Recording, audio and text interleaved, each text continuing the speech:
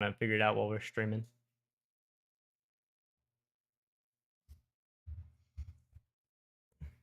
Where is... I'm gonna go grab something real quick. I'll be right back.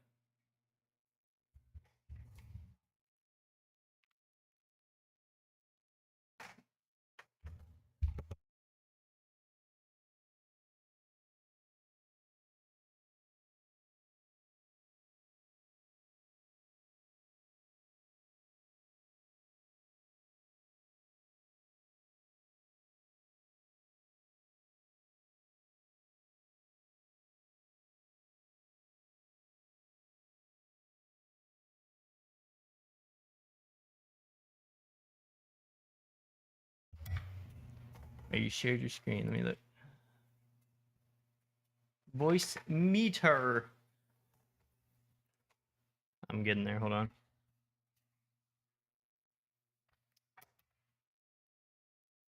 Buenos dias. Trevor, you so do you have your microphone plug or your headset plugged into your microphone right now? So you can hear yourself? Is that what you're doing? No, not you. I'm talking about JR. Hold on, John Ryan. I'm gonna turn this music down so I can hear myself think. So John Ryan, you might have your, if you have your headphones plugged into your actual microphone. I don't know what the microphone is that you have. If you send me if you text it to me, I can probably look it up. But so like for instance, my microphone has a headphone jack on it, and if I plug my headset in, I'll hear everything. Like none of my filters will apply. So you might not have like actual microphone stuff going on. You know what I mean? If that makes sense.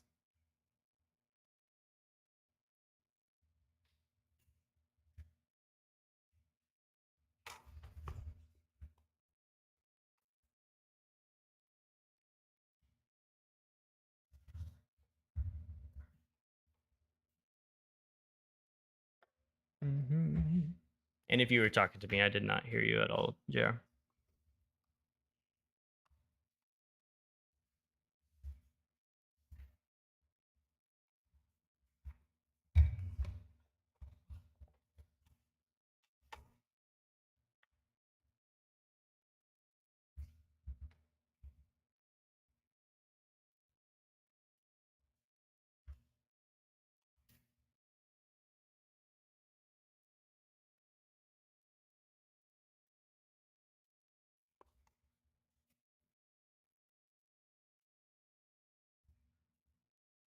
Let's see here. Mm-hmm.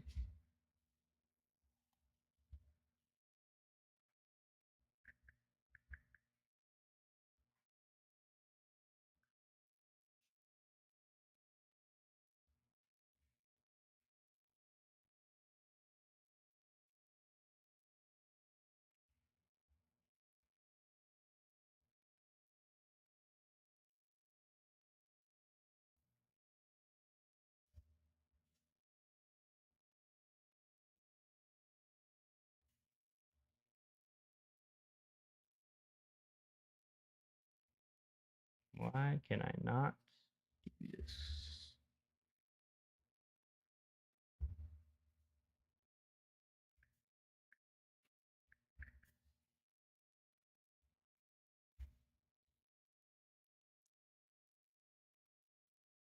Yeah, that's like, oh, you turned on. It sounded like you messed with one of the noise. Here, I'll let me stream something for you, JR. This may or may not help you, but let's see here.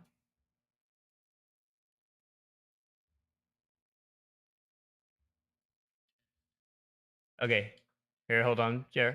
Put yourself on mute for a second because you have one of your settings. Yeah, we can hear you. You have like a fan going on. Oh, you. I'm gonna text him. If he messes with like audio settings, he probably has to leave and rejoin the Discord.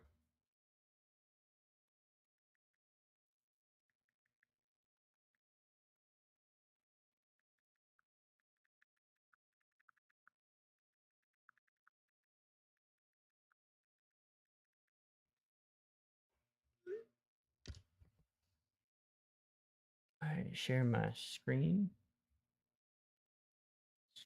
Screen to well, actually, I have to do application. That would work. There you go.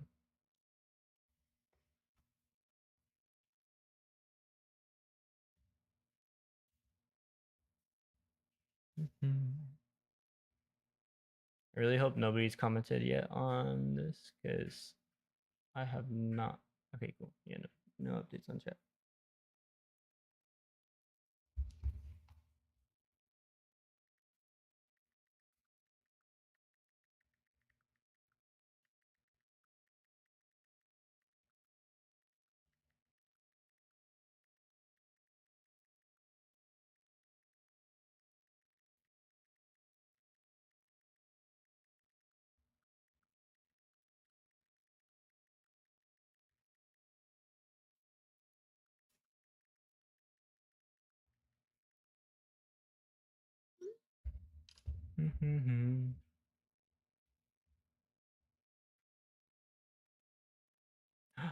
I see Trevor's face. Oh my gosh. All right, let's see here. Do you want your face in the stream or do you want it just in Discord? It's up to you. Okay. Let me see what I can do here.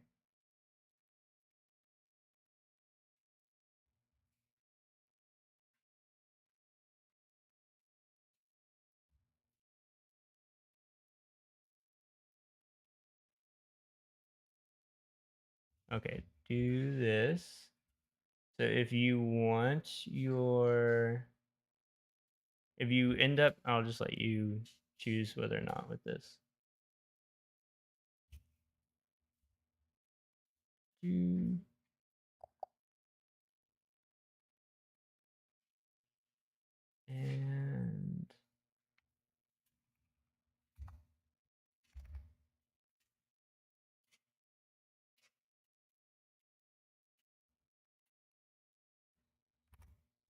And no, they're on Pro Women's Bodyboard. You might have to refresh if you're behind.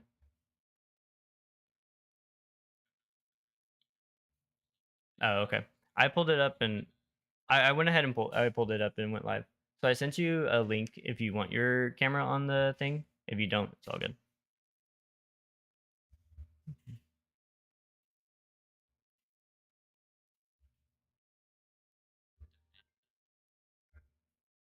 Hmm? Yeah, so the video ninja, you just open up the link and then you'll click, let's see here, what do you click? Add your camera to OBS. Or is it her actually? I think yeah, add your camera to OBS. And then click allow whenever you do it.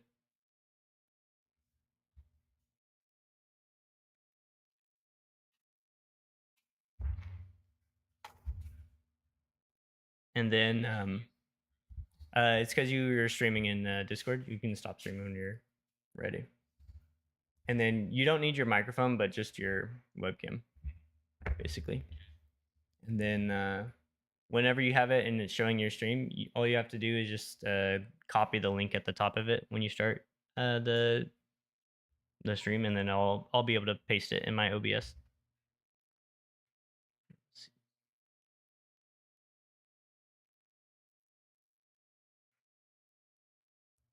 Nice. Yep. And then just copy the link and you can send it back. Perfect. Now let's copy text.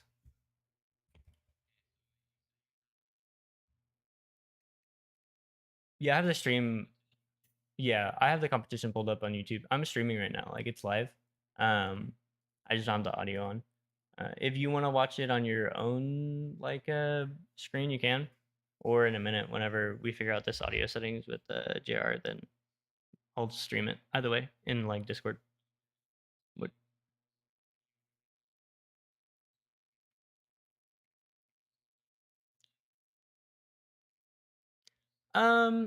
So if you pull up our stream, there's gonna be a delay. So I would probably pull up the Flowrider stream.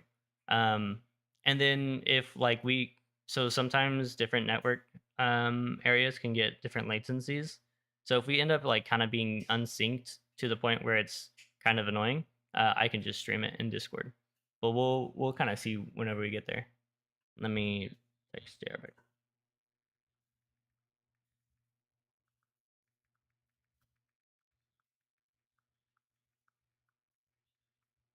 Yeah, going on with like you want me to stream it?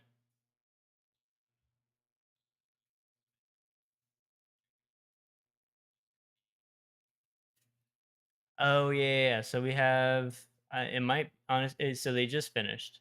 I need to check the results here in a second. But it was Megan, Taylor, Jen, Betts. I think it was just those three. There might have been a fourth. I wasn't I wasn't really able to look. I think there was one more. One sec.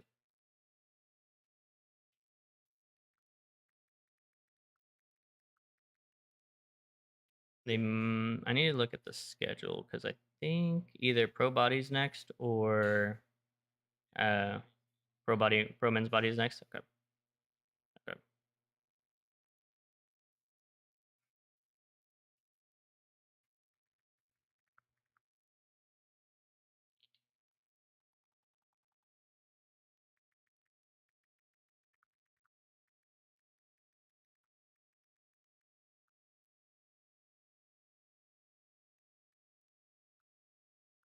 Mm-hmm.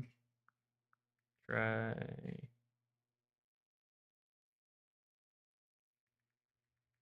your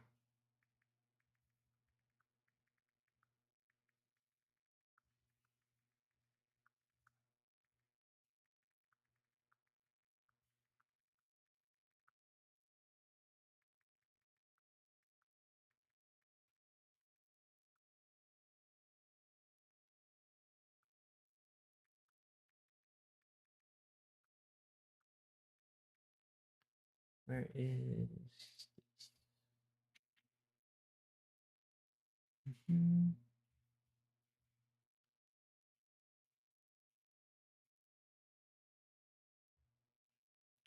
Windows setting? Nope. Audio settings. Where is it? There it is.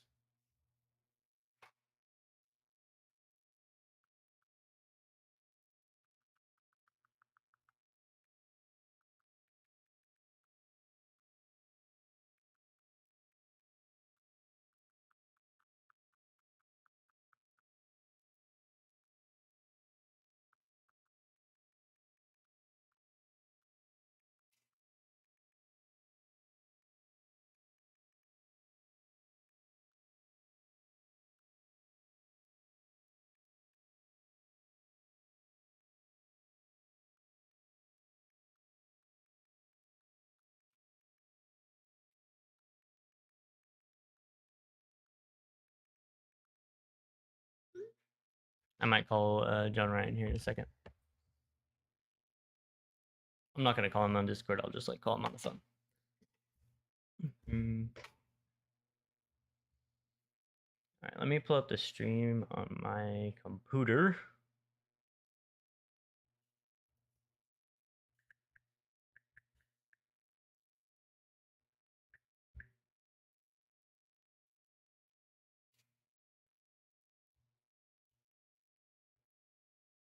I don't know why my thing is being a butthead right now.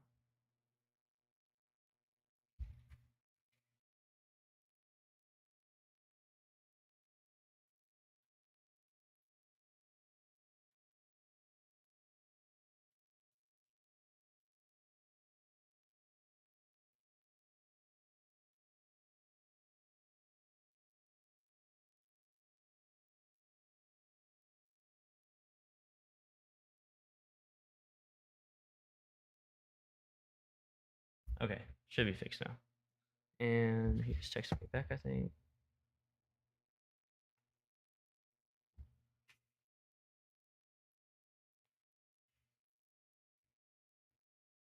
I assume they're still warming up here. Yeah, they've done a little bit of commercials kind of in between now, which is fine.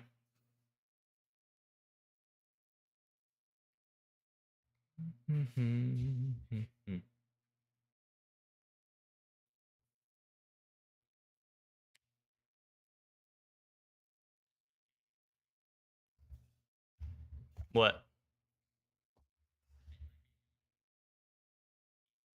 Yeah, they just started. Okay. All right. Who you think? Who you think's get? Yeah, Joel first. Yeah, I'll start the Preds. Oh no, it's warm up, right? Because Joel's not first. Yep, you sound good now too. Yeah, like I mean, it's not perfect, but it's still it's a lot better than it was earlier.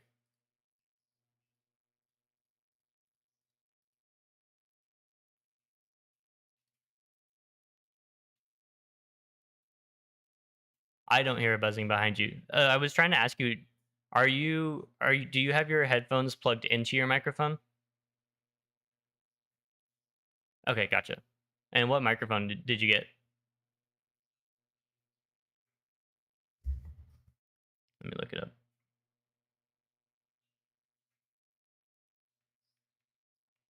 Yeah, AT 2020. Gotcha. Yeah.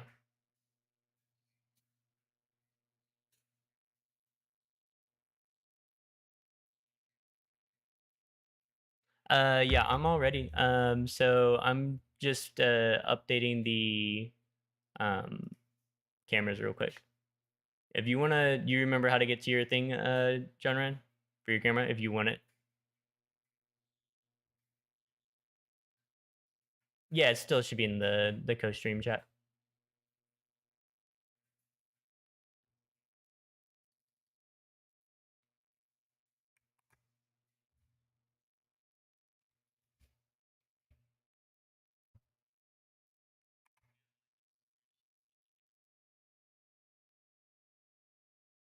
Yeah, I have the scoring sheets. I'm pulling it up right now. So here's the link for that.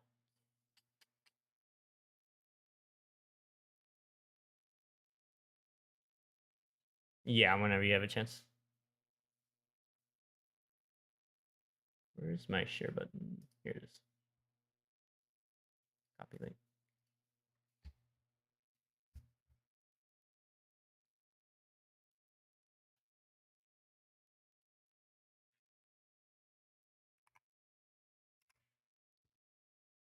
There's the I just sent y'all the Google Docs for the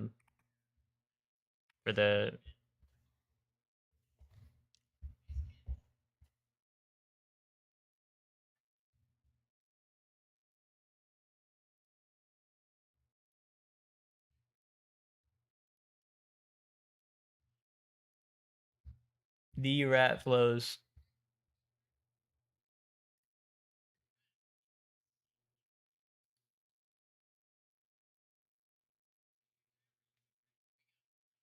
Oh, JR, you're kind of echoing.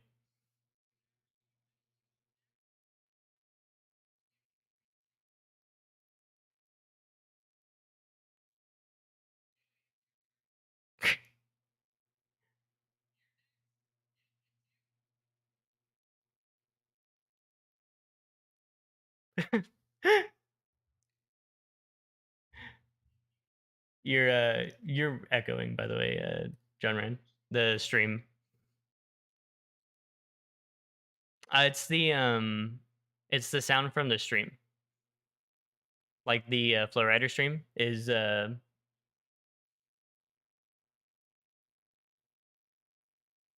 you have the audio going through your headset or the like your monitor? Yeah, he is. Yeah. I mean, like his flips have been a lot cleaner recently too. Where is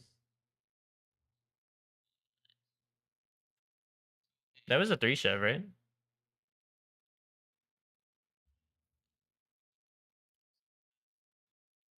Mm-hmm. Yeah, what happened? That's um it's to match the color on the overlay. Let me get this. So it should yeah, so top is first, bottom's last. Okay. I have John Ryan's camera in there. Also, I can hear myself now. Oh, okay, it's through JR's thing. Okay, I see. Sorry.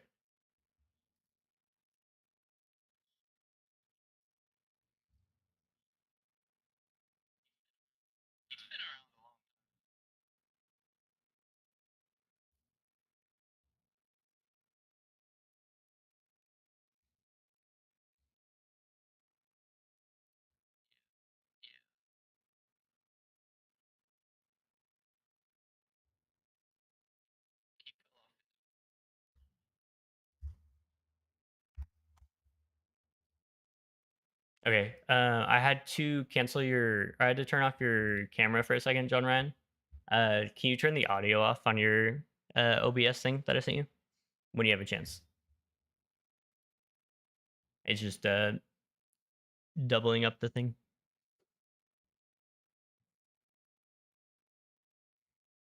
Okay, cool. Thank you. And I'll re-edit.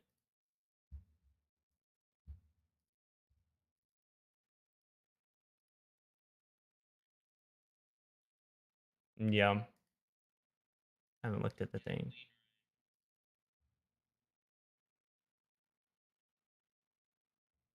This.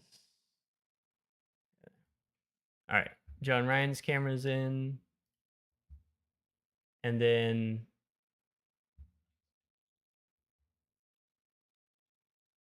yeah, I'm not looking. Who else is in this?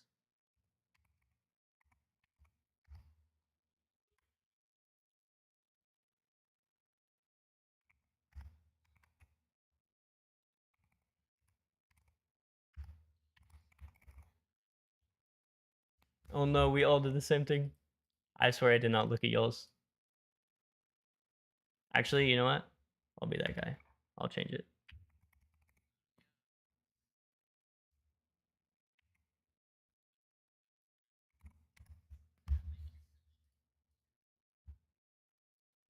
Yeah.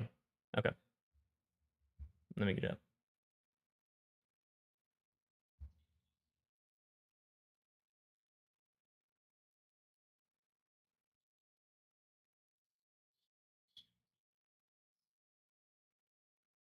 Who, Austin? Yeah, he was doing yeah, switch these ships. Where did my stream button go? Why can I? Oh no, there it is. Mm-hmm.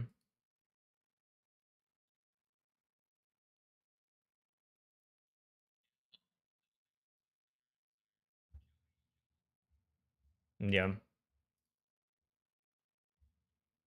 And then it looks like for your stream, Trevor, did you start your camera already? Try refreshing real quick.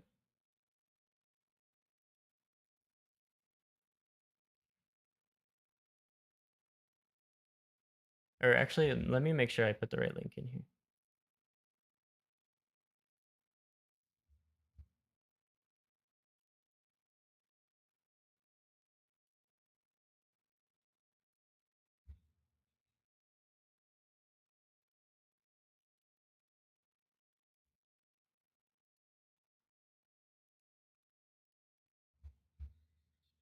Okay. Did you did you send me the link from your side of it, or did you send me the link that I sent you? No, yeah, you sent me the link from your side, yeah. What do I need to do for this to start working?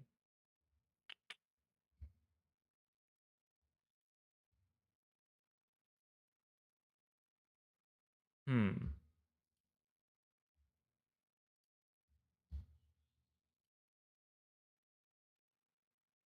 I think yeah, whenever I pull up your stream, it just shows like the share your screen button for me, which is weird. I don't know. If it don't work, it don't work, but it's whatever. Okay. Yeah. I'm not stressing. All right. We are up.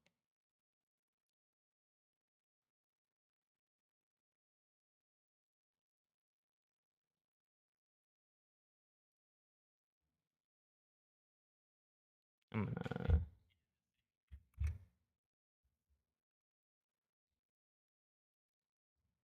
yeah, I also have a big routine.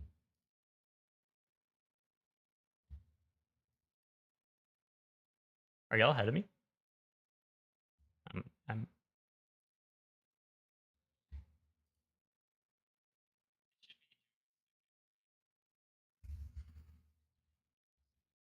he's off the way for me. I see I see John about to start right now. Yeah, John's on the way right now.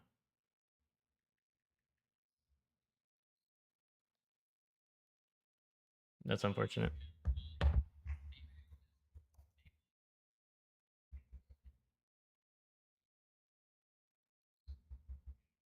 No, I have a y'all one.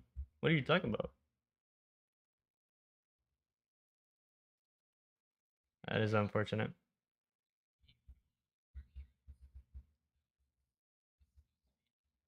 That's unfortunate.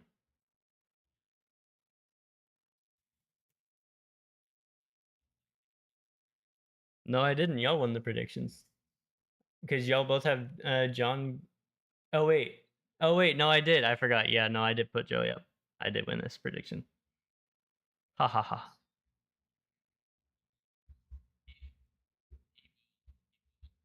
I think he had two good runs. No.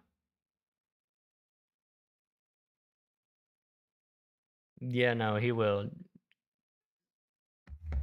It's interesting. So is Austin doing? Did Austin do anything different than he did yesterday? Okay. Did you see his rides yesterday? Gotcha. Yeah, they were definitely favoring Austin over Joey yesterday. I don't know how much of it yesterday you saw. Yeah.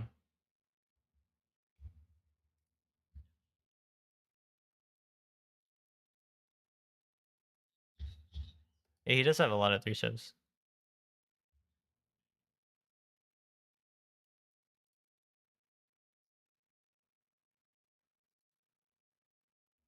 Yeah. Hmm. Yeah.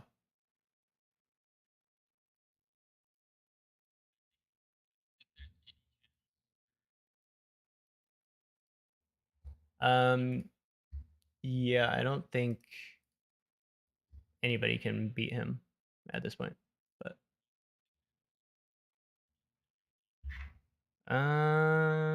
yeah, you're right. I mean, they'd what would he need to advance?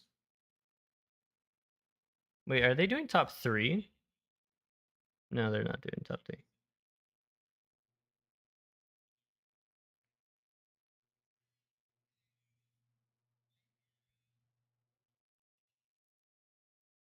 For some reason, this I think the stacked app is just kind of being weird. Because for me, it says John Burrow only needs 5.94 to advance, but wait, no, he does only need 5.94 to advance. What am I looking at? Okay, I see. It's because Joel's score isn't updated yet. That's what it. I see. I'm just going crazy.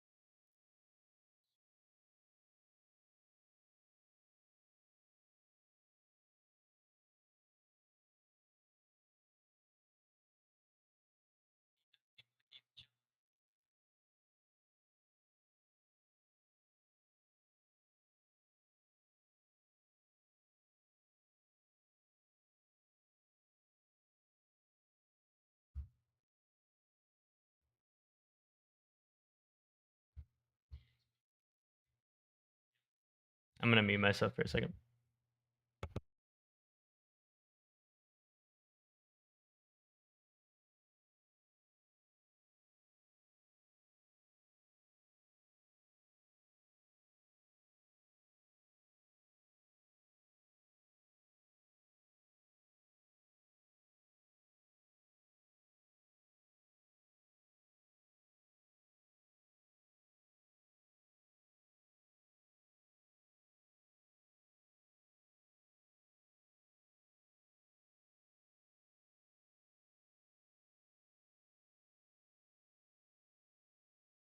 Yeah, next heat is gonna be big.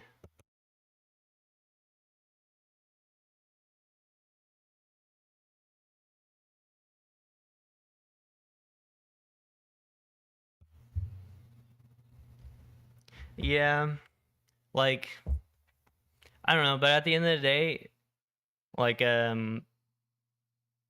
I could see them scoring Jackson and Eli lower than like I don't know that I'm confident enough in Eli and Jackson's consistency to be like, yeah, they would have for sure not fallen off in this heat. Yeah.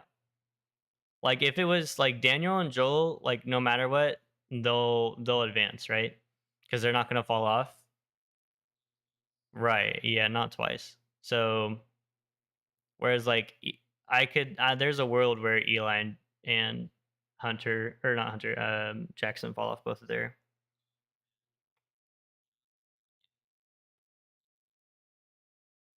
damn.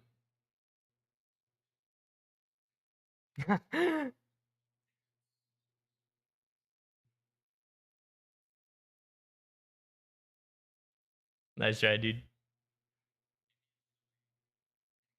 That's true. The so I don't know if y'all have yeah, nobody here's ridden this wave here. So when I rode it last, I don't know if you can tell, but it's really fast. Like this wave is really fast. It's really thick, and it's got a lot of At least when I went there, it had a lot of kind of what it's called steepness to it. It doesn't look as steep in this video, but sometimes videos kind of flatten out the waves. So yeah, I kind of tell based off of like people's boards. So like Joel's board seems to be like the nose seems to be really out, like out of the water. Whereas if it was a flat wave, it'd probably be a little bit more flush with the wave.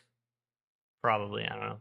But it looks like Joel's board has a good amount of rocker too, so it could just be how his board is. No, it doesn't matter. He's already got everything. Yeah.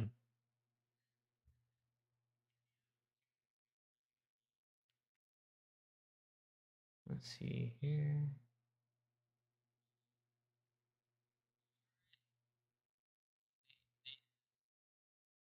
Okay, yeah, I need to do this.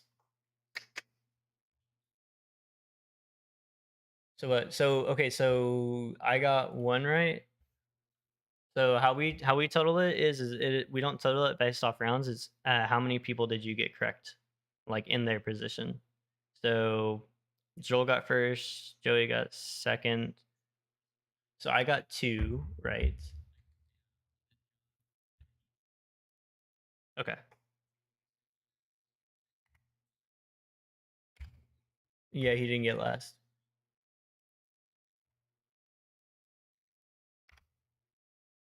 Yeah.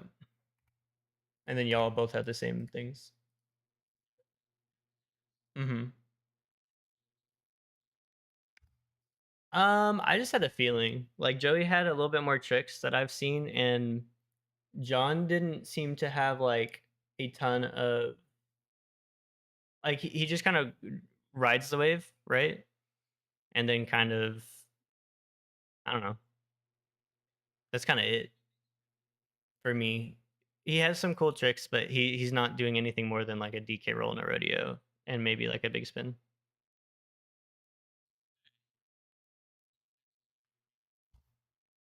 So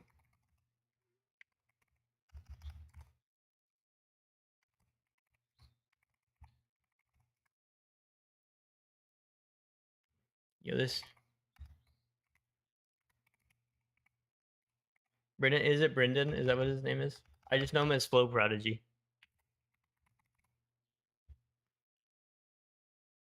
I think that's his like actual name. Is Brendan? Let me double check.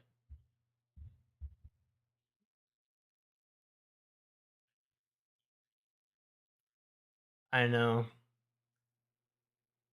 I have opinions, and I. Oh, let me fix this real quick. Hold on. Why did the scoreboard fuck up again? Why does it hate me? Oh, I think I know what happened. There we go.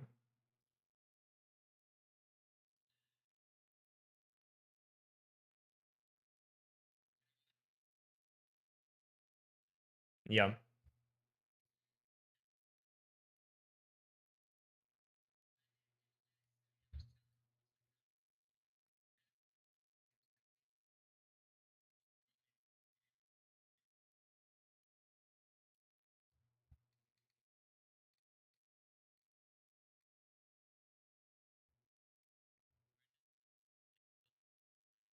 Is it? Okay. I'll update it here in a second. It wasn't updated in my stack tab whenever I refreshed.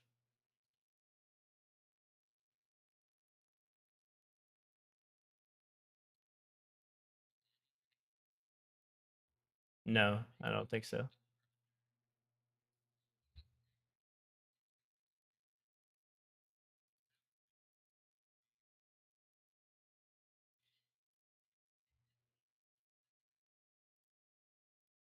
I think it's because he doesn't want to what do you call it? He doesn't want to tire himself out, if I was to guess, but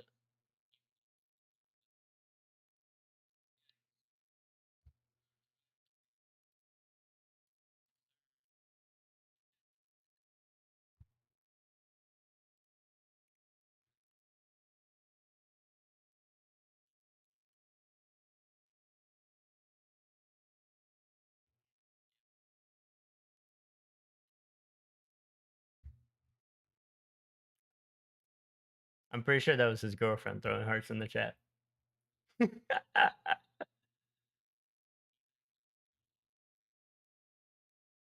A noodle? What the heck? Did he just try to rodeo a noodle? I wasn't looking. Nice.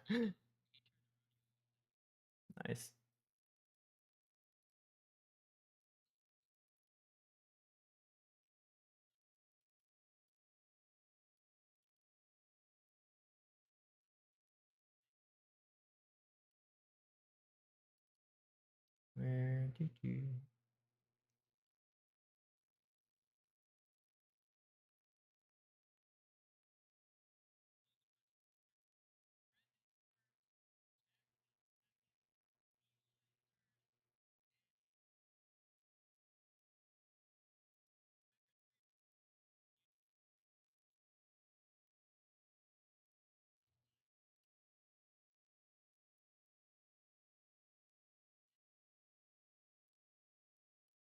Honestly, now that I know who Brendan is, he could have a chance to move on if he keeps it clean. But he can't do that. I did jinx him. Hey yo, move your cursors. It's okay, I forgive y'all.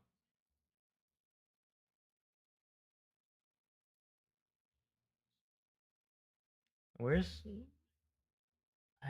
I'm also have this open on my other computer. What the heck?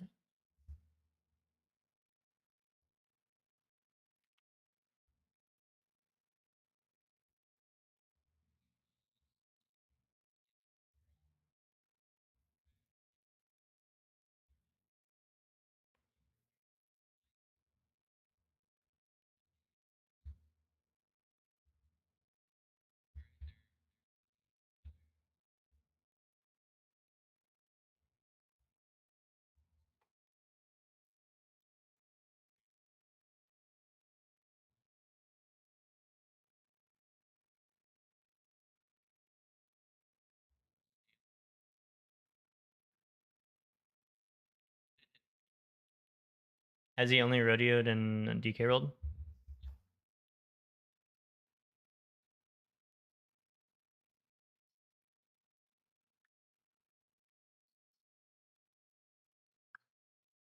Mm.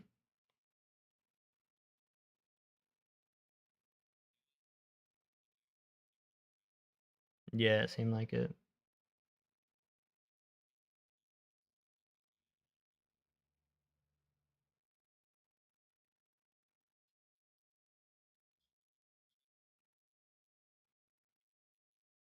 It's just one of those things that this is a like much more competitive heat here.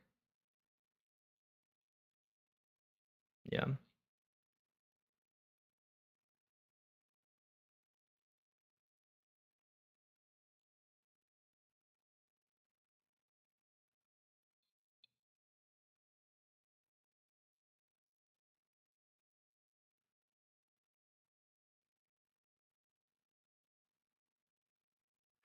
Rodeoed friend.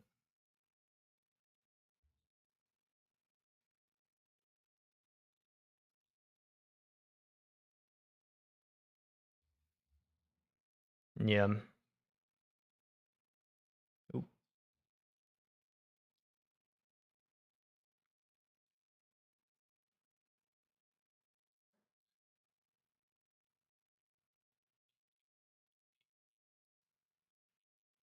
Yeah.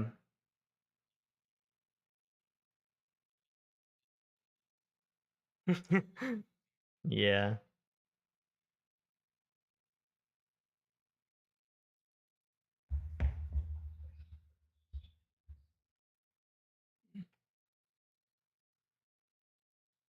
Hmm.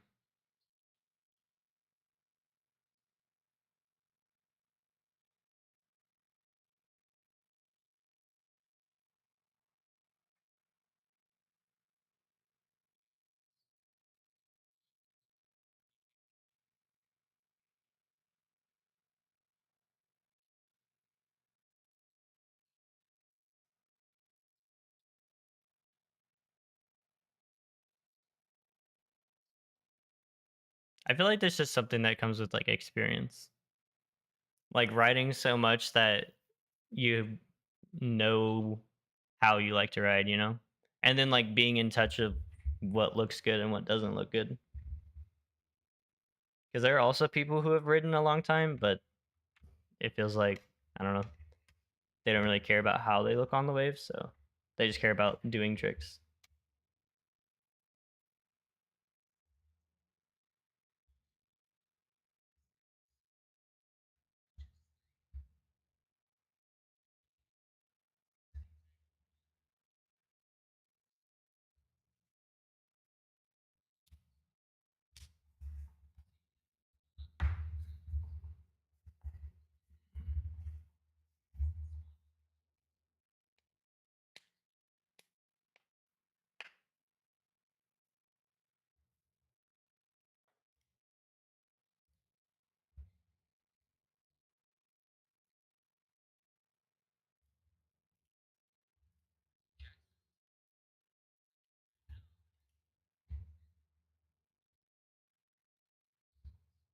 Yeah, same.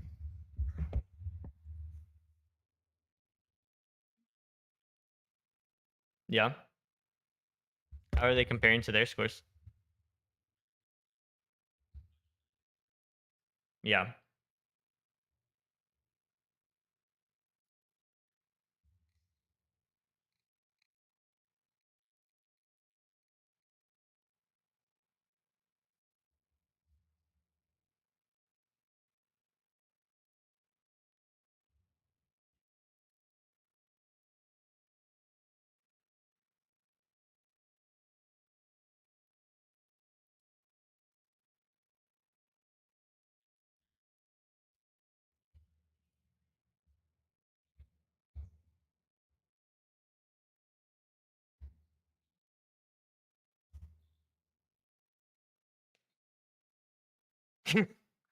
Yeah.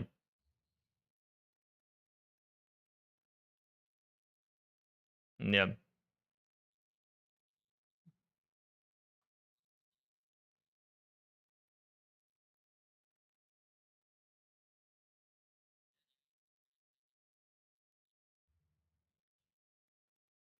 Yeah, I just think it's so strange. I don't know. I think they should be more harsh and just like Eli. You said Eli fell off twice. Like, mm-hmm. Yeah, gotcha. Rhodium. Okay,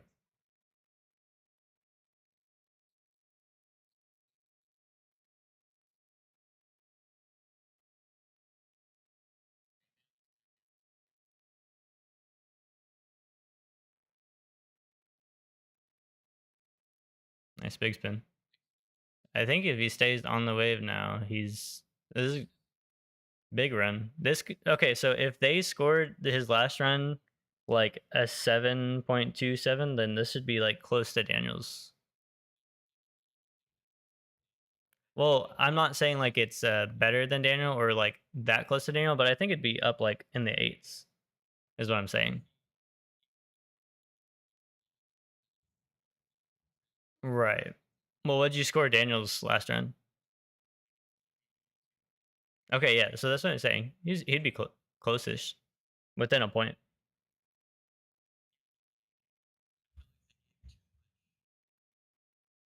Hmm.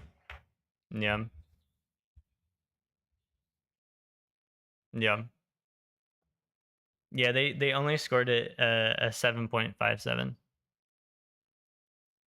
and they scored his run before that at 7.25 or 7.27. Yeah.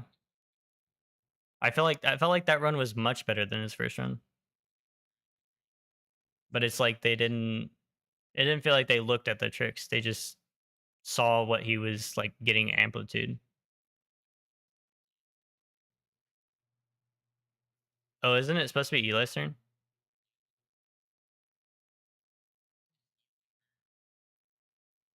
I see him at the top left. He looks like he should be fine.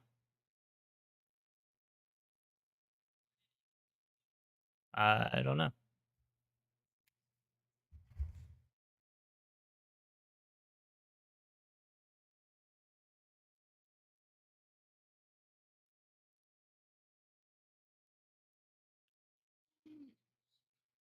I think they just forgot. I think he just forgot, and they just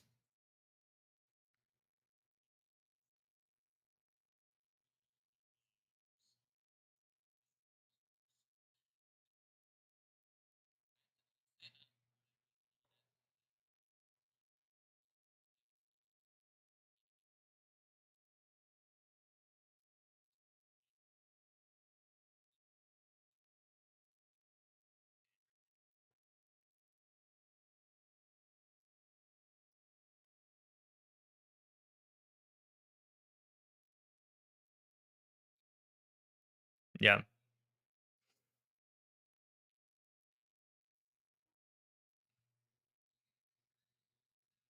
yeah. They called it a minor. He called it a minor though.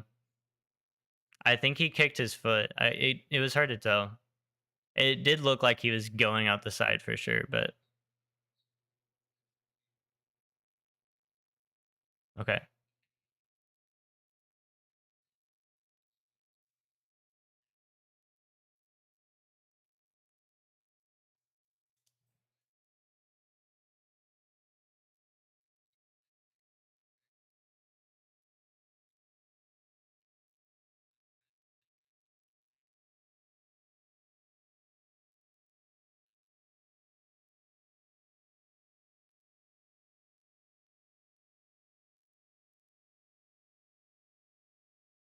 Yeah, they well I think what you call it? Um, Joel called it a minor. Joel or TK called it a minor. One of the two. I don't know if they.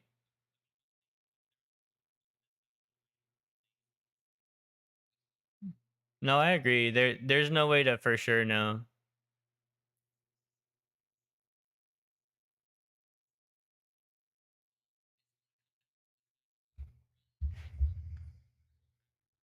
Yep.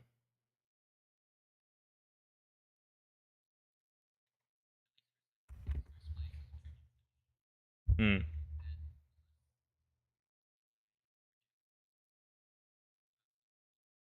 Yeah.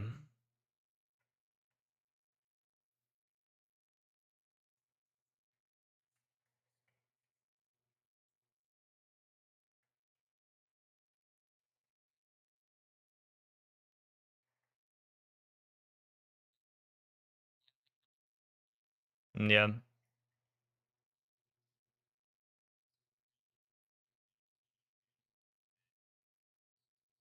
He was talking about Jackson or Eli's run. Um,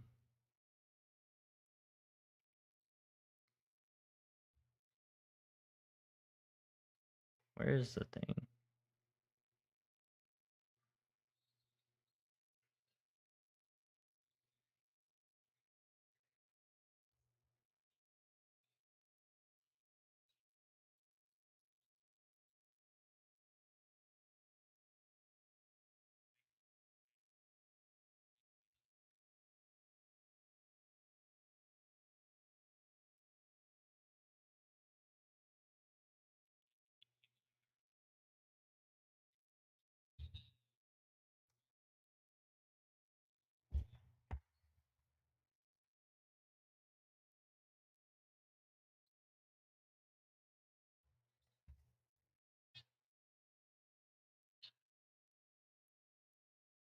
Yeah, they're gonna call it a minor fall elite.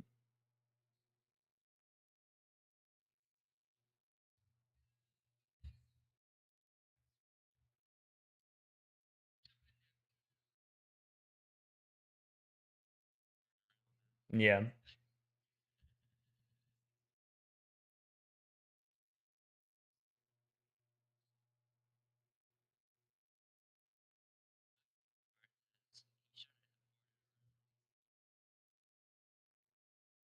Uh, he was pretty much locked in at that point from what it looked like.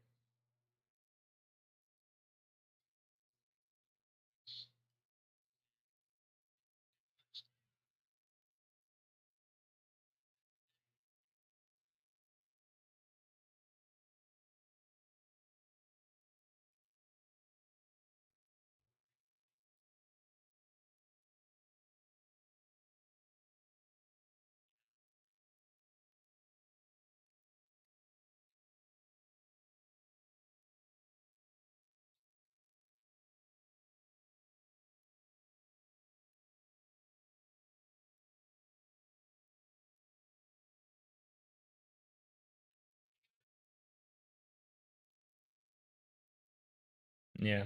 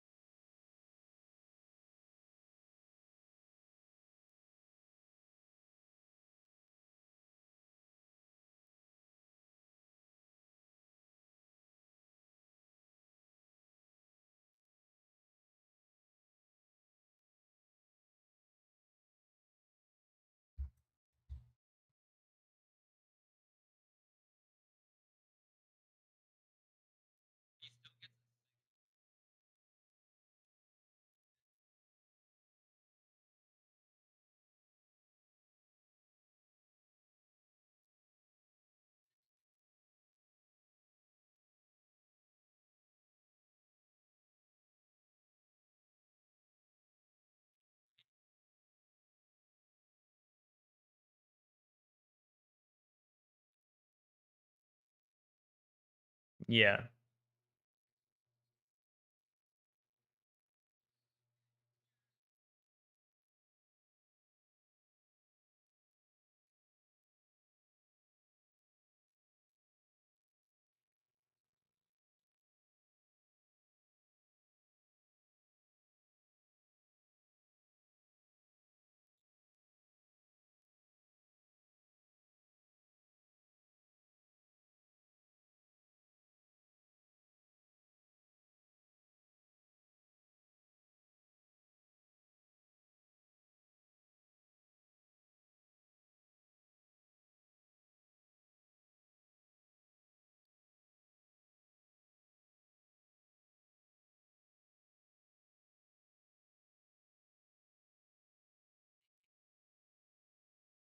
For falling off? That's stupid.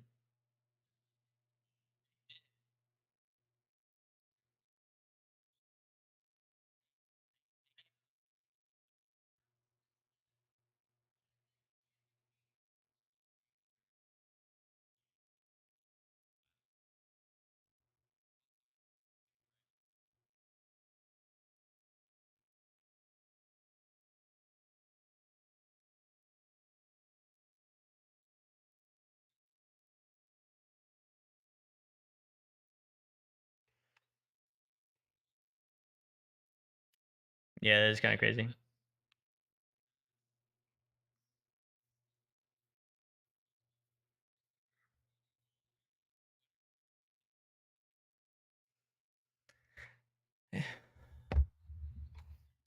Yeah.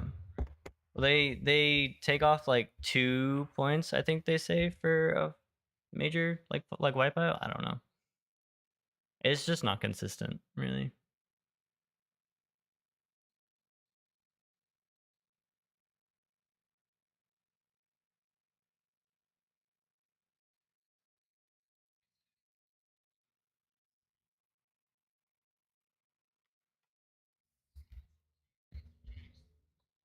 Yeah. Let me update my pred. Sorry. What did I get right? I got wrong. Yo, John Ryan with the flawless right there. Yeah. No, I saw it. You're good. I only got two right as well.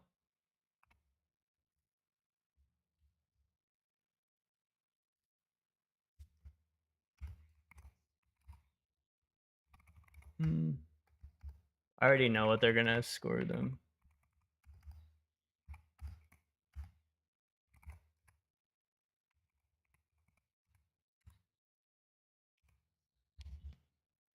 If we all did the same thing and we fell off, it'd be like a 5 at max. And I mean, like, I don't know. Like, I get he looks good on the wave, but kind of like I said, I messaged, I put it in the Flowrider thing, but like, why why are we all like why are we being like super strict on like all these minors and stuff? You know what I mean? Like there are so for example, if you go take the SAT, right? And you don't answer something, you're not losing points for not answering it, right? Or what is it? How does it? It's something like that. Let's see. Let me make sure I'm not just speaking out of my ass.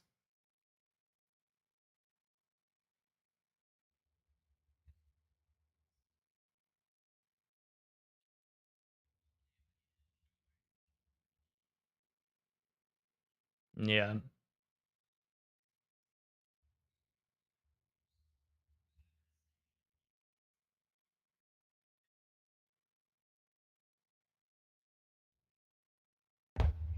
Okay, so just to verify what I was saying, so how like an SAT works is you only like get points for things you answer correctly, right?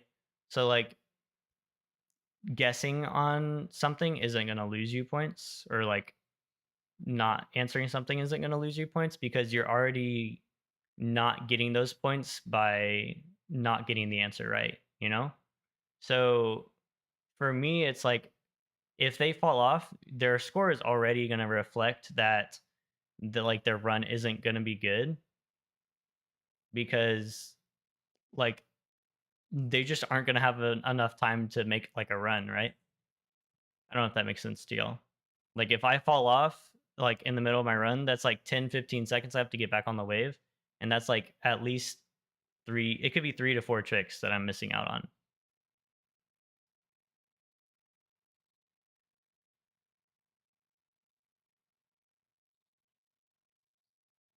I mean, yeah, I don't know. I wasn't paying attention that much, but I just know even if I fell off like right at the end of my trick or my run, it'd still be like really low.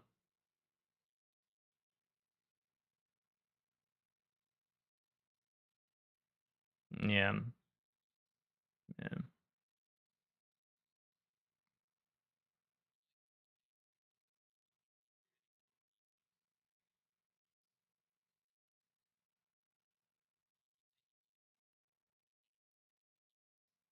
I mean, like he's clean, right? Like he's clean, but you can tell he's not stressing to win, you know?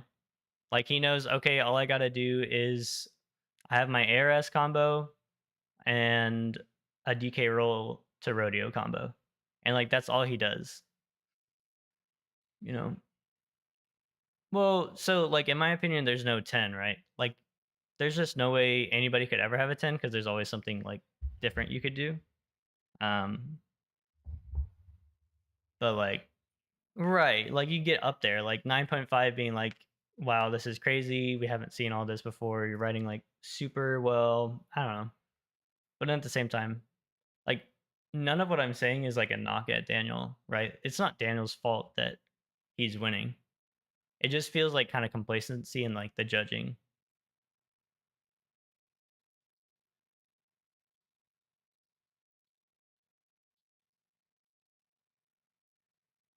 Mm,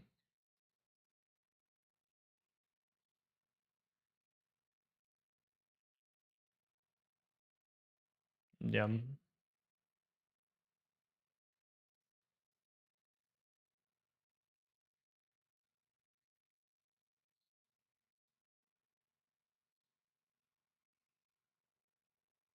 Yeah. Well, that's kind of like why like I wanted to do the best trick again because I don't know. People like they complain that bodyboarding is all the same, but then like they're not enabling change, right? Like Jackson, right? Whereas like John Reese had to like really like shove it into their faces that he was like riding better than Daniel.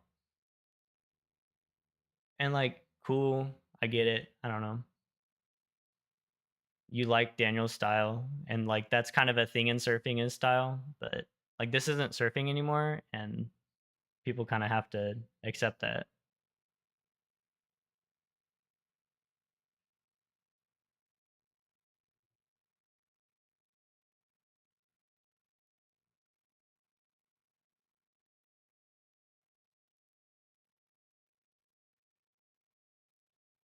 It sounded like he did that during time.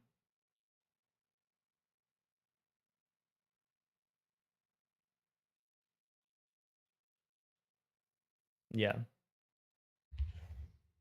So I wonder how low his score ends up getting off that.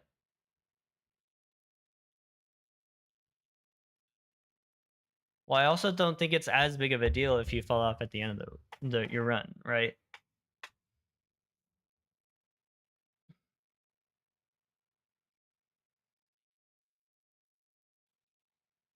I need to look at the sec. I need to look at it.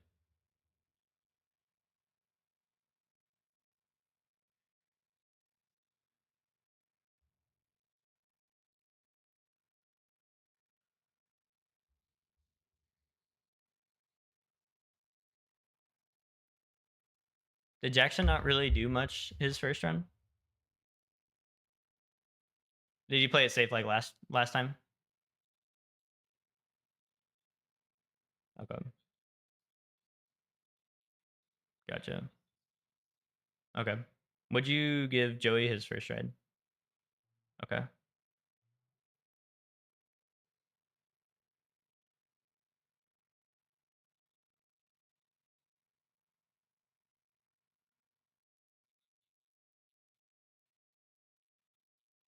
He's in one spot and like repeating the same tricks. Like he's never going down to the flats. Like that's not even like the flats to me, right?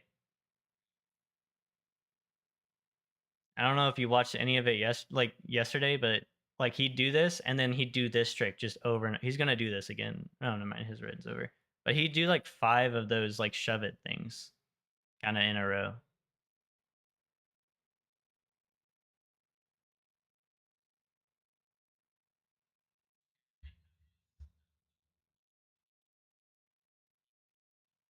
Yeah.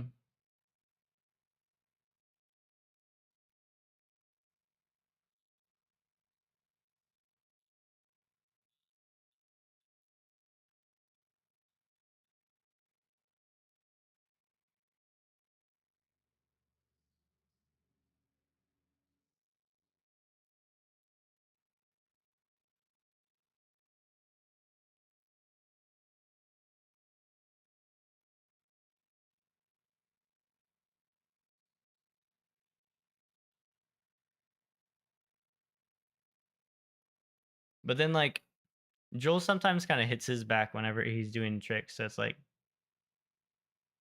are they counting minors all that? I don't know.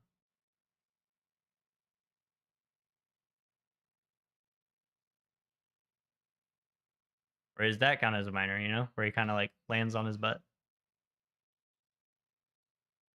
Like I don't think it should either. I'm just like if we're gonna like we're gonna be super kind of sorry, I'm kind of on my soapbox. Man. But it was I mean, yeah. I get that this kind of like makes a like negative kind of feel for the stream though. So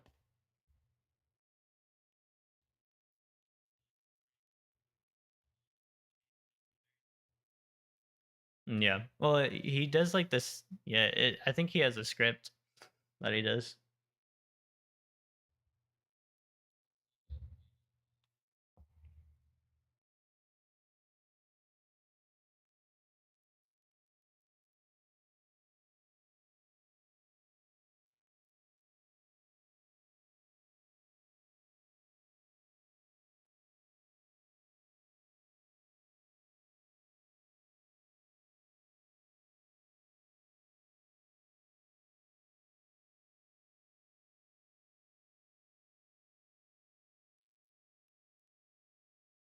Mm, mm.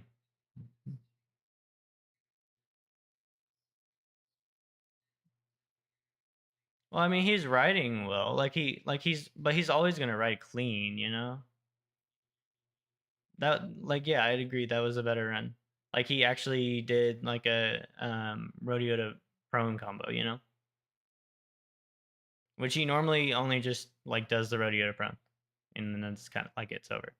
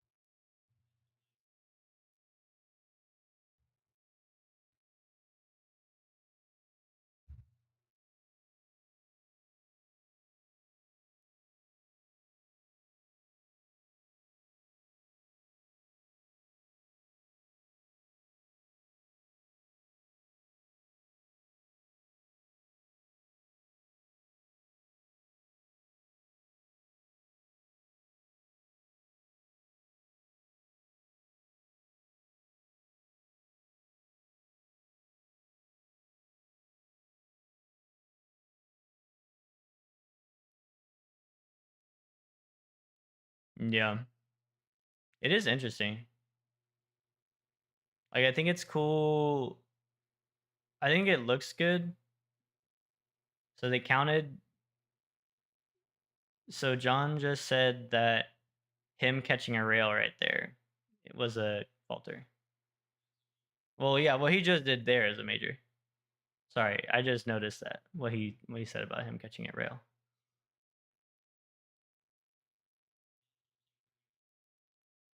That's I mean that's what John just said, but I don't. I mean I know John's like yeah. I let's go back. Let me go back. I can go back 10 seconds.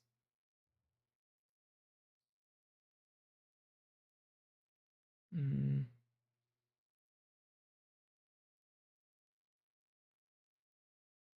Yeah, holy dude, like barely caught it. Like it didn't push him back at all. The water just went on top of his rail on the side. You should go back to that and look at it just to see.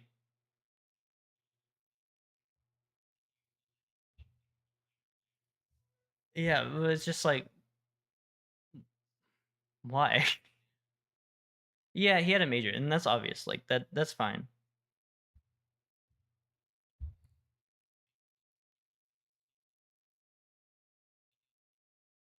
Yep,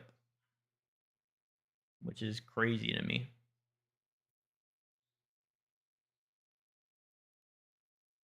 Uh, I don't think it's gonna happen this round, but yeah, double knee ARS, DK ARS.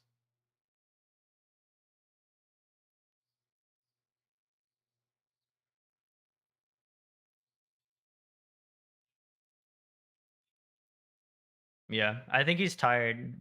He had like a lot of riding yesterday, probably, and then pro boogie here. That was like a almost combo. That almost was cool.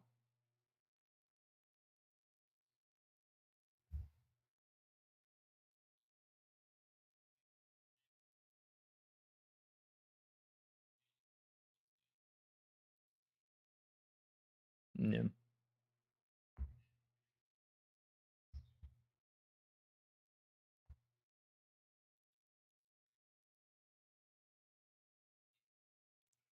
I don't know, man.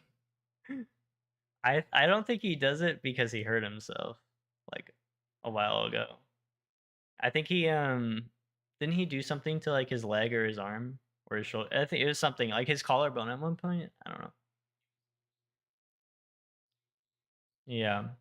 So I think he kind of just plays it safe on bodyboard.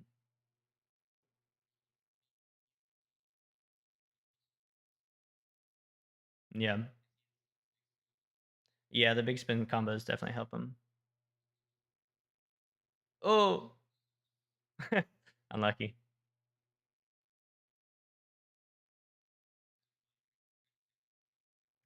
Yeah, I would say it was a major as well. Does that count as a minor? I don't know, man. I don't know anymore. I know. Well, I don't know. I'm being serious. Did that big spin count as a minor? Because he caught a rail and kind of landed weird, but like he landed on the board and he didn't have to push himself like anywhere to get back on.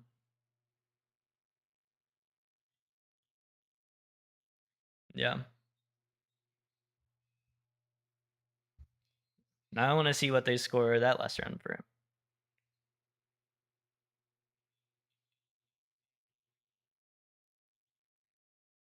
Uh, where are you hiding it? Oh, down here. I see. I see now. I had to scroll down. Um, right. Yeah, I agree.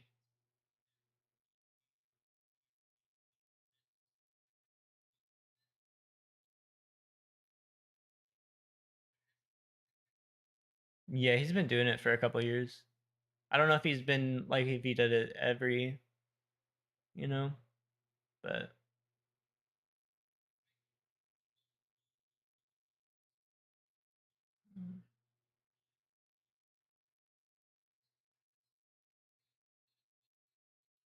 No, it was a regular 540 big spin landed into switch.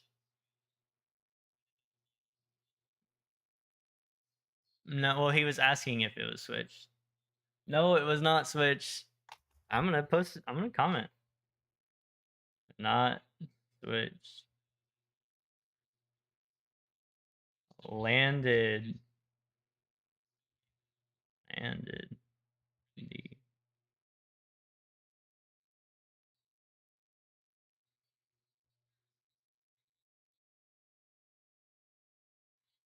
It was not. I'm commenting right now.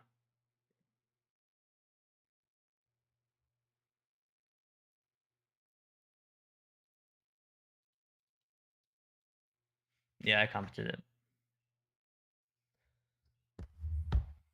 I think because they're emphasizing switch, he's gonna. That's gonna be his highest run, and it's gonna be like a 9 something. I'm already gonna. I can already tell it.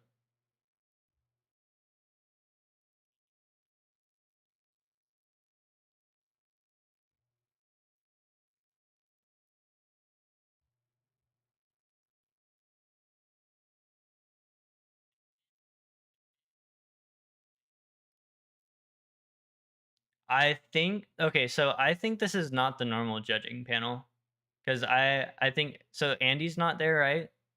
And then and then and then Roberts. If Andy's not there, is Robert there? Because I know Robert's usually a judge. Um, and then it'd be Robert, and then it'd be why am I having a trouble remembering the name? Why am I having a brain fart? The guy from North Carolina.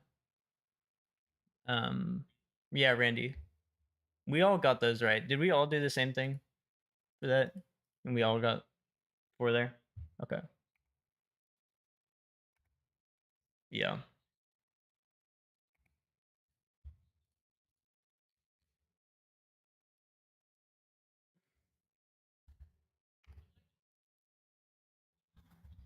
Yeah, me too. I don't know why it's not updated yet. I think there might have been technical difficulties, is what I'm guessing.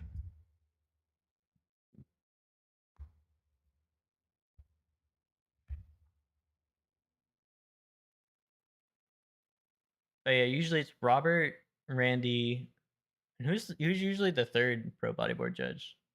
Fiona? I can't remember. Is it just some random guy who works at Flowrider? I can't remember.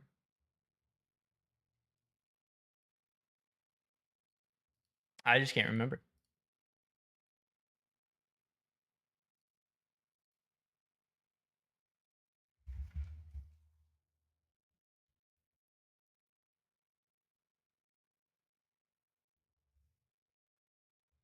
Let me double check the thing, the video too from earlier.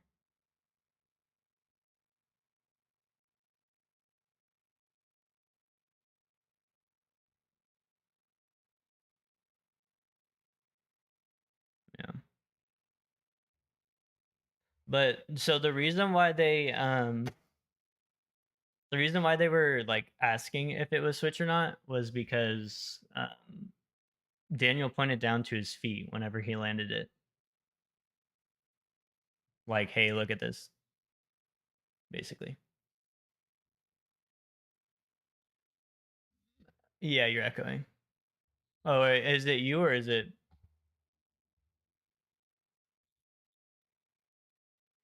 Okay, gotcha. Yeah, I don't hear it anymore. So who do we have in here?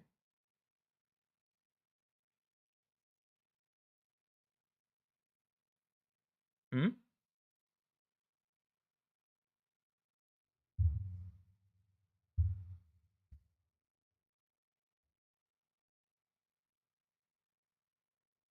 Yeah, they never updated the scores, I guess.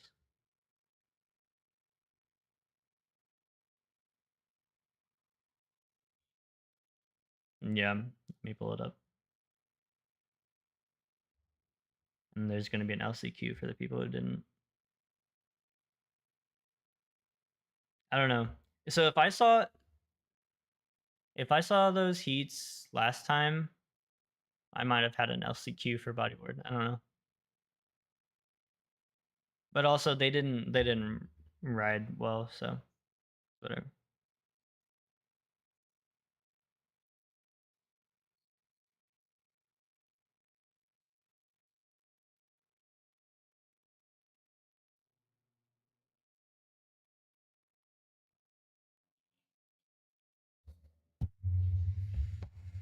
Oh no, you're good. If you want to judge it, you can, but it's not a stressing. So I'm putting the names right here for y'all. I know there's Hannah, Stephanie, Lexi, Monica.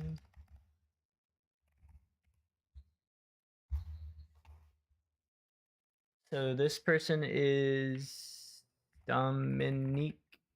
Dominique. That's the name. Let me.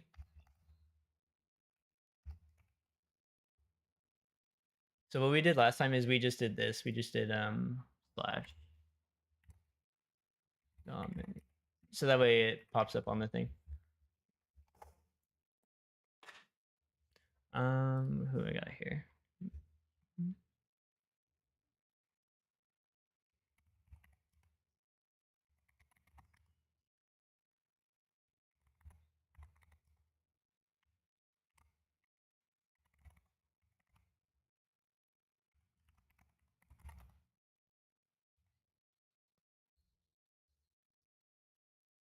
All right. Those names are in there for you, John Ryan, whenever you're ready.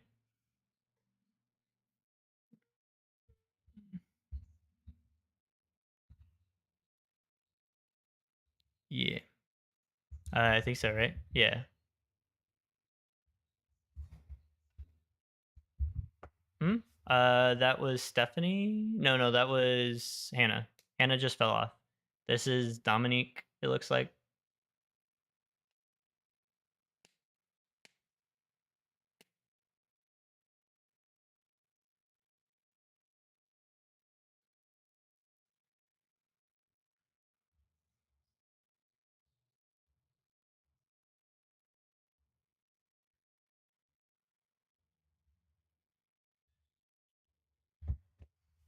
Uh, just me and JR.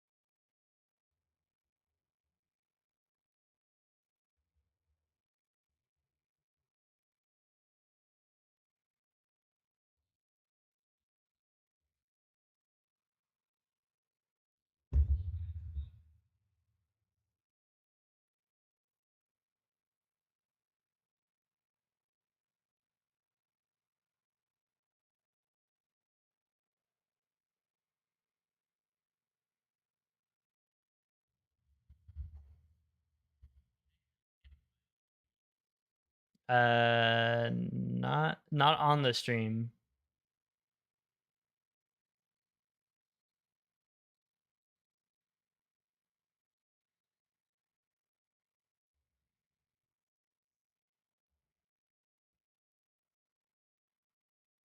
Okay, I see. So Daniel,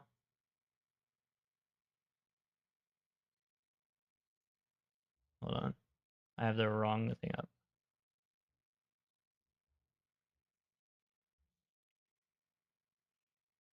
No, they still have not updated it. But I'm gonna guess at this point it's a technical issue. I know Stacked like messed up halfway through last time they.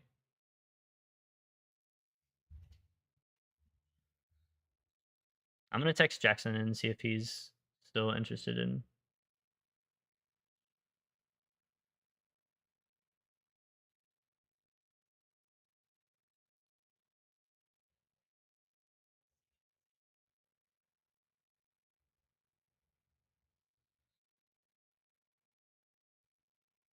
Is it scoring now? Okay.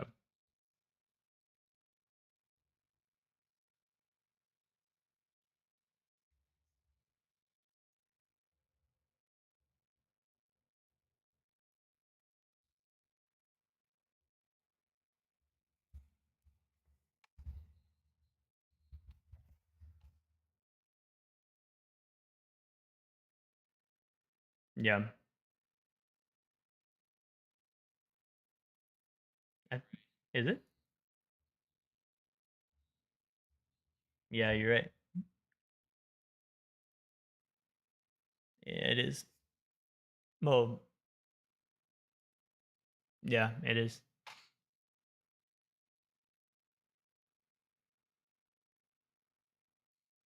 I just realized I'm streaming in 60 FPS.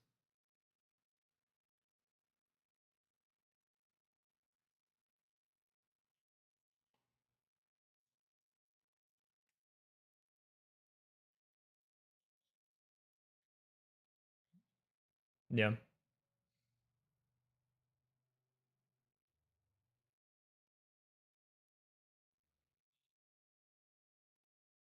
She's been looking better these last couple, like this last year. Mm. Like I think she can definitely like compete with Lexi and Monica. She just needs to get more like ooh, ow. I hope that okay. She's fine. I thought maybe she would have like fell right on top of it. Mhm.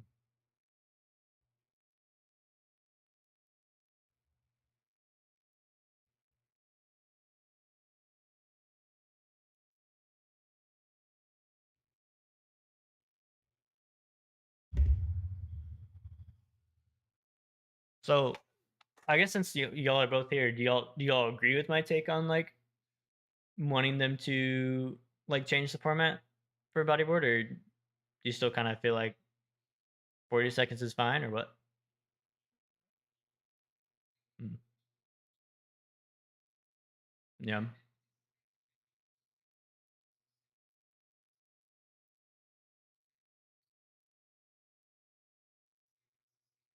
Mm-hmm.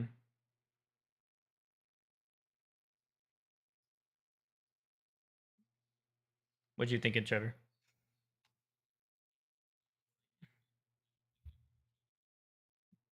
Well, I don't think they'd change it this year, but like in the future.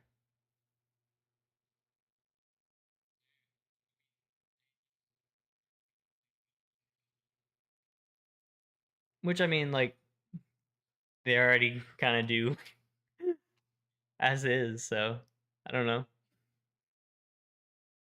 Just like get better at judging, I guess. I don't know what to tell you.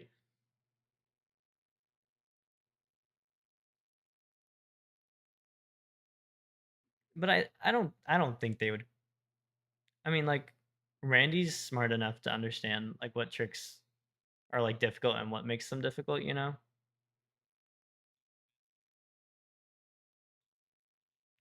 So that's what I think. Yeah, I think it should be about like two or three piece combos. I would say three, so that way if you do a transition trick, you still have like one more once you get back up into drop knee if you want to go back up into drop knee. You know what I mean? Whereas if you only do two, like if you do a transition trick, it's like okay, when I land, um all I can do is a hubcap as my second trick, and that's not really that interesting in my opinion.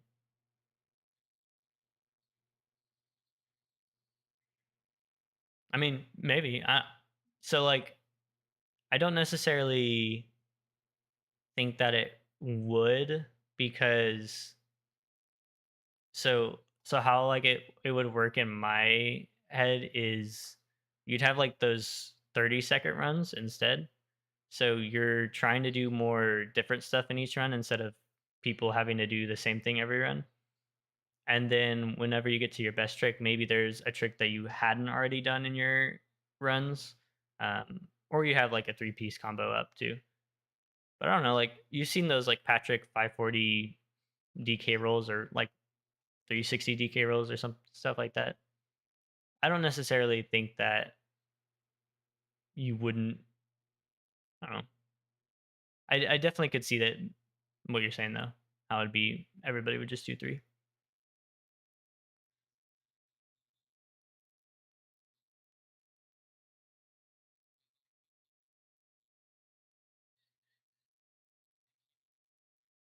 She's very good. She's really clean too.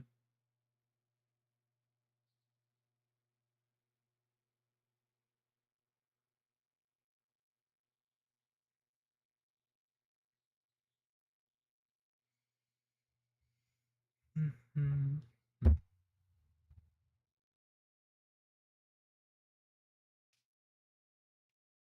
I know, but like for that, look, he's saying 540 roast beef grab. Like you're able to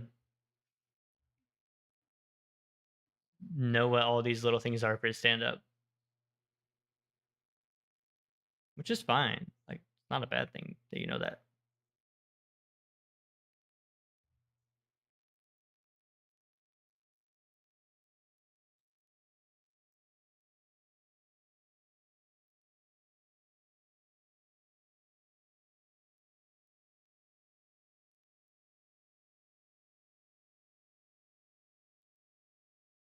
Um, so that yeah, but they so whenever it's pro, they don't want it to just be a final.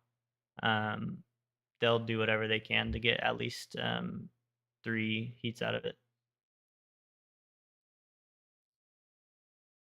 The only thing that maybe wouldn't be the case is pro bodyboard, women's pro bodyboard. But even if there's like 4 people in women's pro stand up, I'm pretty sure they switch it, like they mix it up to where there's 3 heats. So Daniel got first, obviously. Um, his first run was his highest with 8.63, and his second run was his second highest, 8.37. They scored his last run in 8.07. Yeah. And then Joel was second. So his first run was 7.67, and his second run was an 8.17. Yeah.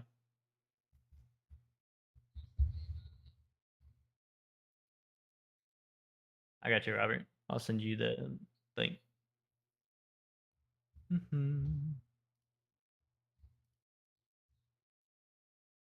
Where am I?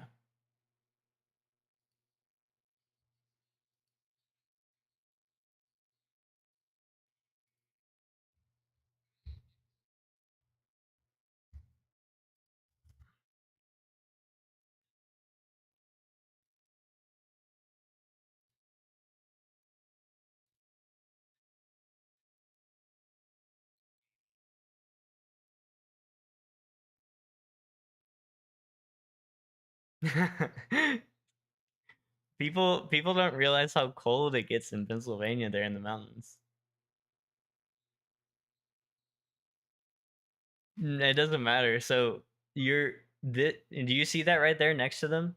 That big structure in the background? You know what that is? You know what it is? Yeah, that's a ski lift. They're in the mountains.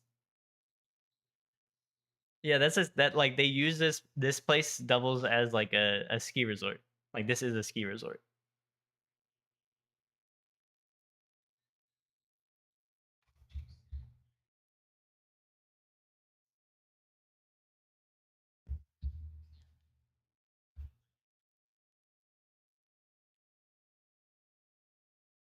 Um,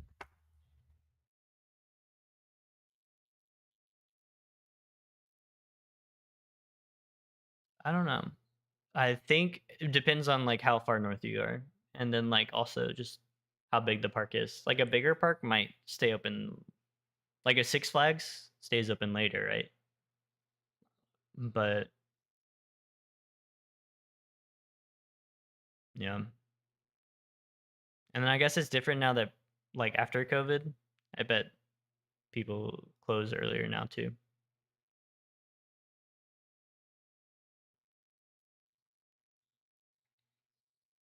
Is it? Yeah.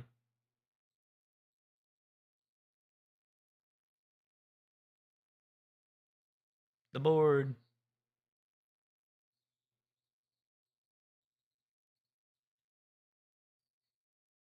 Nice.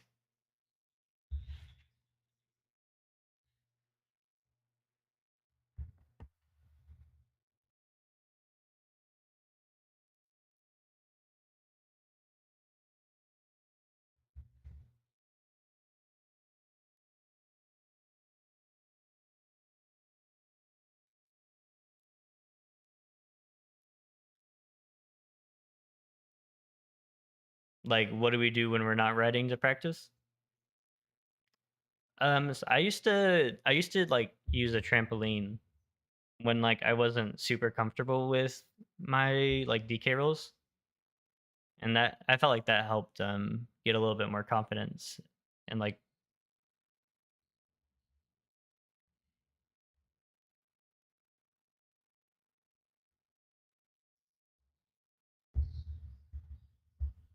what do you mean? Like you can't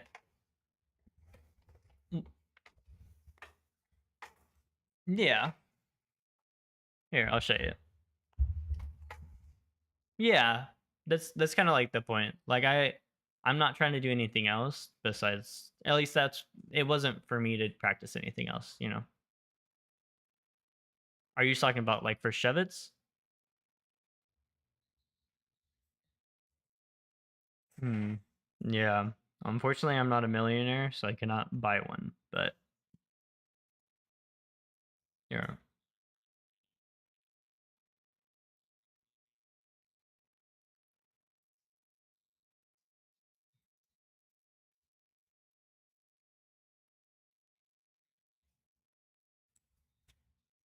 yeah. I know that I think Jeremy didn't Jeremy do gymnastics, and I think that really helped him as a good trick.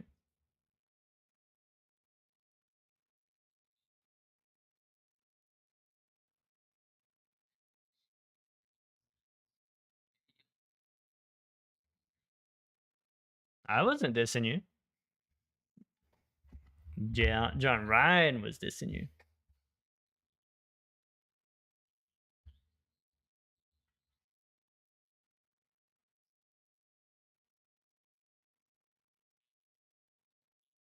I think just usually you're not like watching like as intentionally as right now, you know?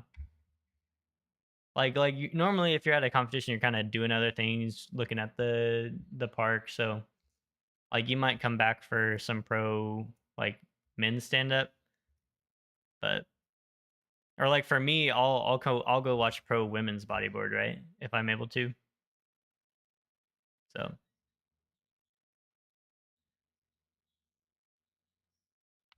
right. And that's okay.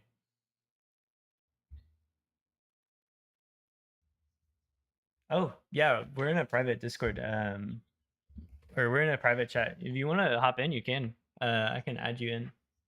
I think Robert wants to join, maybe.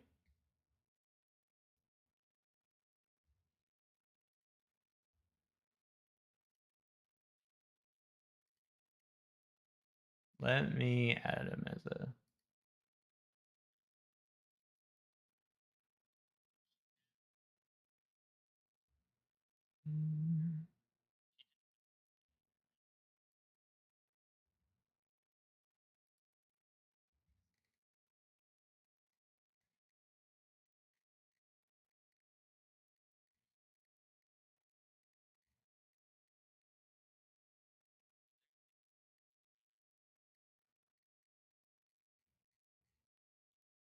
Where is his thing?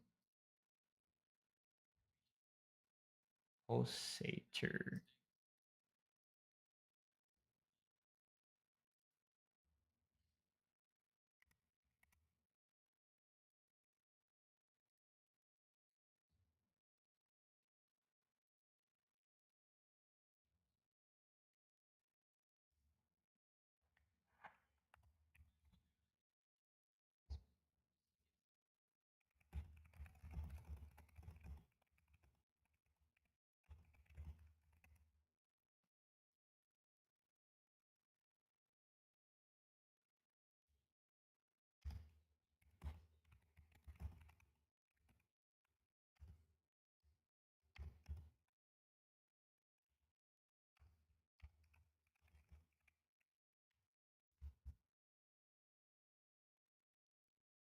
If you're still in the chat, Robert, I added you in.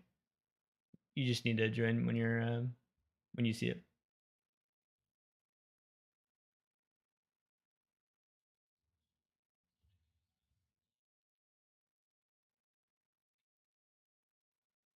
Did I add him right? No, I did not add him right. What the heck? Hold on. I'm going crazy.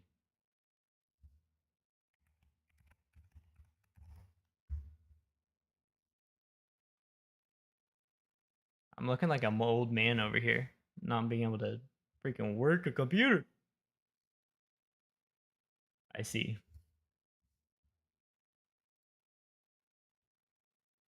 It's because like it's like the Discord thing is still, even though I turned off streamer mode. There it is. Okay.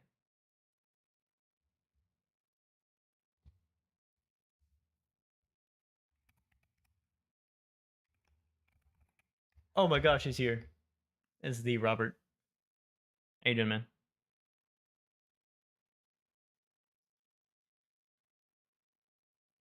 He's probably figuring out his stuff.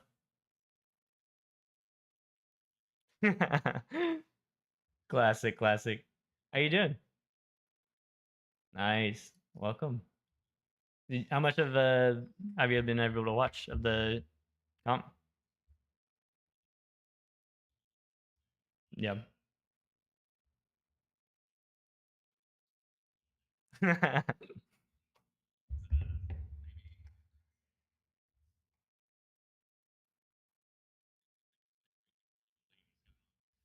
Okay, yeah. I yeah, we didn't really hop on until like the end of pro women's bodyboard. So we basically started at pro men's bodyboard, and this is the second like division that we've seen so far.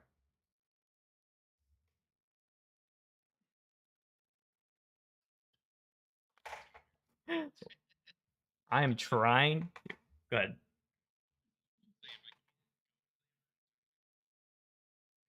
Yeah, yeah, for sure. And you're more than welcome to stay in as long as you want. Go leave whenever you feel like leaving. Don't matter to me. But yeah. Okay. Sounds good. Well, I'll add you to our kind of predictions thing if you're interested in it, and I'll get you in here. Where am I?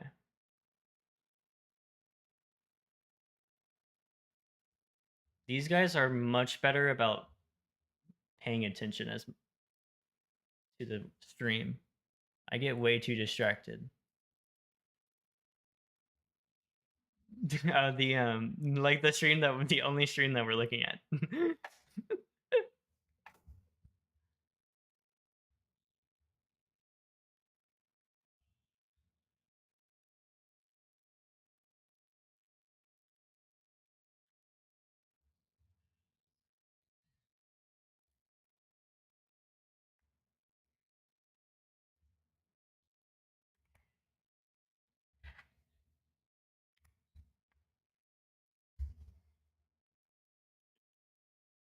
Yeah.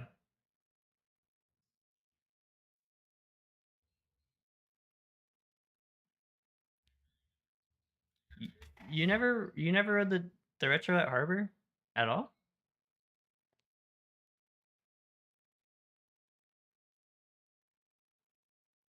Man. Okay. That's unfortunate. That's yeah.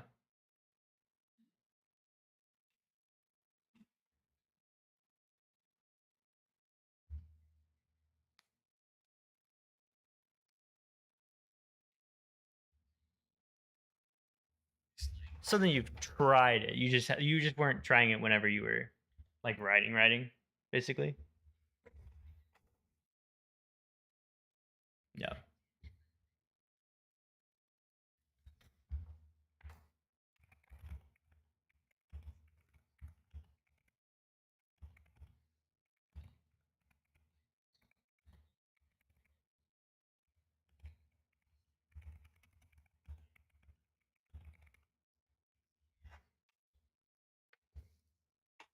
Yeah.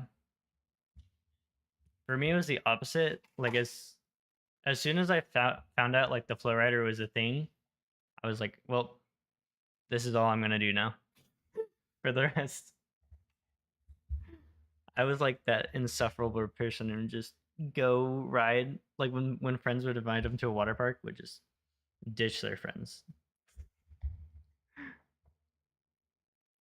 But now I kind of I kind of find it hard to enjoy water parks just in general now. I don't know about y'all, but I know John Ryan does not agree. Okay. Like, yeah,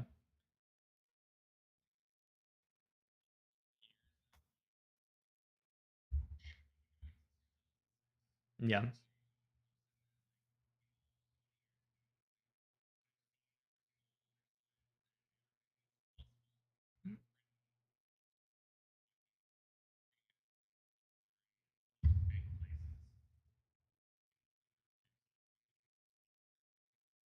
yeah, yeah. I feel that. I used to go to I used to go to like Hawaiian Falls right next to me right now. Like all the time. And they were starting like they would add some new stuff. But I had never gone to Hurricane Harbor until like I was in high school. And when I did, that's when I like found out about the flow rider. For me, it's not even that. I'm sure there's like rides that I haven't done before, and I'm willing to try them. But like if I know that there's a flow rider at a water park, it's like okay, when's the next time I'm gonna be able to go back and just ride it? Because for me, it's like there's always something different on the flow that I can do. Whereas like just a slide is it's gonna kind of be the same thing every time. Whereas like roller coasters, I think roller coasters are high enough like thrill for me to be like I'd still ride it again, you know?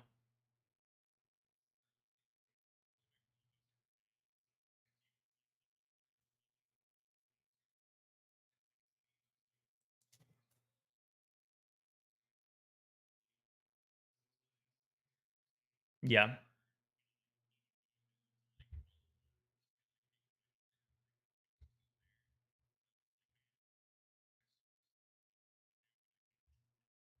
Yeah.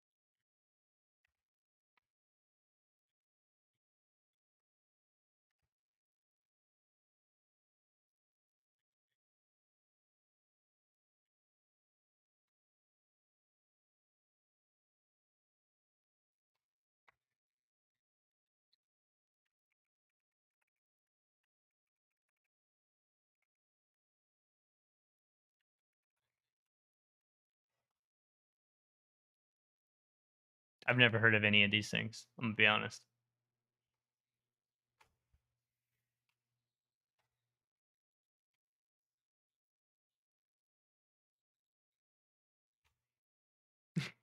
I'm yeah, I don't know.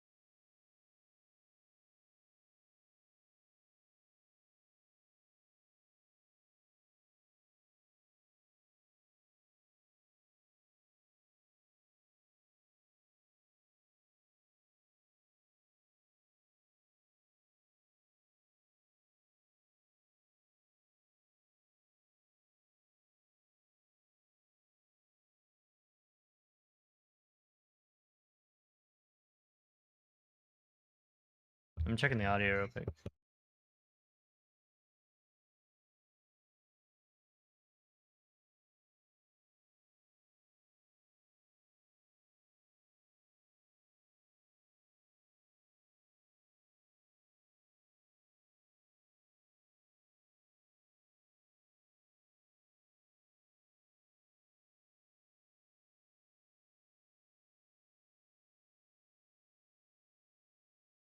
That's actually real. It is a lot of.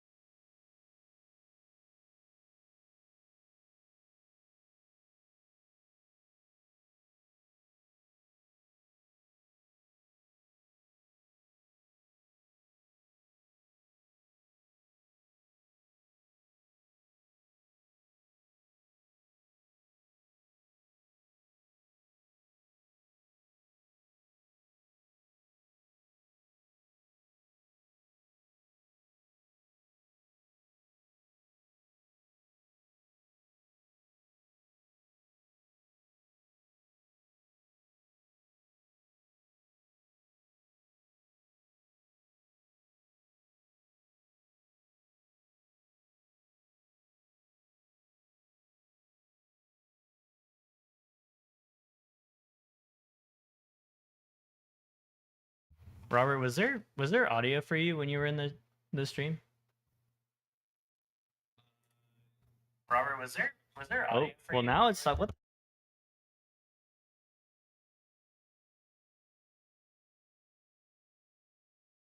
Okay, I think I know what happened. Hold on. Half your score. So if you can't put together a good run, it means you gotta rely on those best tricks, and with it only being half of your score, it does get tricky.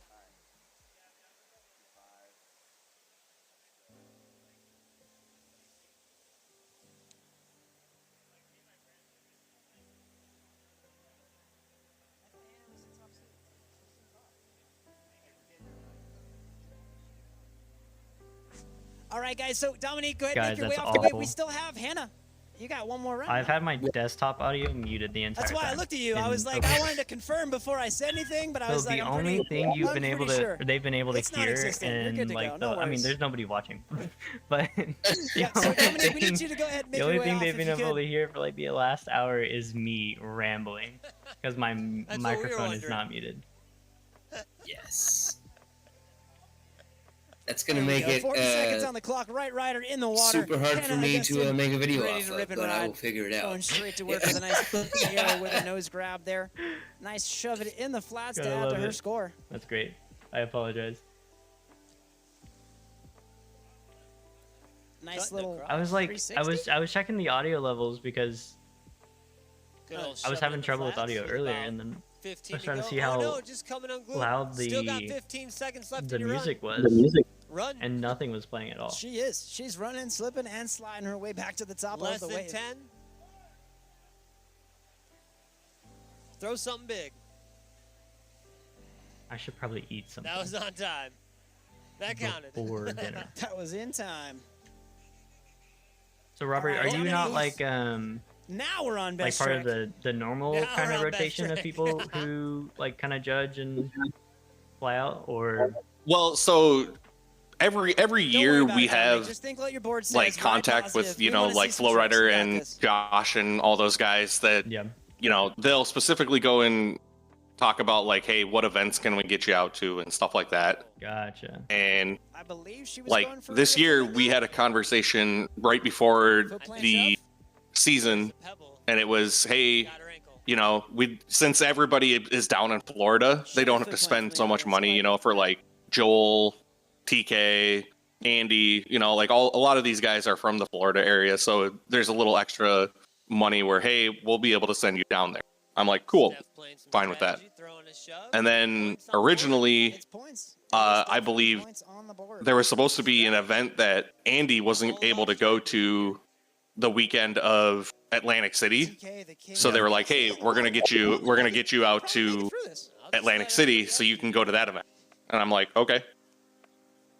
And then the event that Andy was going to go to got canceled, so he decided to go up there too. Yeah. And then I was told that I was going to go to this one, but then literally a week ago came up and my work was like, hey, you know, we'd love to go and get you a little bit more caught up since you got a little busy over the last month. And I was like, okay, you know, I mean, if I don't hear anything Flowrider, I'll just take my time off and stay here and work. Yeah. So sadly enough, you know, this Monday came around and I still hadn't heard anything from Flowrider, so I decided, well, we're staying home, I guess. Yeah. The big spin.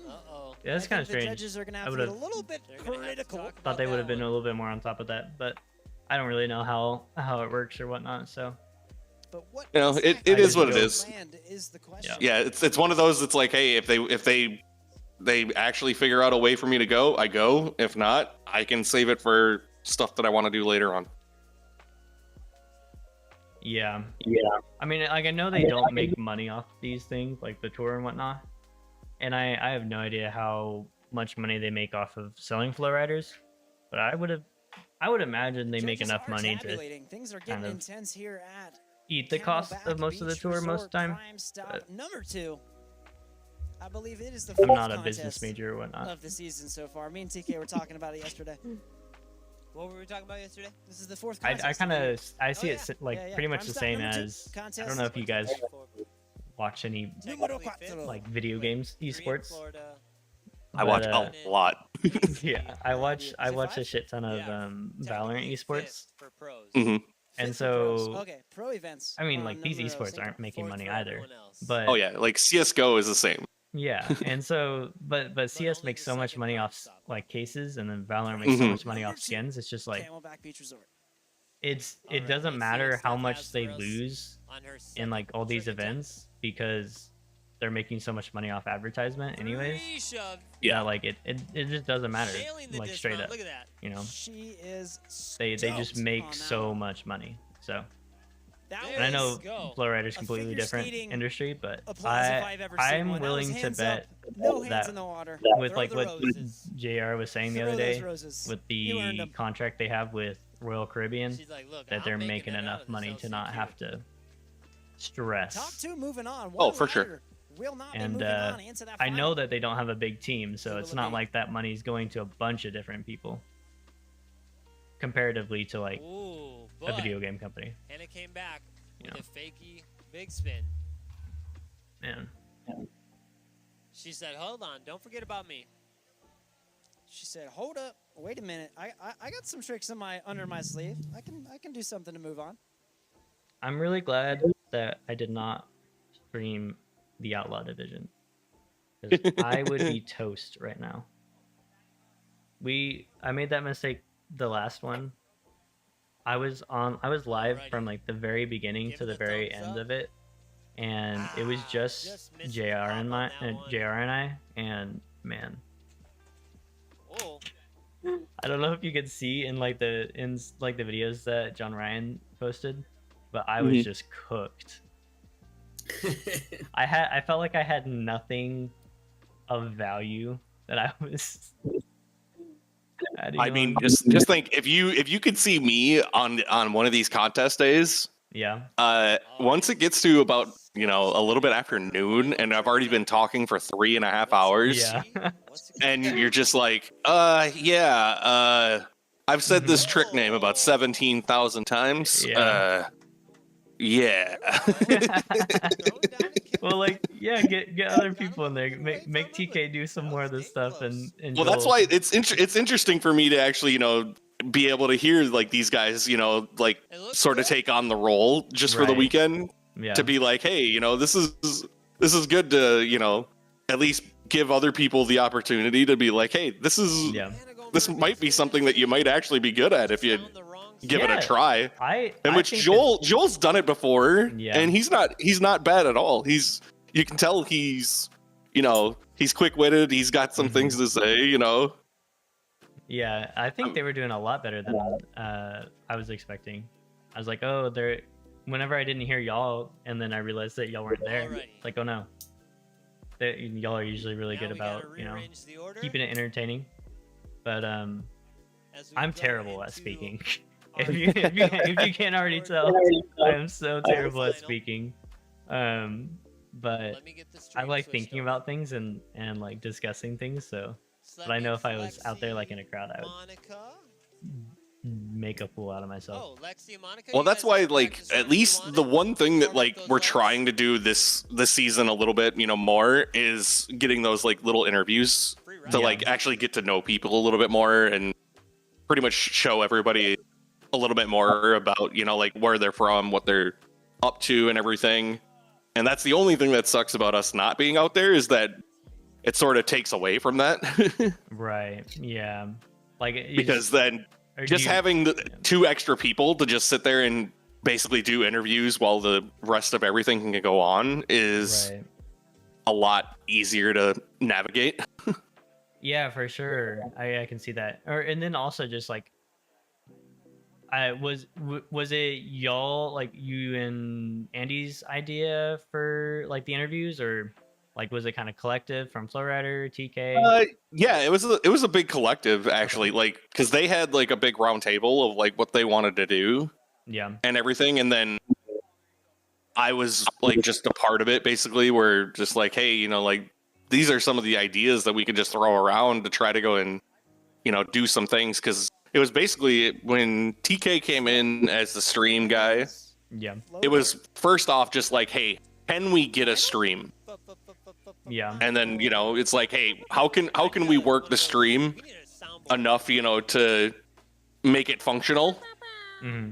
And once we were able to know that we can make it functional, it was like, okay, what are the tools and everything that we can try to implement that will make it better? And over time, as we've seen, it's gotten way better and everything. And literally the most that we've really even gotten is just this one little box, and it does everything.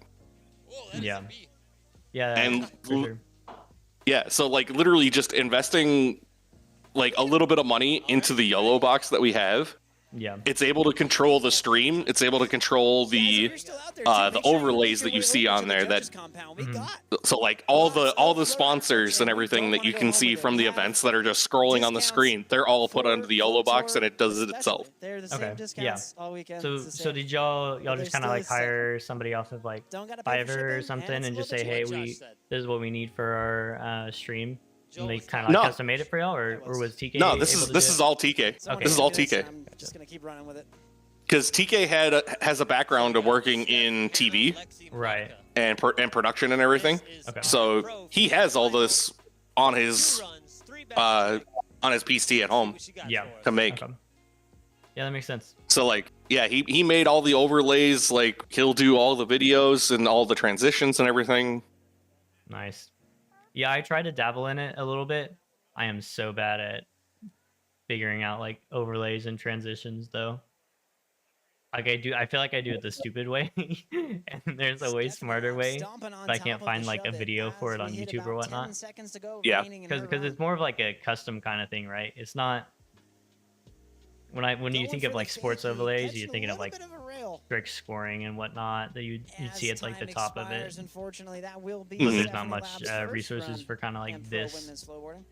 You're probably right. It's probably just like TV. I bet you'd be able to find it just on YouTube as like TV overlays or whatnot. Mm-hmm. Yeah. Yeah, the stream is much more enjoyable. Like before, obviously it was nice to be able to have it just there to watch. But we all kind of know that flowboarding isn't necessarily the most crazy high action thing, you know? Oh yeah. So it's like, unless you're a rider who's like really invested in it, you probably aren't watching, you know, online. So having that extra entertainment value, I think, goes a long ways. Caveman and back in. Let's see what she's got. Oh, apologizing to the lifeguards. There we go. I'm gonna go get some water. I'll be right back. Oh, coming unglued. On the shove it, got 5 So seconds Robert, while left. he's gone, She'll wave it off. dude, I have some questions. Like, Okay. Tricky part. totally worth in the stream. I hope they can hear us right now, Mr. Cal. Anyway, first off, dude, there was a rumor a year or two ago that one of the judges was saying that they didn't feel that bodyboarding has been like really pushed in a number of years. Dude, would you agree with that? I mean, if we're talking like, are we thinking like basically like right after the pandemic kind of a deal? It would have been a year or a year or two after that, but I definitely heard that within the past couple of years that some people think that just the sport hasn't, or at least bodyboarding hasn't really been pushed in a good long time.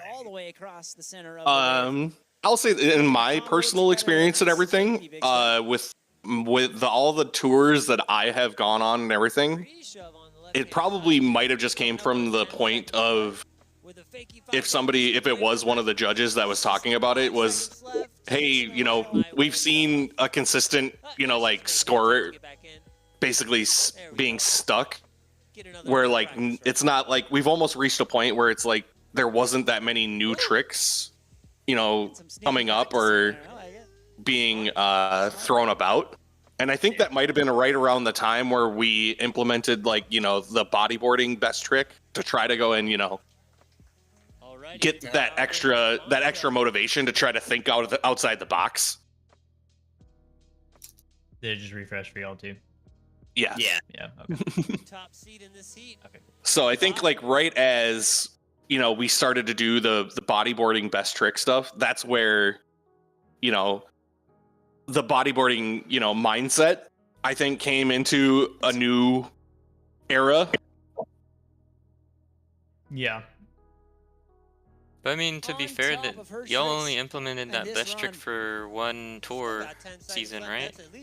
Yeah, and I know the one reason why we basically got rid of it is because I know you guys were like, I know after talking with a lot of the bodyboarders and everything, it was like, there's not like, unless if you allow it to be like combinations and stuff like that, it's sort of limiting, I would say. Yeah. I felt like I don't know who all like kind of got talked to about it, but I thought it was like had a lot of potential and that people just needed to give it like 1 or 2 years extra to kind of feel it out and like implement on top of it, you know? Oh yeah. I definitely get like how it can seem to be limiting though. Like bodyboard tricks just in general are a little bit weird, and like how their difficulty in and of itself is. So it's like is a rodeo better than like a big spin, you know? Like just a regular 180 kind of big spin. So it's I can see how it's like limiting in that way too, with like scoring and stuff. Got 15 seconds I do see one guy who's really pushing the sport, but he's international, so you won't see him at the tour. But it's Patrick Longwood, man. That guy is doing rolls that like are really blowing my mind over on Instagram. And it does make me wish the tour would go international. I get it though.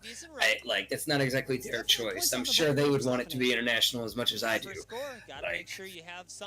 Well, the big thing is we try as much as we can to try to get as many international riders to try to come over. I know for one fact, like we have sent out invites, try and get like people like Patrick and everything to come over to even like your guys' event. Oh, you know that.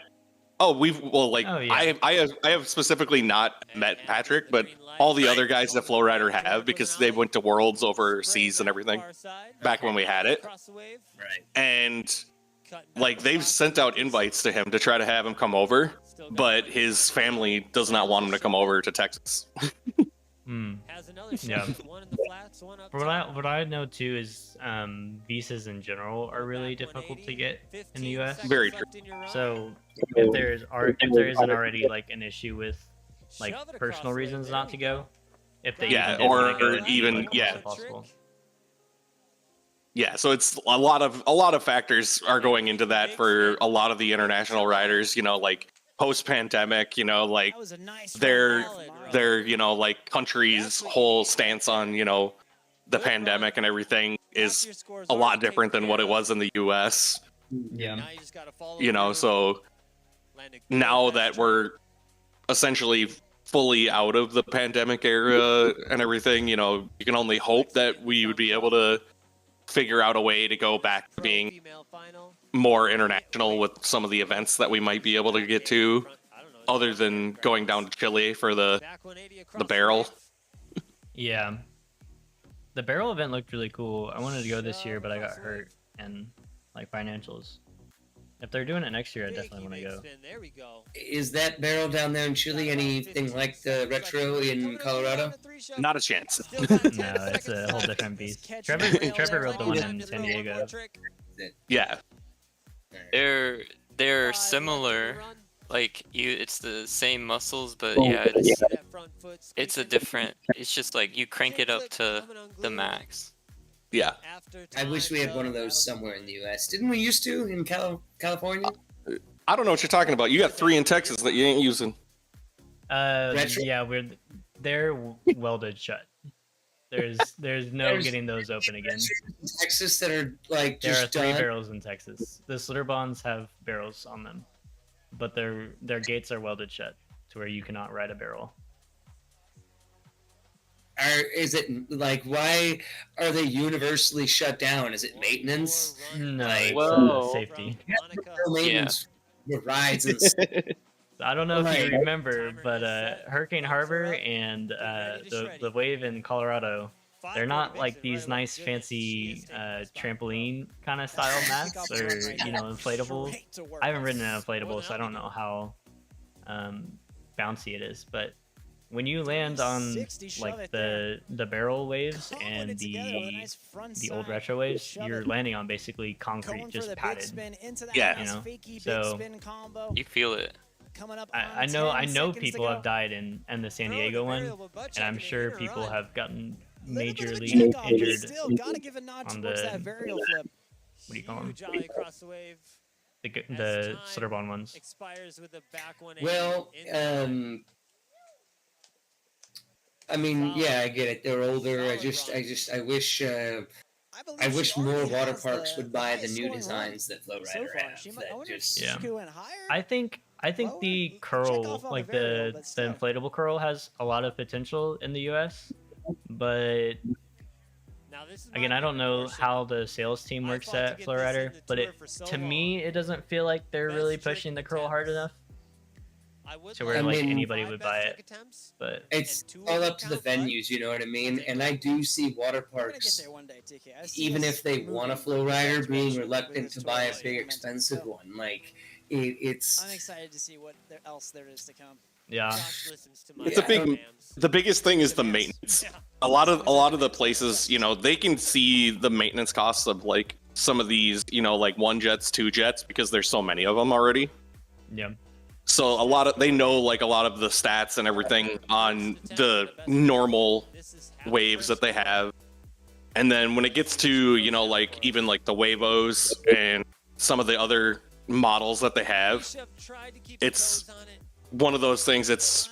We needed one person to at least get it so that they can get some data on it, basically, and then they can sort of relay that data to try give us, like, hey, this is exactly how many times we've had to go down there for maintenance costs, or what kind of maintenance they actually have to do for the attraction, or anything like that. So Right.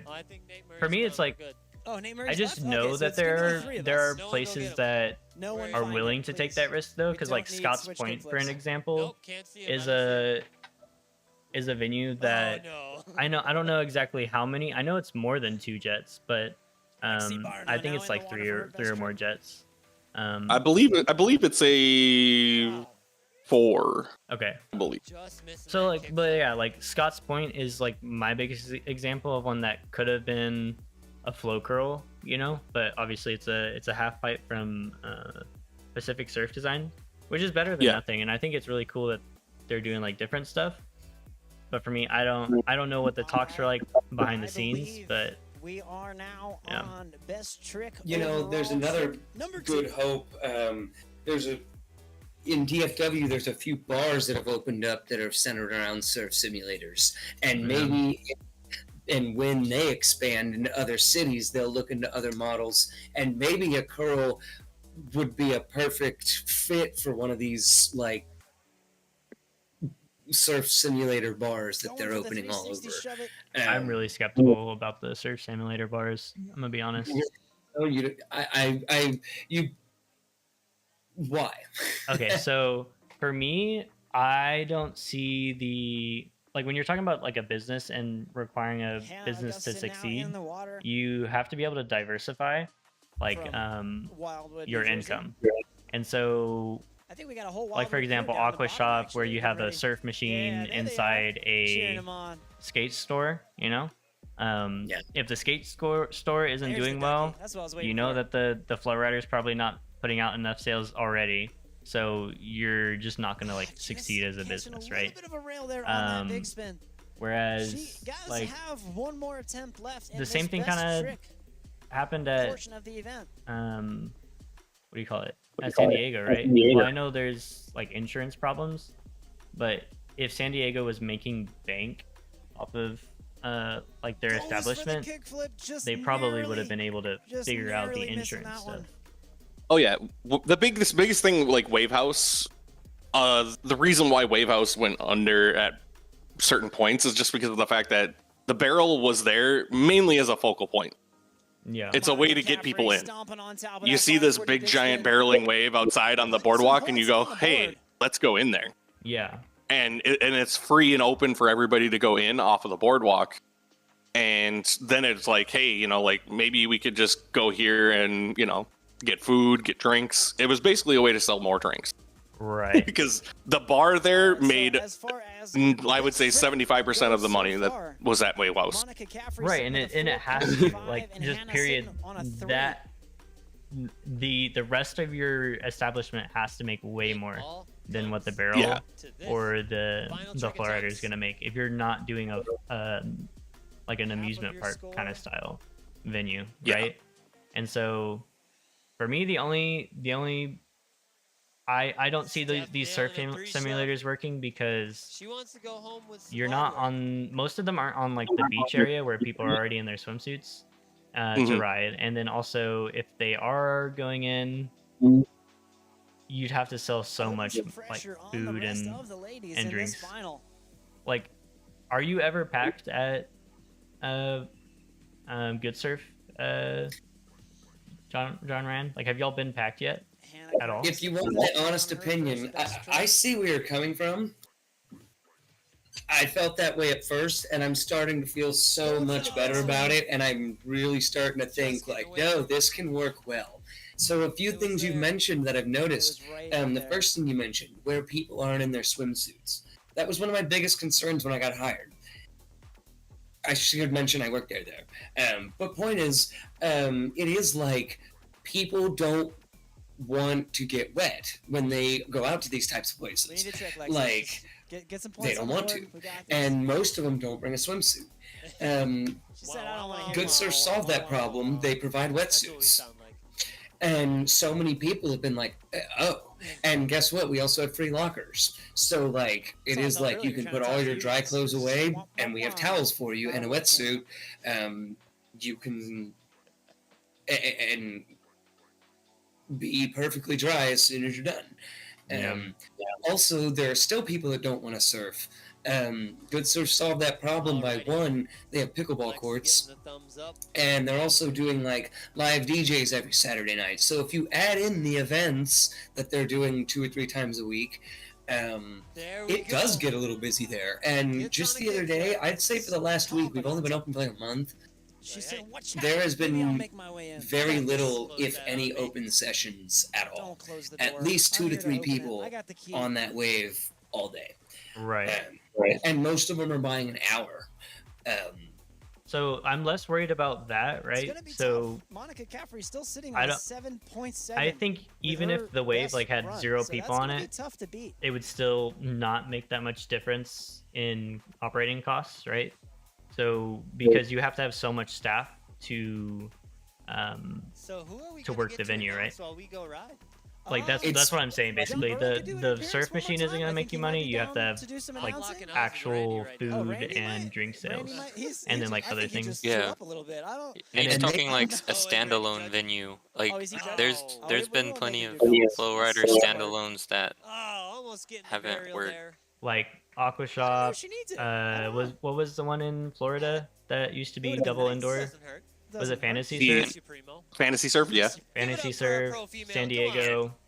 Heard of that. I mean there are. You got there are a lot more. Adrenalinas. Yeah, Adrenalinas. Take him away. We That already turned got into some. Aqua Shops. That turned into nothing. It's just like, you know, All right, guys. Once again, I have to I'm make just my way out. skeptical I'm of gonna that have because my I homie feel like John the Burrow business take model over. has I am Joel Stevens. already Thank you so much for tuning in and checking been us out. Please tried like, subscribe, a few and times follow. and it's been proven to fail. Thank you, The John. only thing Please that subscribe. Good Surf has going to it is more of like an actual surf, like deep water surf. But I still don't see it Oh, like it's not being cold at all. that Come on, Nate. impactful. I think the only Nah, it's freezing. My non-amusement teeth were park chattering when I was up there.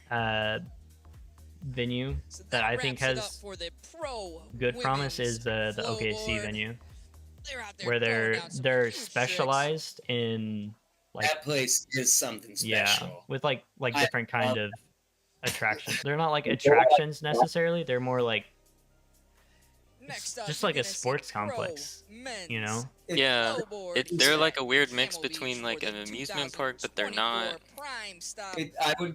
I would describe it the way Nate did. It's an Looks like they're extreme gonna get some sports practice complex. time. Yeah, And they should, As the judges lean get into ready more here. extreme sports. There should be a Give 'em skate little park there. warm-upper.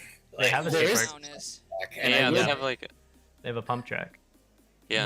I know they have at least a pump track. I don't know if they have like a full like street skate park. we should Yeah, go but- to Grand Prairie to build a pump track in Yeah, whatever they call that area, the Epic. yeah. But for me, like river sports would be my first thought of a candidate for a flow One curl person you're not gonna want to miss, because and they're you already working can't on miss with super that specialized bright systems. yellow They surf-style jacket. would be willing, TK at least Barretto. if I was, you know, Product the placement manager there, I'd be on willing point to, there. you know, work on the maintenance costs and you know, figure it out as we go. The only thing that hurts that, I mean, you're right. The only thing that hurts that theory is that they already have a flow rider. Oh yeah, I mean- obviously they already have one. I would still put in a Like, sec one, right. honestly. I think 2 would be great, but They would have been the ideal place. They would. yeah. But I think there's room in the market for more than just one river sports, you know, in the world. You know, like if they become like a chain, I don't know if they have any other locations, but they could become a chain and like put one up in DFW, and then you could have, you know, your flow surfs and your flow riders, and then whitewater rafting, ropes courses. And the amount of space that you need to build that whitewater rafting thing, that's For those of like, you if they ever build following another along, check river out sport, the it won't be stacked anywhere app. near that Up one. to It'll be date on like those scores as hundreds they're of being miles put in. away. Well, yeah, I don't think Make sure you think like, Oklahoma needs a share, second one and unless it's in subscribe Tulsa. to that Flow I Rider think, Inc. YouTube like channel. I know DFW, TK's got some pretty Austin. funny footage coming out. I don't here. know how All many kinds of content that he's river been sports putting like together places with around in the world, interviews, but the live I stream wouldn't and be everything surprised else. if they wouldn't even build one in Texas. I mean, like, they would go as far as like other side of the country. Like, I mean, which is fine, true. I get that. Washington. Riders out there right Put it in now. Nate Washington. Murray throwing down. Yeah, now Washington State would actually be a really good spot for it, Trevor. That's actually like, that would be ideal. A beautiful spot. Probably tons of people would go there. People would drive from all over. Find the two major highways in Washington, build it 10 miles from there. Like, everyone would go. this is only a 3-man heat, right? I'm not crazy. I think this is a TK. 4-man. Oh, TK was in this one, right? I think he is still in it, isn't it? Yeah. He's just not in the video. This is the one part that I always wondered. I was like, because I was asking myself, I'm like, so who's gonna commentate the pros? Because I mean, if TK and Joel are doing it, then I was like, I know John could do it, but you know, like John Wait, who is hasn't like talking right now. Is it John? that's John Okay. Burrow, yeah. And I guess they said that maybe Randy's gonna go and help him out. I don't know. Yeah. Oof. Good luck. The The Man. board spun a lot. It's a bunch of flippy trick. I was flippies. yeah, I was gonna say I was giving them a little bit of shit with what Joel. with them talking about the Switch 540 big spin Where's your from charger at? Daniel and For iPad. bodyboarding. But dude, if I was commentating stand up, I'd get most of them, but like Joel called something a roast beef grab earlier. I don't even I saw what they did. I didn't even understand what part of it was a roast beef. That's one of the easier ones to go and call. Okay. When it gets to like the ones that are like, you know, just either like just before your front foot or just behind your front foot, and Yeah. there's so many little differentiations of Thank you, that. Joel. You are a The gentleman roast beef and one's easy for solid. me. Just put it between your legs, grab the backside of the board. Boom. Yeah. Or those 3 tricks. I don't know. Did you see the? So You on gotta watch out Instagram, for there's that like wall. Ask Adrian. there's an announcement channel that Flowrider has. I don't know who like runs it. But they posted the 3 best tricks from, or I guess 4, the 4 best tricks from Florida, or no, from Atlantic City, right? Yeah, Atlantic City, and they were asking what people thought about them. And I had to rewatch like half of the best tricks like in slow motion to understand what the trick was. And at the end of it, I understood what everything was. But like Daniel did he did a blizzard flip. Blizzard right? flip. Yep. Yeah, but that's what it is just like a 360. And it's not just but it's a 360 kickflip. Yep. But if you weren't paying attention, I guess it could kind of look like maybe a varial 360. I don't know what that'd be called, but or like a bigger flip with like more of a shove it rotation Those of you too. following along, But we're gonna have there's no plenty of actual action shove in it this rotation, Pro right? Yeah, there's like that's the weird part about that is because like if he did have any sort of other rotation with it, it would be even a weirder trick to call, because then it would be a 360 bigger flip, because Right, then it would exactly. actually go and spin the board even more while Right. doing that 360 body varial. Yeah. So you'd just be like, format is going to And apply, that for where they're me, going to I feel have like that's harder 2 for me runs to because put down I their best it's just tricks especially when in they kick them 40 so seconds. fast and And then you're gonna go you're not back able to to just sit 3 down and runs watch it in of slow one motion. best trick where your best trick will Man, count. this dude's insane. Yeah. well, that's why like we had that happen in the surf style count, Yeah. because somebody I don't know who else was judging, but somebody said that Luke Newman did a double flip when it was really only one, because I was like, okay, that's a varial flip. Yeah. But then somebody said no, I went around twice, and I was like, you sure? Once again, a big thank So you like to they the originally back scored it resort as a for having double, us out here today. Thank you where to we Kona had to go and Big even Wave, ask him Liquid just to be like, Aloha, hey, and was that a double or single? And he goes, no, that was only a varial flip. And I go, hooking us up okay, this I was weekend. right. It is absolutely Yeah. appreciated. So then they actually, and for him, because it actually bumped him out of the advancing spot there, but he knew, he was like, yeah, I definitely did not do a double. Yeah. So did they He would have probably flipped out way more if he did. Oh yeah. Yeah. See, that's the thing. Like, at least he was completely honest about it, and it was perfect. Because I mean, like, you guys will even attest. Like, you know, some of the like tricks, you know, that you'll do in bodyboarding. If you're landing in switch, you want them to know that you're landing in switch, Right. or doing it from switch. Yeah, for sure. And that's why it's funny, because like I always tell people the hardest trick that I ever see Daniel do is when he does his inside 3 shove, That is it landing for the in switch. practice. Yeah. We are gonna head Like into you're doing that, competition going now. across the 40 wave, seconds doing on it the clock. opposite version of what would Judges make are you already go into giving him the switch thumbs up. easier, and then still being able to pull your feet into switch. Coming into the Yeah, wave pulling your That's- feet. style. I could see what you mean by that for sure. Yeah, it's like you said, you're kind of Huge kicking your feet outgrab behind there. you, and then you have to overcorrect and put your feet back up. Yeah, Yeah, I think Man. I do think it's hard for sure. I do definitely think it's still different from, like, say he did Big the same shove thing, across but the way. he did it switch and then signature landed TK regular. style. I think that would be even more Big impressive spin. for me. personally. Yeah. But I think you already know that, you know. Mm-hmm. And that's the only thing. At least me coming from a bodyboarding background where I was riding it for a while. Yeah. And technically, I was a pro back in the old times. Right. I mean, this still once still it got it, no, I don't. Just because it's different, you still have like you understand that you understand a little bit more about what makes different tricks difficult, right? Yeah. What the heck is who is talking? That was probably John's little boy Emerson. But no, like I can appreciate because sometimes not obviously like an overload's hard, but understanding that a 540 big spin is hard too, because like in a different way, like understanding what makes that trick hard, or even like and it's the fact too of like being able to push, like to point out just the little things on certain things, like right. when you guys are like how you did in your video about ARSs and everything, about how you're landing it to be able to stay on the board without having to correct your way around it.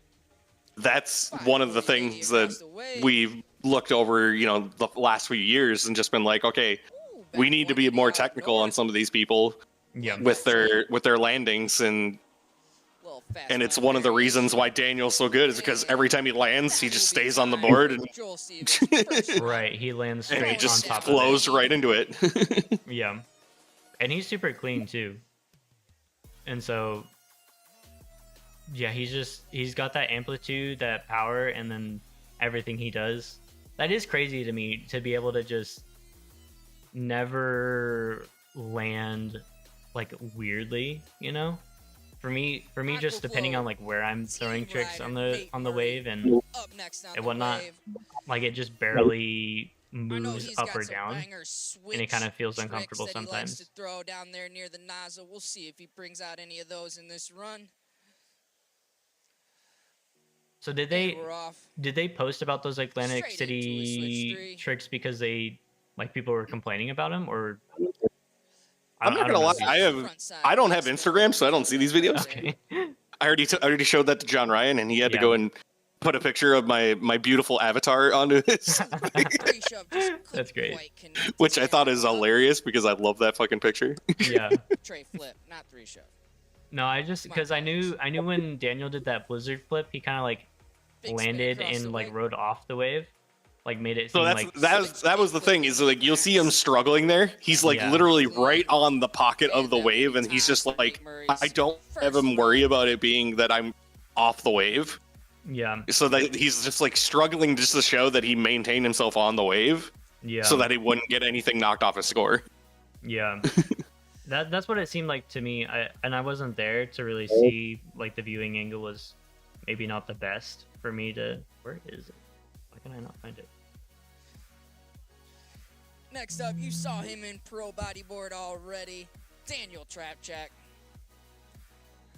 Riding for Flow Rider. And he's on the wave. They're all wearing wetsuits. It's really that cold. Big ollie across Kicking. the top. Okay, yeah, so in that video, you can't see his feet. So it's like, it looks like he had to like kick himself back on, like he stepped off on his board to kick him back, kick back onto the wave. But I have no idea because I can't see his feet. So that's what I assumed it was sent out to do, because technically, if he had like landed it with no issues, yeah, it'd just be the best trick in that heat for sure. Little fast plant. 5 on the clock. Ooh. Going for that burial across the wave, just couldn't quite connect. And that will be it for Daniel Trapjack's first run. I don't know how these people do these flip tricks like so consistently. Me neither. Like I have been riding stand up for a while now, like maybe like 5 or 6 years. Obviously not as much as bodyboarding, but I still struggle to just keep shove-its consistent enough to where I don't like if I DK roll on the flow rider, I'm always gonna land it, you know. Mm-hmm. Or if I rodeo, I'm always gonna land it for the most part.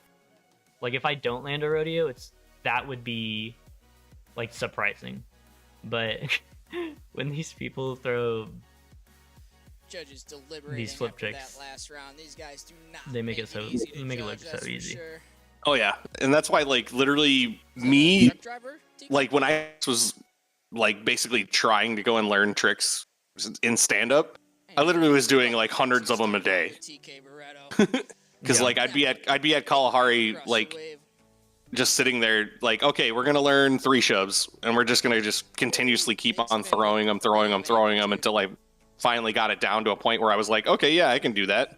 Yeah. Frontside But then, you know, like after you get away from that scenario where you're not able to ride every other day or every, 3 days, and then it's like, okay, now we gotta relearn this again. Yeah. What was that? That is backside like flip? the biggest thing. Go ahead, Backside Jordan. flip going across the Falling wave. on stand-up That one hurts so clean, much though. more than falling on body. And that will be Like, time. You kick that board in the right way, and like, oof. I only get hurt on stand up if like the board hits my foot or like I land on top of the board. I don't have like an issue like landing on the map. How you feeling up there, But- Joe? Yeah, but I've what just gotten accustomed to being able to jump out of the way of the board before I Yeah. even try to get it. Yeah. I remember the Joe's on first way, he's time cleared to go. I did stand up and I didn't understand like how dangerous the board would be if it came towards me, fake it, and big it just spin. landed right on Couldn't my quite big connect, toe. Stand it up. Yeah. But no, so where was I going with this? I was gonna say something and now I forgot. And now I wanna Clean varial. shove my face into a pillow. There's and that scream. fakey big spin. Gets redemption on that one. Now what's stopping you? I don't have a pillow. 360 There's shove not it one and I don't across want to the stand wave. up. He left his body pillow in the nest. No, I actually have a body pillow and it's in the other room. And ooh, Hey man, it was comfortable to sleep should with. have thrown that There's no one anime in girls during on it the though, run. so don't worry about See, it. that's what I was expecting it to have at least be like. No. Expired, so that one Because will- no, I'm in a group, like I'm in a big Pokemon Go group and everything. Because like I do that fucking all day every day. Yeah. And fucking the one guy that we have in our group from Canada, he is a bit like the biggest weeb you'll ever see. He retweets on his Twitter like different things about fucking animes all the time. Second Yeah. run here. And so he literally has like a mouse pad, that's like the anime girls' boobies. Yeah. Nice. He's got like 3 body pillows of like just random things from ReZero. And he's on. Yeah, I know a guy who's similar to that. He's got a problem too. As long as it doesn't look like a child, I don't give a Put some fuck. air under that big But spin. there are some of these anime Straight into switch. 18-year-old, they're supposed to be 18 or Switch over, kick and flip. it's like, dude, Yeah. that guy Flats. looks like a child. I don't know Switch what three you got shove. that on your computer for, and why you are not afraid for other people to see that. That just looks weird. Switch front side big spin. But yeah. Each their own, man. Stance. Each Yeah. their own. And a little shove. Dude, I'm never gonna remember what I was gonna say. That will be time on Nate's second It's run. Jover. Did I accidentally? I just opened up my garage, didn't I? Let me make sure that wasn't my wife. If you guys are enjoying yourselves out here, let's make some noise for these pros out here throwing it down. Okay, that was not my wife. That was me. Danny Trapjack getting ready to load in here for his second run. It is so cold. In And my piano room. is like a normal flowrider board. Yeah, Fakey big it looks like spin. an outlaw. Regular big spin across the wave. I don't know enough about stand-up boards. It All I looks know like is when I ride a Very FlowRider 180 stand-up out. board, my feet hurt afterwards. And when I ride a Mac, my feet don't hurt afterwards. On the backside, 3 air. I mean, it looks like a normal outlaw. Yeah, I think it's just a long outlaw. Like a maybe long Uh, compared to Daniel his. rides a 39 inch outlaw. Yeah. So like for him it's longer, but And that will Yeah. be time. He's got to be happy with that varial at the end there. Definitely up in the amplitude. Yeah, basically like him and Joel write about the same exact board because they like the quad channel, which I don't. Run here. Hmm. These riders will still have What is their TK best riding? I know it's trick. a flow rider board, but It's is it also like an outlaw? It's a 30. It's a 36-inch. Like it's basically his brand new model. Yeah. Because they tried to go and make a board that was almost similar to his pro models for Ash. Yeah. So it's almost like a pick, but it's not a pick. It's an outlaw like make in like a pick shape almost. So what's a pick? Maybe I'm. So the pick is an old flow rider board that they made. Okay. Gotcha. So it's just the shape that they made. Okay. I know Did he always ride a board that short, even when he rode for Ash? Oh yeah, they were really short. Okay. Because he wanted to have it more skateboard like. Right. Yeah. When I bought a skateboard, I bought like the biggest skateboard that I could buy, and then I have a 38-inch stand-up board, and I'm a couple inches taller than Daniel, so it also feels short sometimes. Backside flip, But yeah, that is interesting. I have a new so skateboard for you tomorrow. It's super short, on purpose. Yeah. Thanks, Matt. It's 29 inches. I have no idea how long skateboards are normally supposed to be honest. I remember them by like 8.5, 7.25, whatnot.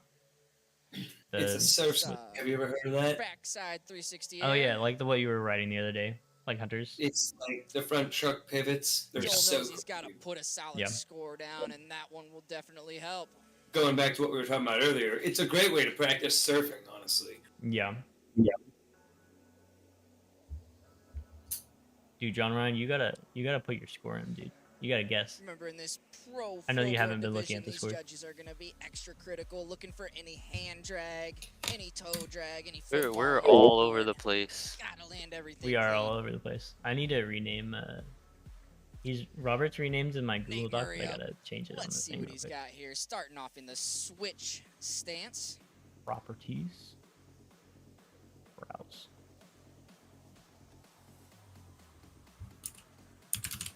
Ooh, going for a switch. Hello there. Side flip. All right.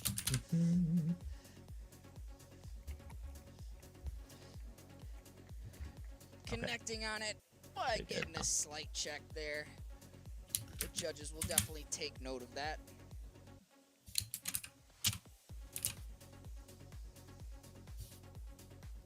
Nah, the biggest thing like I have to go with for my predictions with this is because Nate Murray is a consistent semi-final rider. Yeah.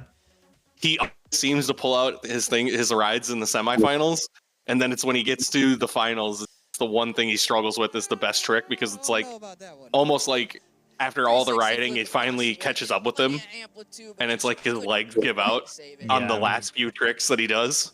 Yeah. Dude. All the other three riders are like way more flashy, I feel.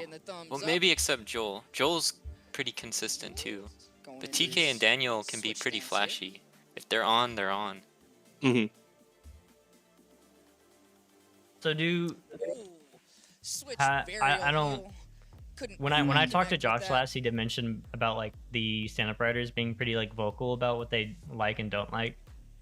Mm-hmm. Do they seem to like having like a best trick? What will we see next? Like in here or like how it's implemented? The best trick for stand-up is easily by far like one of the things that has helped these guys out more. Yeah. Because it's sort of giving them like a playbook of like, hey, this is what this trick would give us, like, sort of even like in a run, where like now some of these guys are trying to be able to get these big hard tricks into their runs to try to make their runs a little bit better, and then also have even bigger tricks for like, ooh, I haven't seen freaking Murray do that in a while. Yeah. Side flip, much cleaner than the last one he threw. So like for me, like the reason why I ask is because I noticed that it's just like a straight 50-50, right? So your best run is 50% of your score and your best trick's 50% of your score. And I wasn't sure if people liked or disliked that, you know? We've still had conversations too about like trying to maybe implement like doing a sort of how SLS is doing it, where you don't just only get one score from a best trick or one score from a run, and trying to make it maybe like a best 3 of 5 kind of a thing to maybe make it more interesting. But that would be a lot of stuff, right? I mean, it would be the exact same. It would be the exact same amount, because like instead of taking 2 scores out of it, it would be 3 scores out of the 5. So so would that be like if they had it, but still one of them has to be a run and one of them has to be a trick? And that was the big discussion, is whether or not you wanted to either have it be potentially all 3 best tricks, or a combination of you have to have at least 1 run and then 2 best tricks. And that's the point that's been interesting talks, because as you can tell, the biggest thing that when it comes to the best trick is some of these guys, they have just massive best tricks, but if you don't land it, you're not getting a score. Yeah, you're literally fucked. Like if you don't land a trick, you're fucked. And I think that's like the coolest thing, and why I would like to see like a retry in bodyboarding is just like the idea of all of the scenarios. Because I even what you just said with like the best 3 out of 5. At first I was like, oh well, then somebody could just like have 3 best tricks and win the whole thing. But then I'm like, well, is that necessarily a bad thing? Because then that means because think of it this way: nobody's necessarily out. If they mess up 2 times on their run, they're not technically out of the competition. And like they do maybe deserve that if they land 2 crazy or 3 crazy best tricks, you know? I don't know. Go ahead. Yeah, and that's why it's a weird discussion, you know, because of like if you're looking at all the score sheets from basically, I would say like any of the competitions this year, I think out of all the best trick attempts, there's maybe been, it's all about those photo ops, right? I would say like 3 riders out of the entire year that has consistently landed more than 1 best trick attempt. Yeah. And it's been interesting. Like, oh my god. Oh, so there you go. Daniel almost hit that blizzard. Yeah. But like, so there, if Daniel landed that trick, he would have actually landed 2 best trick attempts, which would have been in his favor going with the new, a different system. Yeah. And it's like, a lot of these guys have like their one go-to best trick, and then it's like, then they don't know really what to do, because it's like who knows what's going on. And especially if they don't land that ever.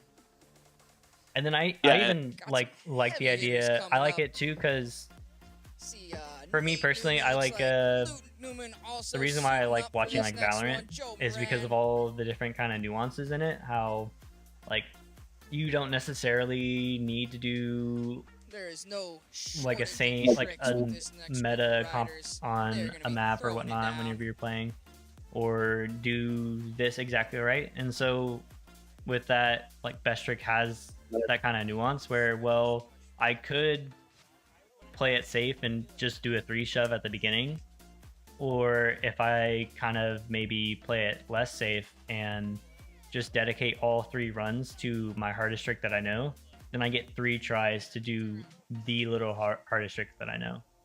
And so that's what I like about it personally, is it just kind of brings that nuance. You're not necessarily right or wrong if you do either one. It's just seeing how each rider chooses to kind of adapt to it. And that's the thing. I've had talks with a bunch of the riders and everything, you know, and like they have like a score sheet technically that's like a guideline of like 4 best trick, you know, that is trying to go and give each of them a little bit more transparency to be like, hey, this is what we have, at least as of right now. Yeah. To like try to give, you know, the judges like a little bit easier notion of like, hey, this is, because before the season they sent out a list of a bunch of tricks and was like, hey, basically score these. And I know a couple people got back to Josh and everything, you know, with like their scores for like all the different tricks and everything. But there still was a bunch of people that didn't put in like a score, and so it's like some of the tricks on there, a lot of people might not agree are the same difficulty of what they did, and so over the the first couple of competitions of the season, that list is fluctuated, between things.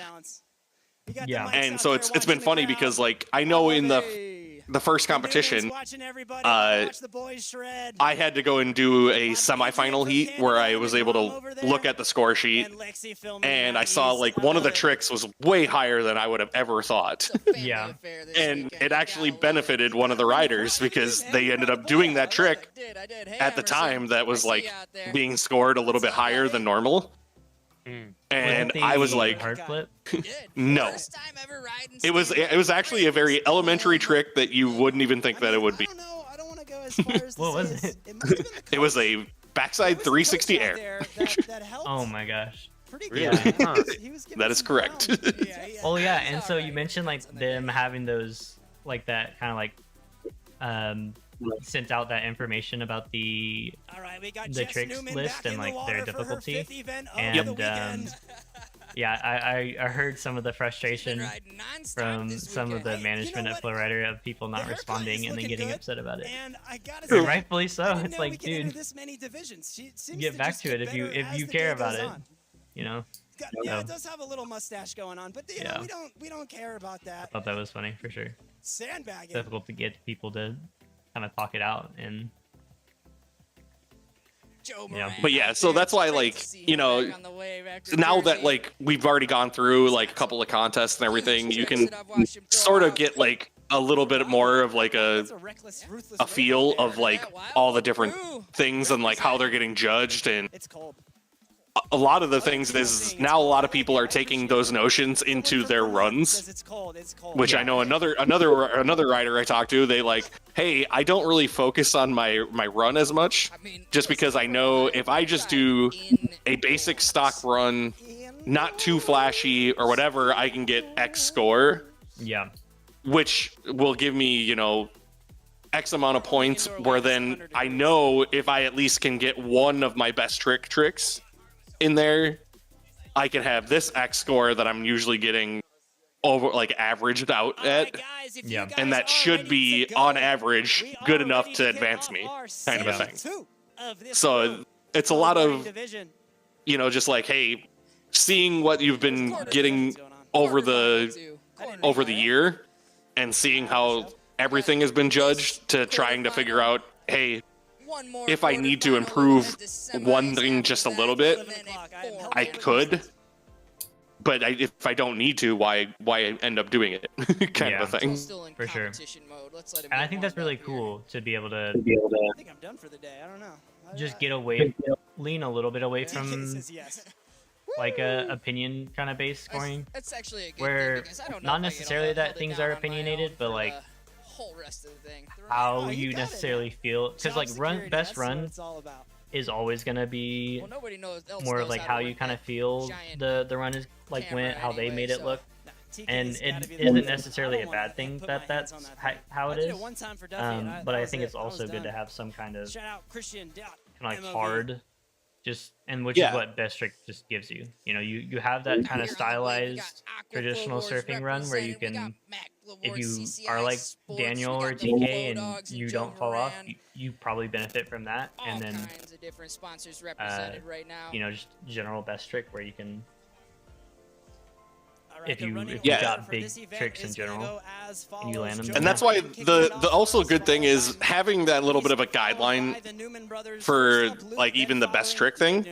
You could sort of even use that going into your scoring of like a run, because if you figure, like if somebody's going to throw like a really big trick in their run, you can almost put that as like your like starting point basically of like your run scoring.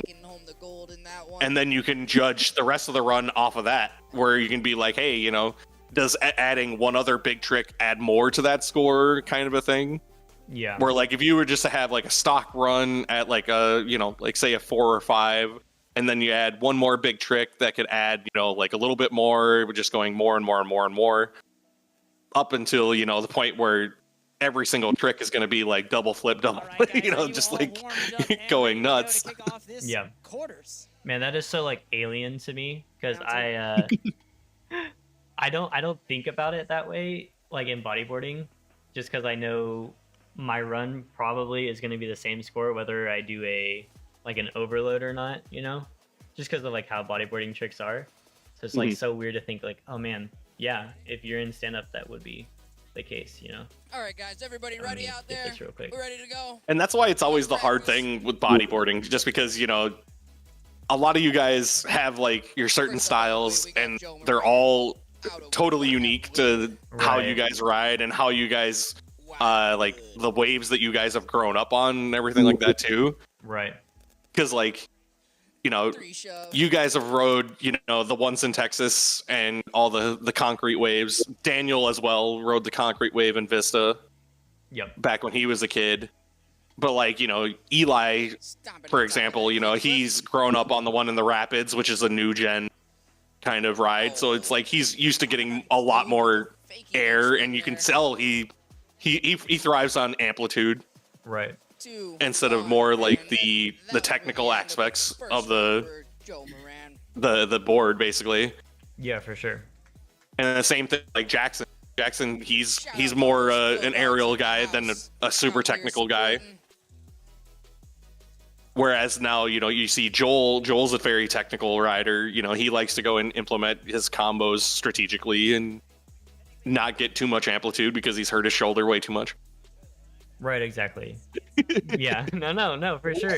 And I agree. I think it's super cool, like to have all these different styles, and it's not necessarily they're like Jackson rides his drop knee style so much differently than me, Daniel, and Trevor, but it doesn't necessarily mean that it's bad in a way, you know. It's just different, straight up. As long as you're landing cleanly, it's just different. There's no bad things from it. I just want him to spin a different way. Yes. Man, I do wish. He's up, he's down, he's stomping. People use the whole wave and turn around. I've told a lot of these guys like it's good to, because like even when John Ryan brought up the fact of Patrick, you know, talking earlier, when Patrick was first getting into it, he literally would be exactly like Jack. Yeah, he would spin the one way, he would do the trick the one way, and that was my biggest critique of every one of them. Just be like, you know, you could do the other opposite direction, right? Mm-hmm.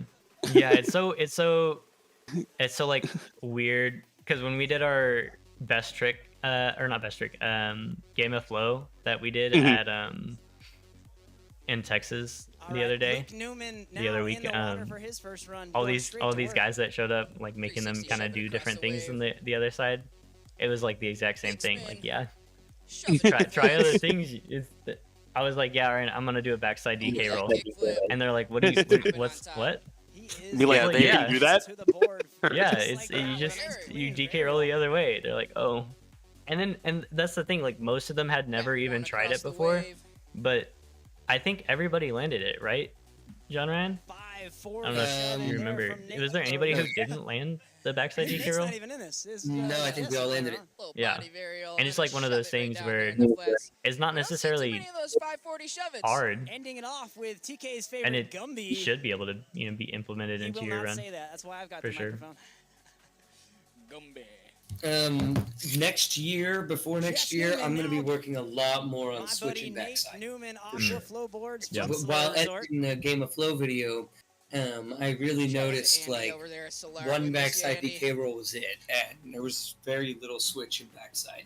And I wonder, and Robert, this would be a good question for you. You were one of the judges last year, weren't you? Yes, I was. So a few questions I have. One, I know you noticed backside and switch, but like there's a few things we've talked about that we don't know if the judges think about or not. And now that I'm mentioning it, I can't think of any of what those things are. But like, we want to see that full grab. We talked about this before, didn't we, Nate? Though we talked about something Aerial that like stomping on top of it. Bloody hell, that one. So Coming up on 3, 2. you were kind of in the right spot. Were you talking about like just like today during the Pro Bodyboard Finals, or are you talking about like in general? with a week or two. You do notice switch though, right, Robert? Oh yeah. And do you notice backside? Like if I do a switch, I'm not in switch, but I start rolling the other way. Those types of things. Does it make a difference?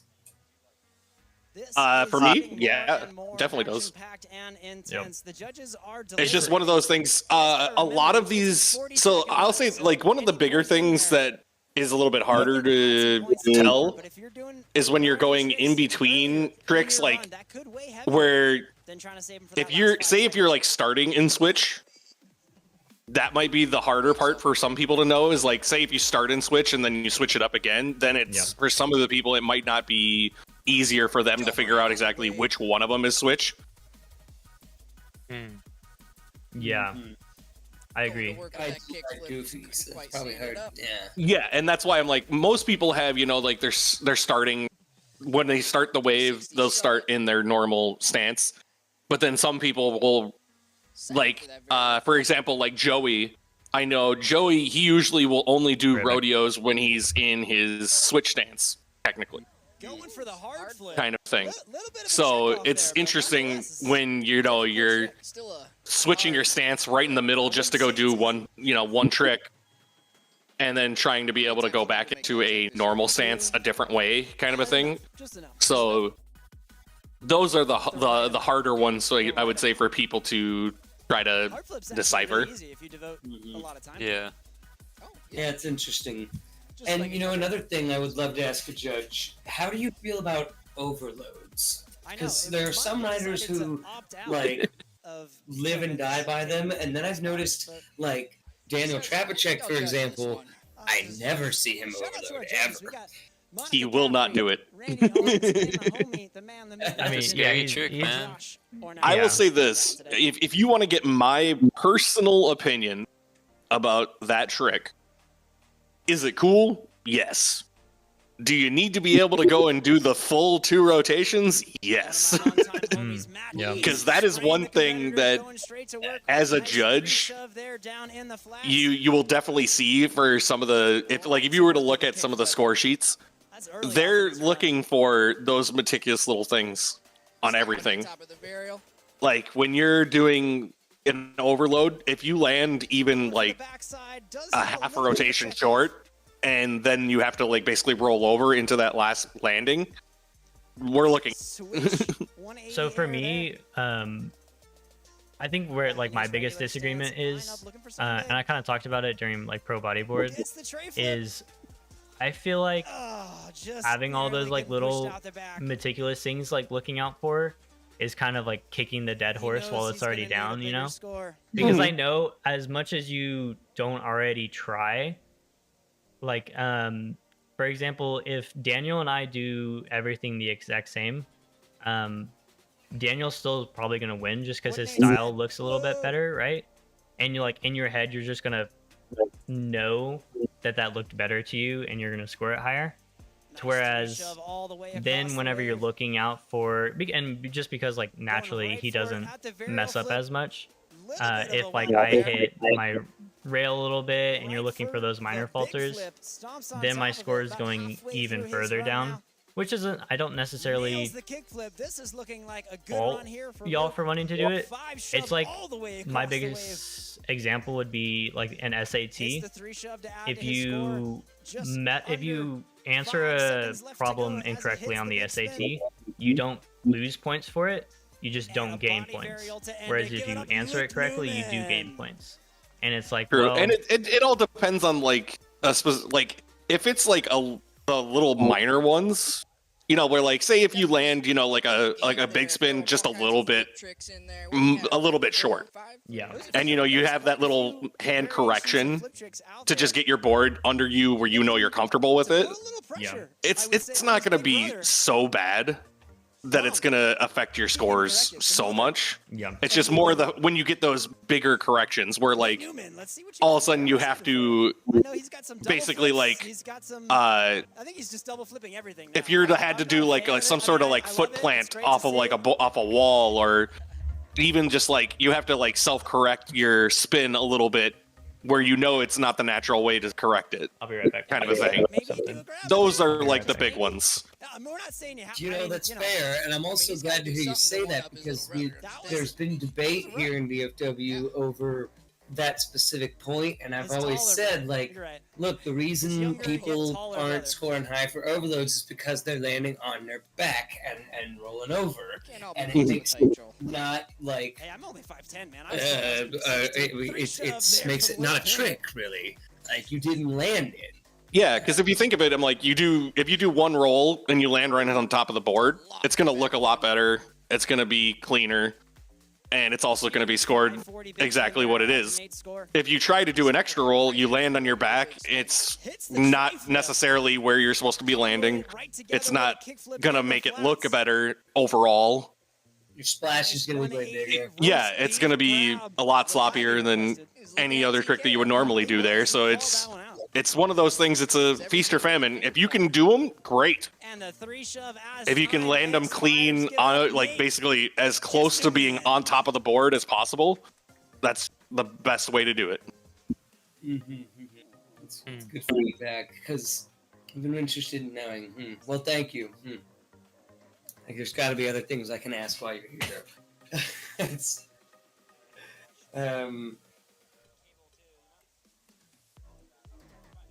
Trevor, are you still there? I have a baby. Yeah, I'm still here. Okay. I am back.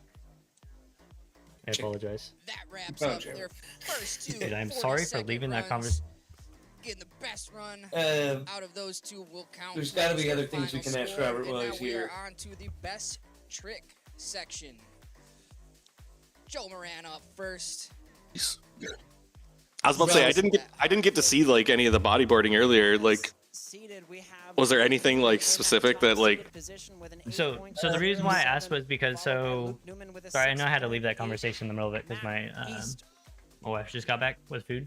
But for example, like whenever Jackson caught a rail for like half a second, like John specifically said, yeah, minor faults are right there. Where he never like got pushed out of the wave, like ever, like not even like it didn't change his momentum, and like his feet didn't move anything. It was just like a quick, it hit the water, went over his rail for a second, and you could just see it. And it was like little things like that kind of felt weird. Like to be a little bit of a does that I don't know if that makes sense. I'm explaining it right. I'm holding a baby and no, I get it. And that's why, because I'm just looking over like the scoring and everything just to see like how close it really would have been. Right. For things, and that's where I'm just trying to like. Hey, you know what we should do on stream? Okay, in between the next heat, we should go back and show Robert stomping on top of the final run of Daniel Trapacek's Pro. Lots of amplitude. That's definitely. You know the craziest thing to me, and that was Daniel fell off completely and still got like a 7. I was surprised by that. Let's let Robert look at that run, and since Robert has been a judge and he has the most experience, I'd say he's the best person to comment on it. When we have a minute before he leaves, we should let him watch that run and see what he has to say about it. Yeah, if he's interested, he's more than welcome to. Well, I'll just say this because I mean, if we're looking at like Daniel's 2 runs beforehand were in the 8.5s, 8.4s. Oh, you see what I'm talking about? Yeah, I'm just looking at this. That's why I'm just looking at the scores right there. So if he legitimately fell completely off the wave, I would say his score should probably be more around like I would say like a 6.5, somewhere in that range. Because usually when it's like a major wipeout of some sorts like that, it should be right around like about a like 2-point deduction kind of a thing. So you did see the wipeout I'm talking about. Okay. Well, I'm just saying if there was, I didn't actually see it specifically, but just going off of like these scoring criteria of what it should be, it should be definitely a lower score than that. But I guess it all depends on like what he was doing in the run as well. Because if he was doing a even better run than say what that 8.5 would be, and say it was closer towards that 9-ish range, then having him be right around a 7, still not, you know, it would be semi-consistent, but it just would be a little bit off still. Yeah, and I get what you're saying, and it just didn't like. This is just my opinion too. Like I've seen Daniel do the 9s. It didn't seem like he was riding like that today. Yes. I mean, still he was riding really good. I mean, even without that score, he was going to win that heat. So like it doesn't really matter. We're like kind of picking hairs at this point. Oh yeah. But, going for the big flip. But no, it's always good to just look at that from even from like a different perspective either. And I'm like seeing the judges, you know, I'm the thing is too, I don't know exactly who was specifically doing the judging. So it's not like I'd be able to nitpick exactly who, you know, gave him what scores and whatever. Going for the alley-oop double kick. But again, you know, with having limited people on some of these events, you know, you might get one person that might be seeing things from a different perspective where they're just like, oh man, he went really high, I'm gonna give him a bigger score. Right, yeah, no, for sure. Like I don't think anybody disagrees that like Daniel didn't deserve to like win like today at all, or in like any of the 2 stops like here. I haven't really paid attention to like the last 3 years to really be like, oh, whether or not he did or didn't deserve. Like he's obviously just like a really good rider. And it was like a less of a, oh, we highly disagree. It's just like something that I noticed is it feels like whenever Daniel like messes up, it's like not as impactful, I guess. It's kind of what the general consensus was like for us during the kind of the runs, if that makes sense. Oh, I got you. But it's not like it's a favoritism thing. It just, I think it's just literally just his style, just in general, is just so good that it kind of like elevates his score in general. And it's just one of those things, since it's not a, like you mentioned like having like about 2-point deduction for different kinds of like falters, but at the end of the day, the score, like the difference between bodyboarding and stand-up is you can't really put a number on like how hard a trick is, you know? Yeah, very true. And that's the big thing too, is like trying to go and say that, you know, like one rodeo flip is a little bit more difficult than another, and a lot of people will say, you know, like when you guys are doing, you know, like certain like double grabs, certain seatbelt grabs, different one-hand ones, you know, that's getting very, very fine Double flips is pretty awesome. in like the technical aspect of it.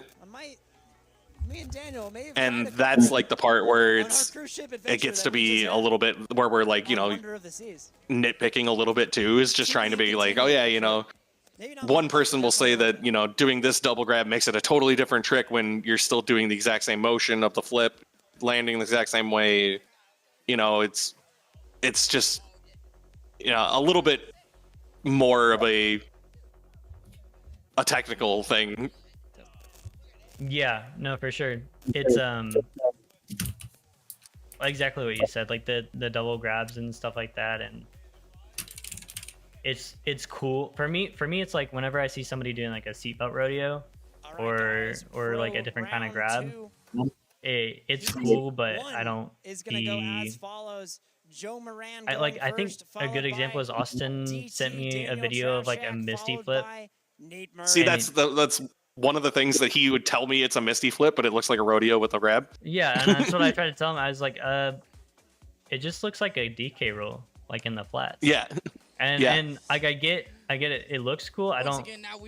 If there's something different there, I'm not seeing it enough, like to be different enough from a regular DK roll / like rodeo to like be.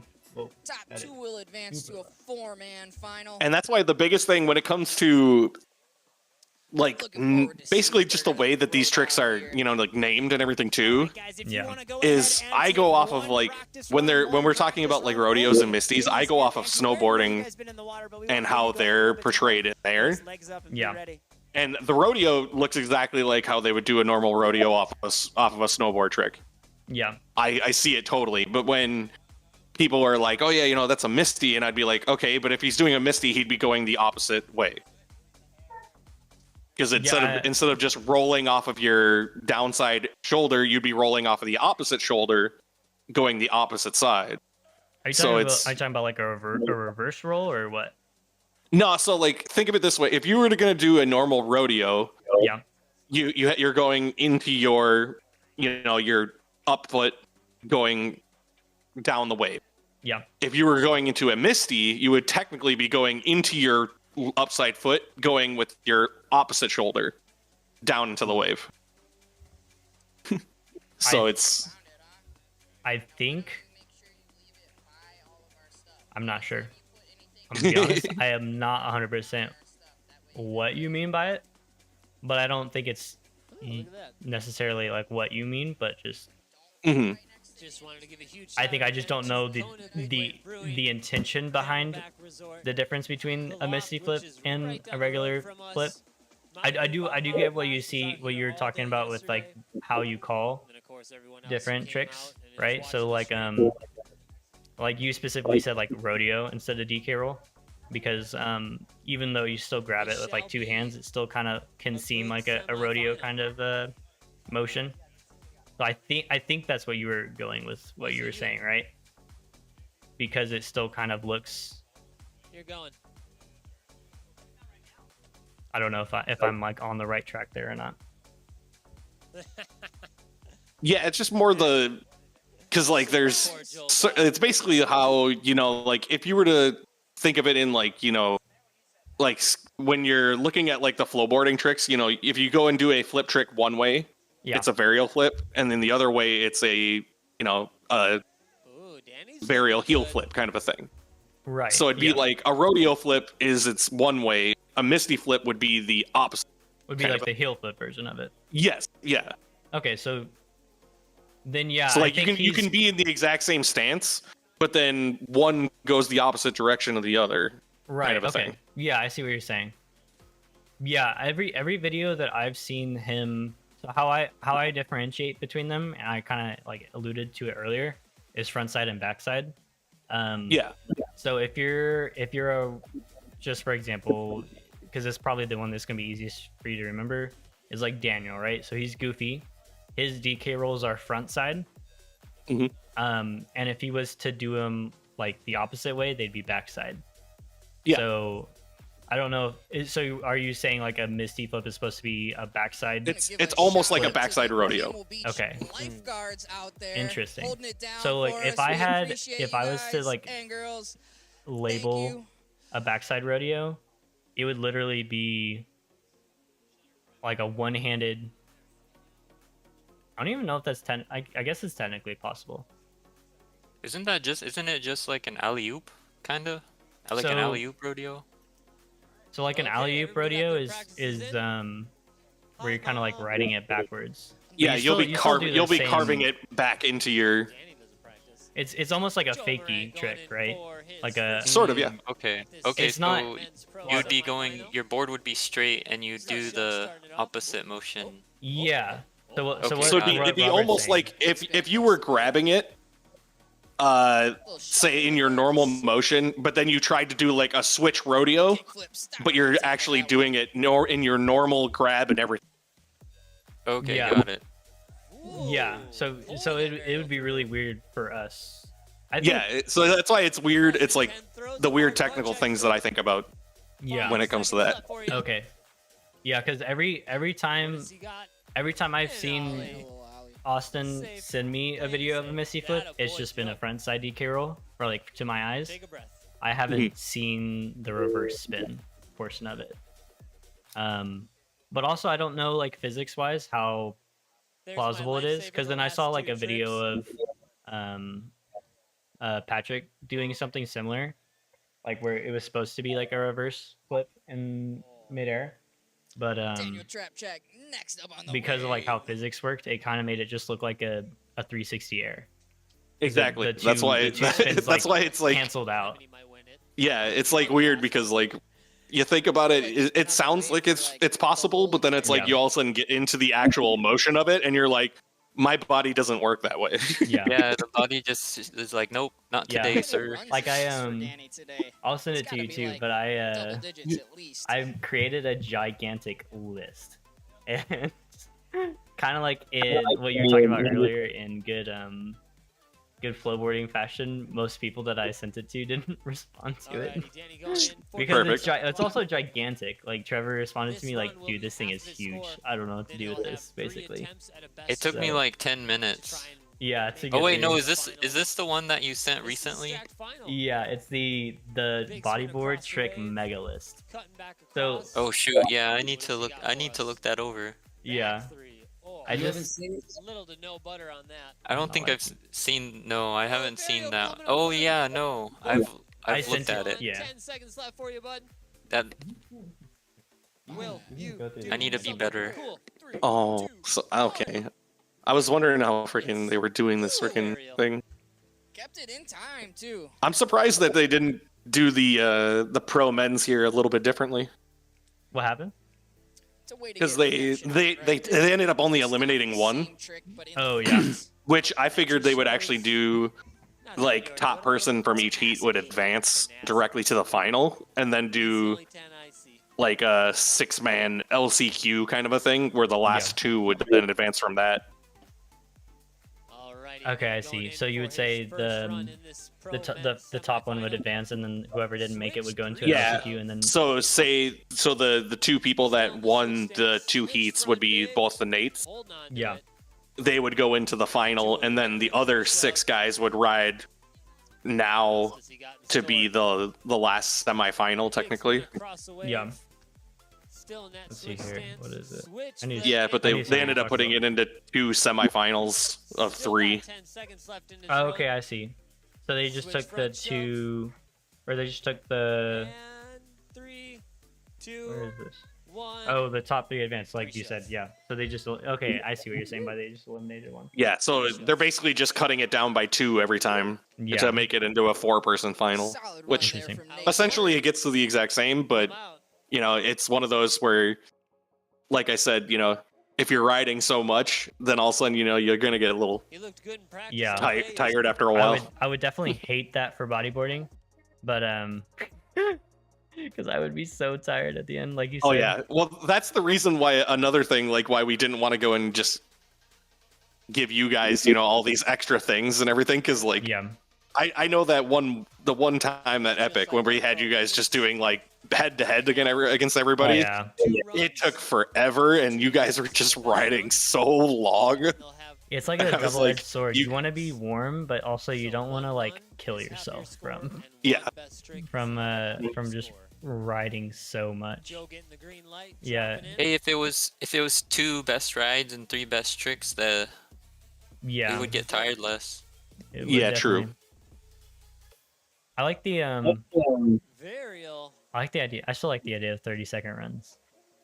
I know it's not like there's no difference between there would be no difference between amateur and like regular bodyboarding format, in pro, but commentator's curse. But no, yeah. He's still good. Got 10 seconds left. Bodyboard 40 seconds is just death. Yes, it is death. I mean, if anything, I would definitely even bring it up with like Josh and them next time you see him, just to be like, hey, Do we need to do 40 seconds? Yeah, I posted on Facebook at the beginning of the season whenever they announced the format, and I was kind of like bummed, and I just posted about it on Facebook, and then Josh reached out and we talked about it. So his big thing was, he said he doesn't care what we do, but it has to be different from amateur. Oh, okay. So it can't. So if amateurs is 30 seconds, pro can't be 30 seconds. Which Okay, be 31 seconds. 35? yeah, like for me, I was like, I mean, I don't. I mean, care yeah, you can even do a 35. I mean, yeah. Because like for me, what makes pro isn't the format; it's like the riders in it and what they're doing, you know. So it's like if the riders are doing big tricks, then that's what makes it pro. And maybe so I can see that being a problem because like the general competition used to be a lot closer. So like for example, if you remember back in like 2016, 2017, 2018, where like juniors specifically was just like popping with Jeremy Marks and like Joel and them. And so I could see maybe in that case it's like, oh, juniors, the difference between juniors and pro isn't that big. It just doesn't feel like we have that problem right now just because of how age demographics kind of have played out, and most people who are riding pro, stranger to stomping down clean runs, I guess like are riding pro already. Mm-hmm. And then he did it in style. Yeah, sorry, one sec. I got him. Sorry about that. No, you're good, Audrey. It's okay. Hold on, Murray's got to tie his shoes. I was gonna say.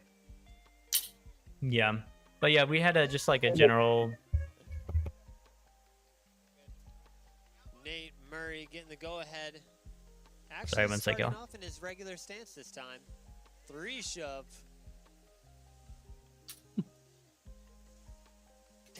Back big spin. Here's the Nate we know. Switch flip in the flats. Okay, I'm back. Switch So 3 shove. I had a thought Switch process, front and it was shove. going somewhere. I got to get back to it. Switch front big coming So up yeah, unhinged. I Still on it. I could see, I definitely see still where got it he with where 10 he was seconds coming left from in though, his with run. like the format wise needing to be different, but Oh, and just I still losing the disagree, tray you know, flip. and that's okay too. At the end of the day, he's only trying to do what he thinks is best, and he's trying to grow the sport, and there's no like ill intentions behind it. So This I'm not is going to be a like great semifinal. as furious as some people might seem to be, you know, about different Definitely things. close. And like all these, and I hope, you know, with us being like three like bodyboarders against like a judge, you know, talking to you about it, you know, I don't want it to feel like we're beating you down by anything, you know. Oh hell no! I'm always up to talk about my scores when people ask me shit, like questions like that. I'm always one to talk and tell them like, hey, this is what I do. This is why I give him that. And yeah. because I'll say this, I like when it comes to like scoring wise, I'm usually the one person that is like a little bit off. Yeah. Because like usually I'm like one that's usually a little bit lower than everybody. Yeah. Because I'll say that like it's not like I get really hyped over everybody's, you know, runs as much, I would say. Yeah, and that's what I kind of like explained to like Josh is like, I don't blame y'all.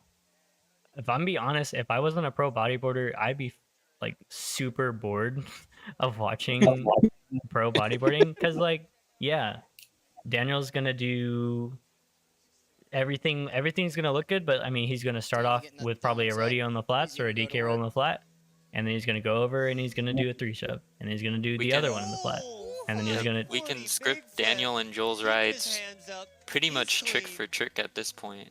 But like at the same time is like what you have to do, right? Yeah. When you're doing 40-second runs, like I script my runs too.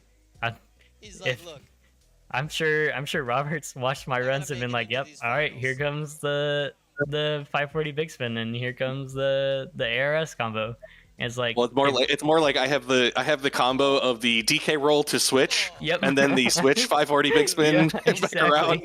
Yep, and it's like, yep, I'm gonna do that every time because if And I that's don't, the part where I can always go and relay it to everybody, be like, oh yeah, look at that. Yeah, and it feels good to like have people notice that too. But I'm sure for sure it's like, all right, yep, here we go again. And it's like I definitely don't blame y'all, you know. It's just how, because it's so long and it's so easy to fall off, and you know the way Daniel's decided to go with it works for him. You know, he doesn't, he knows he's not going to fall off with everything that he does, and he's just really leaned into, I'm just going to make everything look as big as possible and as clean as possible. And yeah, like, he definitely deserves to win that, for sure. And, but at the same time, it definitely doesn't spark. That was almost really cool. If he had landed that. It doesn't spark like creativity in my mind, and I feel like it doesn't inspire the judges either to be like, yeah, like excited for pro body. I'm sure y'all are just over there just like, all right, when are we get into pro men's stand up? We're ready to see some big tricks and some different stuff. So it's not even more the fact that I'm just not excited for it. It's more the fact that me and judging as general is like, I usually only get like my own hype meter up for when something brand new or something original gets thrown, kind of a thing. But like, you know, after seeing, you know, like I've seen almost every different version of rodeo flip or every single DK roll that I have, you know, it's like, okay, you know, I know you got that, you know, it's once you show me, you know, the interesting weird things, like even when Trevor was throwing like his 360 shove it's to prone, and I was like, oh, that's fun. Yeah. That gets my intrigue meter up, you know, where I'm just like throwing like interesting things out there where I can be like, okay, I can try to go and put that in my mind of how hard and how difficult do I, you know, portray that as, you know, kind of a thing. Where it gives me a little bit more to think about. Yeah. And that's like it's almost like and with that being said, this is in general a kind of experience that I see most people go through, whereas they start off by kind of doing whatever feels closest, like easiest to them, and then they see somebody else doing something, and you know, like everybody tries to imitate that, and then at some point you get to a point where you're good enough to where you can do everything, and you're like actively trying to do something different, like what Sean Beckwith would do, and Nick Sanchez, like everybody who's won, they've always had something interesting that they did to like one up, not necessarily one up, but like provide just something different to differentiate themselves. Yeah, I would say.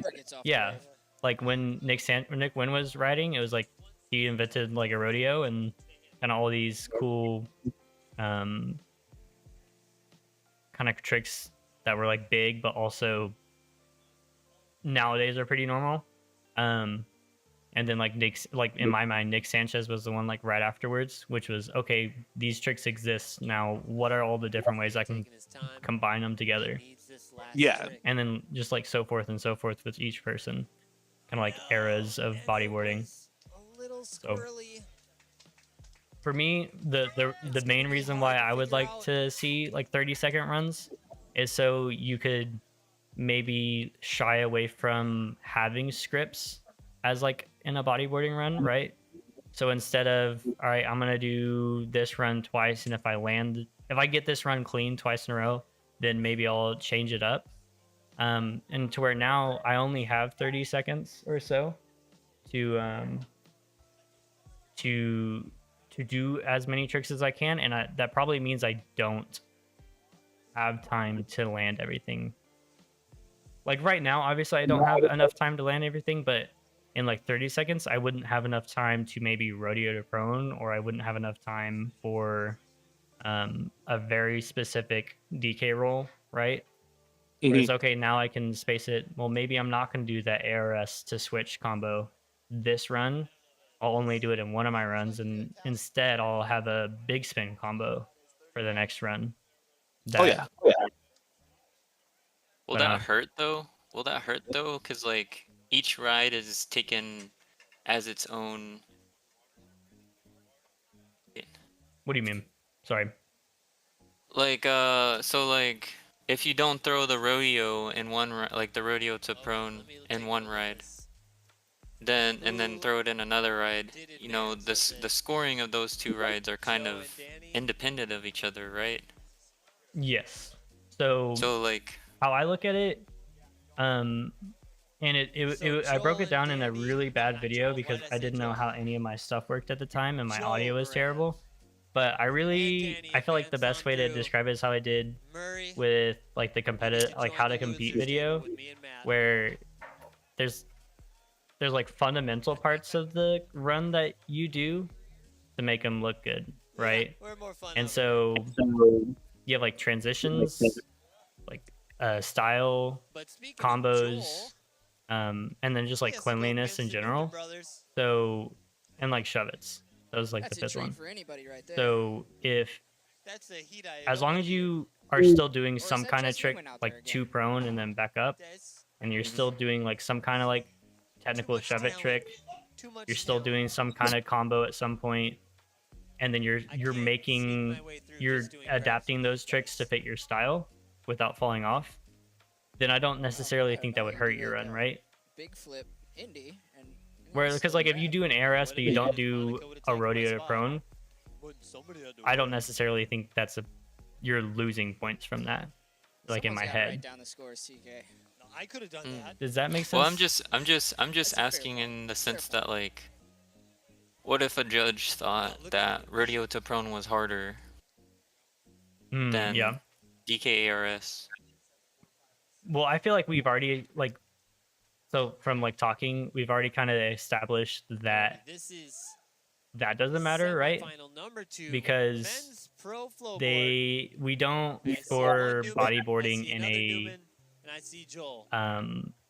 like in the same way we do stand up, right? They kind of in stand up they write down all the tricks that they've done and say, okay, these tricks are the hardest for sure, and this guy did these hard tricks. Did they land them cleanly? Yes.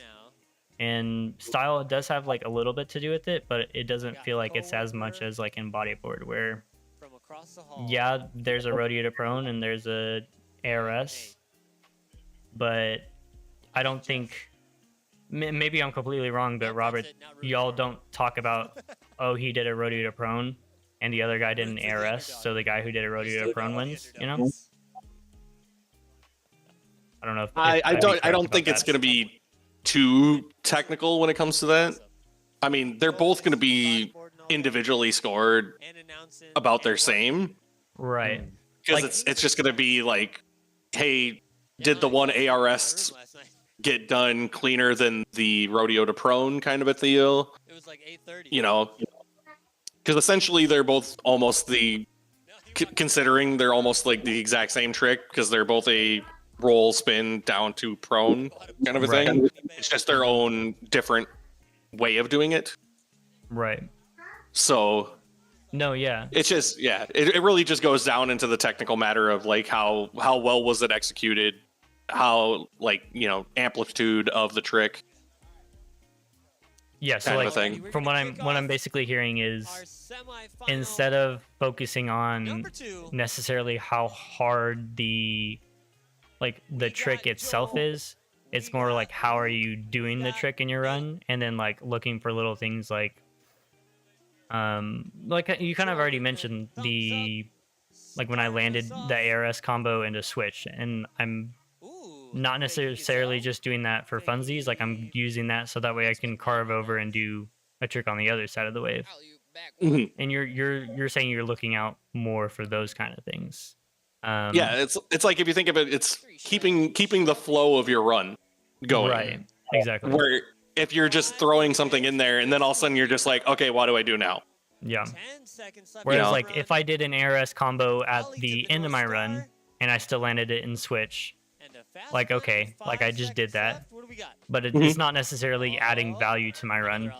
Whereas if I had just done that, landed regular, it would have basically been the same thing. Might have been a tad bit easier, but Yeah. in my head, in my opinion, I don't think it's any easier or harder. But I've also been doing it for years. Like I've known how to do that for years. Not necessarily done it in a run for years, but I guess is how I would explain it. How do you feel about standing up in bodyboarding? Like shove it to Next up stand on ups. the wave, we got This is That's a weird one Arrival. Get because the you know thumbs up. we have stand up boards for a reason. Yeah. I'll say that. spin across the wave. Is it an interesting like combo or trick that you can do? Yeah. I mean, it's one of those things. It's a differentiator. You know, it's one of those like, hey, you know, we have like a fun little thing that we can do. That's nice. Yeah. I mean, is it gonna be like something that's gonna be like super, you know, like Well, yeah, it's a cool thing to see. I'm not gonna lie. I like watching it. Judging it, is it the greatest? No. 5 seconds left for you. Yeah. It's kind of like Almost it's like if somebody did a Superman, right? It's whoa. or like I think there used to be a guy from Alabama, right, who had this trick. I saw this interview where he does it. Is it JC who does the Phantom thing? The Phantom, yeah. Yes, exactly. Like so he does a Superman or like a yo-yo, and then he does like two body spins, right? 2 360s. He does like just a full 360 on the wave without a board. Right, exactly. Jeez, that's so hard. Yeah, and exactly. It's like that is probably harder than any trick I ever do on the bodyboard. But then at the same time, that's more of like a novelty thing in like my mind. Like yeah, it's harder. It's like I'll say this. It's like me whenever I do like a Ninja Turtle. Yeah, it's cool. I mean, it's really hard to replicate. But I mean, it's essentially not any harder than most of the tricks that you guys do. Yeah. there should be a division for novelty riding. People that want to do weird. Oh fuck! I'll dominate that shit. You don't know Norm, bro. Red Norm. Dude, I mean, yeah, I grew up in the fucking. So Norm would do. I'd be pulling out the Pizza Man. I'd pull out the Rainbow. I have no idea what any of those are. See, there you go. See the Rainbow where you stick the board into the water and the water rolls over you like a waterfall. Yeah. Okay. Yeah. We had a guy who got banned from from Epic recently for other reasons, for not being a great person. But like to lifeguards. But so Joel Stevens up there. he would do turtle. Like he would only do turtle, for the most part. And like he got to a point where he was doing turtle hubcaps and turtle hubs and stuff like that and reverts and turtle transitions. Yeah, like turtle transitions up. Turtle riding. He was the king of it. Yeah, and like it's super cool. But when he went to ride at Epic, I think he got last, right? Even though he didn't fall off. Yeah. I've never seen him compete. I don't remember. I remember him being really frustrated about it, and it was like a hard thing for me to kind of explain to him and talk to him about, because I definitely I don't remember if I tried to warn him going into it that like I don't think it's gonna be necessarily a great thing. It's just Joel's taking notes from the other guys. Yeah, like you said, it's more of a novelty, and it's not really any harder than necessarily riding. It is harder than riding like drop knee, but I don't know. It's just a little silly, you know. Yeah. I see you, Newman Brothers. I think Trevor has opinions. Guys, I gotta get going because I have to go to work. Okay. But it's been fun. I'm about to say same thing. I gotta actually get on here too. So yeah, for sure. Thank y'all Alright, for hanging out. See you later, Robert. all right, we'll see you guys. Bye. I'm gonna be in Ogden, Utah in 2 weekends. Probably. I think Trevor, you're gonna be there too, right? Yeah. Yeah. So I don't know. It may be a little bit of a harder stream, but I'll try and like sign in on my phone for a minute because I do want to join in. Yeah. I mean, it's gonna be pretty. I don't know how fair it is to comment on a competition that you're in, so I probably shouldn't join that stream. But This is his second run. I do hope you at least comment on it in Comes a some little way. unglued, but saves it. Still in the water. Yeah, I don't think I'm gonna be. I want. A varial flip. I don't know if you were asking Kick Trevor or flip, me. much better I this time. might not be Looking to improve on live his streaming fly that score. one Big anymore. flip, there we go. I need Keeping to it like up figure it out dry. and see Cutting because back across 10 so I'm seconds left getting. with the 3 shove. I just got that really Probably big got pay time raise. for 1 or 2 more. Big So spin, 5 I seconds might left be able to in afford that like switch a stance. plane ticket over. Switch front 3, just, just bailing. I wouldn't Nice. be able to afford Just like driving over there done. and the time that it would take to It's all drive smiles, though. because of it, if that makes sense.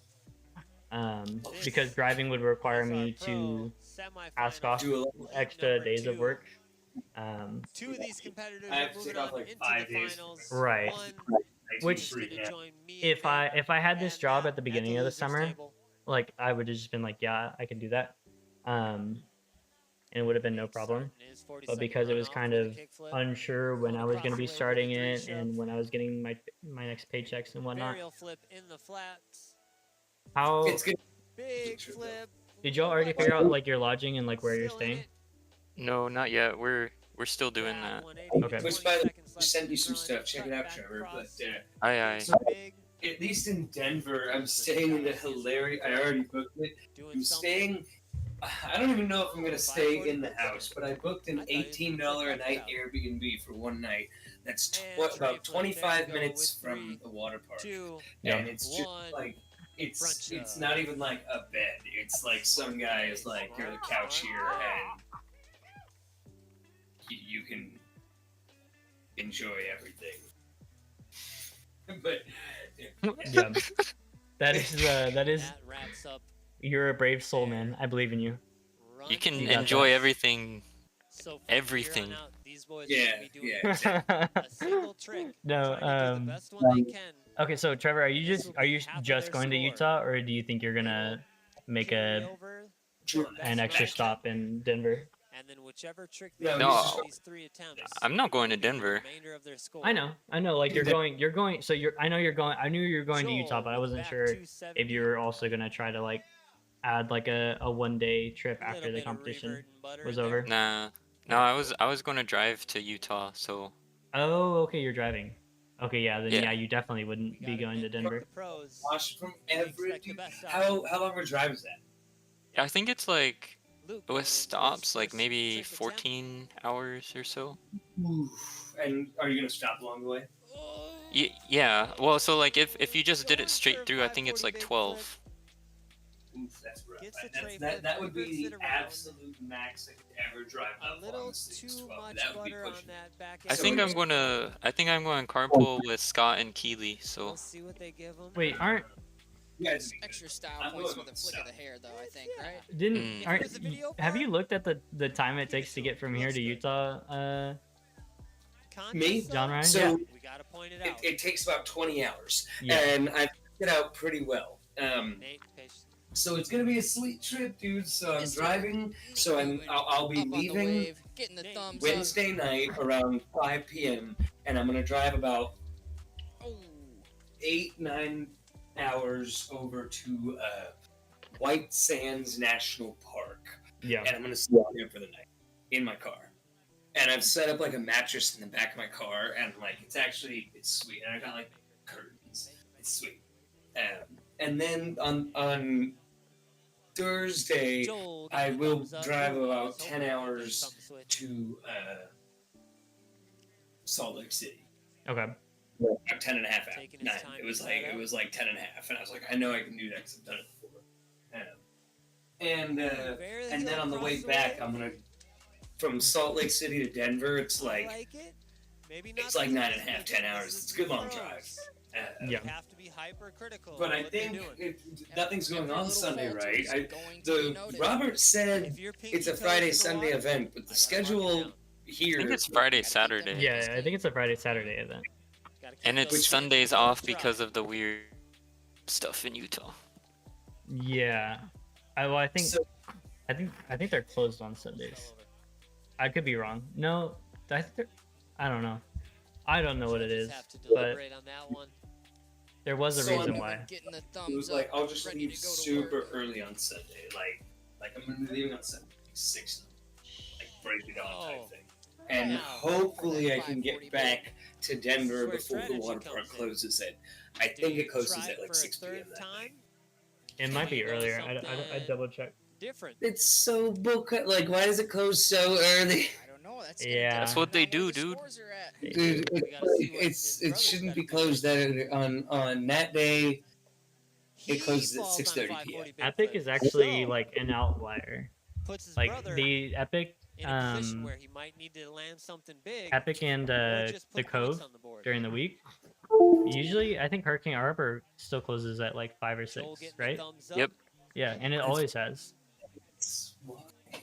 And it's because like they're outdoor waves. So like I think the biggest reason would be closing. So like closing a indoor wave where you have like plenty of lights to kind of see what's going on Clean. is like easier. Whereas I don't remember. He's going for I'm that sure they grab. have lights at Hurricane Harbor, going but for they're that probably grab. not as Trying So, to Indy. Varial dedicated, and the lighting is Clean probably area. harder. And then leaving But- that late and cleaning up intended the whole trick, park where you can. something to deliberate. Well, I do not to cut you off short, but I do really have to go now. Yeah, no, you good. Luke Good. coming up But this next. I will Failed do it again A on successful the, fail. on whenever Yeah. the next competition is. I will see you Yeah. guys later. Still successful. Okay. Okay. Yeah. All right, see ya. Luke Is this in the? I honestly have not been paying too much attention. Is this for the his last? I think this is final heat? trick attempt. Let me look. I think so. Let me double check. They got through this day a lot faster than they did in Florida, Double but I flip think they had clean. more. They had a lot more boy said, stand-up "I'm heats going in to the Florida for finals." sure. I know Oh my no, this brother's is up there, but semi tough 2. luck, kid. Just regular semi too. Yeah. Big Okay, I hug see. from brothers. Gotta love Yeah. seeing that. Wow. So who's in the final already? Joseph and Daniel. Did Nate already So- get eliminated? He did. That might push That is Luke unlucky. above Joel, which it does. Yeah, he did. Dumb. That means Newt. Dude, I'm waiting for Nate's day, bro. needs to land something decent. Yeah, dude. And he doesn't do it. He's so Cannot technical. connect with that Yeah. one. Nate I feel like he's the most like just got bodyboarding-ish. Well, Well, I don't know. Nate. Come join the table. I don't know what if you count. Like Get you said, over just here. technical. Time to announce. Time to announce. But he doesn't have the best style. Wow. Yeah, but I guess I The don't think drama. that's necessarily like a bad thing for Don't feel too bad. stand for up him. anymore. He has one this year. Like from what I understand, Betty back in the did. day when He left the door open. like when Sean Silvero's riding, it was more Joel like said, stand up was similar to how it is in bodyboarding now, where Style. Breather after that one. it was more like creating like a run, basically like a dance on the So wave, our right? Final Mhm. event But of the day yeah. will be Well, okay, like talking with the Robert, Pro I get what he was saying, but stand-up like final. how he was saying the judging is kind of like My a good feedback golly loop of gracious. the comment of bodyboarding's not advancing. Yeah. Oh, And no, I agree. They're saying bodyboarding's not advancing, and I would say bodyboarding's not necessarily advancing. But I don't. Yeah, I would agree. I think so it we just have kind of goes Joe back Moran, to. Luke Newman, I mean, I'm just gonna be Joel saying the same thing. Stevens, I just think it does go Danny back to Trapcheck. format, though. To be honest, I can say I Yeah. haven't seen like, this final before. you can't say bodyboarding's not This advancing, is and I gonna know it's be not up to a Robert. great final. But like I understand why My he's saying goodness, it, if you're but watching at I'd home, say for this like is our Josh at Pro FlowRider Mix and final. anybody The else who's last like heat of the big day. decision makers for how that goes. These Like maybe Daniel are the best of Trapcheck, the best for the because I know weekend. he like helps out. I don't know if he has like a lot of say in it, but then just like not do the same This thing, has you been a know? crazy semifinal. like and then just keep doing the same thing. Like This has been awesome. The I drama think built, like There was you mentioned, was like anger, just there was giving it disgust. 1 year of this is awesome. best trick That was that's not fair to it. Yeah, exactly. And when he said like, yeah, people were complaining, like how y'all. He specifically said like, yeah, y'all were complaining about like being that way. The I'm final sure of the there were day like people here at the complaining in stand up. 2024 Prime Like I Style didn't hear them, number and 2 honestly, I never heard at people in Camelback bodyboarding Resorts. complaining either. This is an all goofy I could tell final. like in the back of their minds they were probably like, Goofy well, I don't looking. know how this is working, you know, or I don't know exactly what I should be doing. Boy. So going But first, for we me have personally, I Joel don't Stevens. Second, we have I don't Joe think Moran. I Third don't will be necessarily think Danny having Trepchak. a And rounding up the group will be what is it called? Something of integrity, like a lapse of integrity of competition is a bad thing. And how like I'll specify that saying like it feels like they're like, oh well, if we're not liking it and it's hard to understand how y'all are gonna like win or lose, then we shouldn't try to Okay, implement boys, it. Are you know? ready Like if there's not a set way to do it, like they have it for in the stand up. Pro Men's Whereas final? for me, I think it would work itself out given enough time, but they'd also have to like sit down with Joel us Stevens and actually like getting the discuss it thumbs with up. everybody. I don't think that's. But I don't think that was ever done. And he'll go It was right never to done. there. I know it was never Fakey done big spin. because I never spoke, and I never got Ready spoken to about it, alley-oop, or I never alley was in north. that conversation. Yeah. And if I wasn't in that conversation, Little shove then there I in the know there were a pocket. lot of other pro bodyboarders who were not in that conversation. Yeah. And then even if people are complaining about it, like Revert? for me, like a big thing at Chick-fil-A was Alrighty, like let's see management who's and doing other these people last who final were 10 complacent seconds. in doing things Very because heel like that's across just the way, how going they to the have side. been. Alley-oop. Like people Fast naturally final, aren't. 2, Some people are 1, naturally better at adapting to and a change good dismount. than others, right? Solid And for me, first like run I have a score very there big innovator for mindset where Joel I'm very Stevens. open to change and like trying new Pretty safe things, run even from if I Yeah. Well, I guess he had a very don't If it works, necessarily then- agree, right? Alley-oop, very Yeah. heel across the way. Like, I'm That's open pretty And if to it solid. works, giving then things it's a shot. cool. So, Right. Yeah. And like not a so if safe it even if run, it felt like it but wasn't he's got working thumbs after up. 1 year, Yep. I Putting those points down, it's wouldn't important think to have the one answer run there is to just on scrap it the board, entirely. It's but like, we know okay, he can go bigger than Why that. didn't it work? Yeah, why didn't it work? What So were these some What things that wasn't we working? liked about it, and what Two were some run things we didn't attempts. like about it, and how do we think we can change it? And then you Mhm. can't These just runs will say be half of your no, score, so combos your are best never on the run table will carry because that would make over. things Your three complicated. best trick attempts Well, there's after already things these complicated runs. about Joe bodyboarding Moran tricks. dropping in Like 40 you weren't seconds you weren't on the ever clock. going to Huge create ollie a across the list wave. of like a hierarchy of tricks. And I know they did behind the Little scenes. 360 shove I know out they the had a side. list of like best tricks that were like ranked Right. from best to worst. Backside big spin across the Because wave. during that time Shove it in they the had it on flags. like it didn't say like list of Kickflip tricks, but it was with just a list just of about tricks 10 written from seconds hardest left to in his easiest. run. That Right. was written down Aerial on the flip, table coming there, undone. like when they were talking about, no. hey, these are all the bodyboarding tricks that we have With or 5 whatnot. seconds left, he has to wave it off. So He's got yeah, one more run attempt. and it's to just like clean it up. if you're already figuring it That out one in a will run, probably be his you can throwaway figure it out run, in a best trick setting. unfortunately. And With this I format, accidentally turned my monitor off you one sec. almost need every thing to count. I you gotta give fix up this at whole thing all, again. it could come back to bite you. Where am I? So And we got 40 I seconds on the am clock. back. Thumbs up Sorry, for the judges. I have thoughts, and I'm gonna finish them. Daniel Trapchak is in Okay, I'm back. Like, with a big ol' India across the wave. Cutting back with a fakey just, like, fakey big, just with a commit 3 to shove it. across the wave. give it a few years. I think they should try the combos because I can see what he's saying where it might not be That's like the actual 360. bodyboarding tricks With themselves 15 aren't seconds as left on the innovative clock, does in the that way. fast plant. But I think that's kind of the Back point across. of bodyboarding is it isn't Aerial necessarily innovative He's in got 5 like a seconds trick left in his first run. 5, tricks 40 big sense, spin right? to It's like round how out you do tricks, the and tempo. if you can do a combo that is interesting and different, I think that would still work for bodyboarding, Mm. if that makes sense. Yeah. But I can see what you're saying though by because when you said there was like you would have preferred like a 2-trick over like a 3-trick combo. Is that right? I mean, I like my only comment on like the 2 or 3 is just like, if you allow combos, you can't just let them Luke Newman do a patiently 50 waiting for those trick judges to combo, give and then him it's the like, oh thumbs shit, up. well, like that's going to be the best trick. Right. Like, Yeah. I'm not going to try to do 50 tricks. Yeah. Exactly.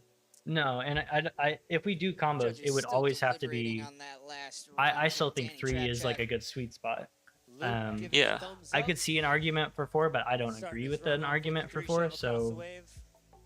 I think 3 is That's a good why I like 2 balance or to where you that's why I was are. like 2 or 3, Yeah. just to like limit it. Yeah, because and I it's can like- see an argument for 40, 2 as shove it. well. I don't agree with the argument, but I Four, see kick flip. where like 20 seconds left. on the limiting clock. it to 2 would. Little back 180 scoop. I guess I don't know And a back if 180 this was double like grab. what your thought process 10 was, but seconds left. limiting it to 2 would Fast plants it, keep combos it right tricks into from a kind of shove feeling the same. afterwards. Is that kind of like your Big thought, spin or with 3, 2, 1. like combos from Um, feeling the same? To end his run. I don't know what the exact reasoning behind 2 was. It was just like, Keeping it that just run feels like clean, 2 putting to on a 3 clean run. Okay. is the sweet spot. Like Yeah. one of those 2. Keeping his hands dry. Yeah. Because it's like, okay, you don't want, like obviously you don't want too many combo tricks, but Yeah. Yeah, cause is the video down or? no, it's working for me. I don't. It's not having a loading problem for me. Oh, okay. I see Joel at the top right now, but no, sorry, I did not finish. I don't know what I stopped what I was saying for. What am I doing? Yeah, I'm saying something here in a second for sure. It's been a long day. Are we commenting on the flow boarding, or are we? I have no idea. Or the complaining about the last 2 or 3 hours have been Joel getting I've the been thumbs just up. Ranting. talking and ranting, which For a second I run. enjoyed. I hope that didn't like take away from like your Great, experience the being on the gondola stream. there, cut Sorry if it back did. No, I liked it. Big I mean, spin I combo don't and know. big spin Like, comes unglued. I liked it. It just That's Yeah. a different board. I do understand Trying to that figure it it out was as he it goes. wasn't as much paying Falling attention north to across the the waves. competition, which may or may not be Fast like a plant, good or finger bad thing. flip, there we go. But like Oh, just for throw him another board. the best trick, I just think that Oh, and that'll be time. it for should just, him like I said, it should just in be his tried. second run. And I think we're gonna try it at Epic, hopefully, mm, and then I'm sure that Josh and I are gonna be talking soon, and kind of talking through some thoughts. My biggest thing that I heavily disagreed with was all the nitpicky kind of judging, for me personally. yeah. Where he was specifically saying like how he's like trying Joel Moreno to on the wave. like make like Stepping on kind top of of point that out kick all the flip. little things like that to the other judges. There's the varial that he was looking for. I don't in know his if last you I run. know you Stopping on seemed like top you were of it about to this say time. something there. I don't want to cut you mean, off. my thing is like Barely the getting that hard like flip. on the switch argument.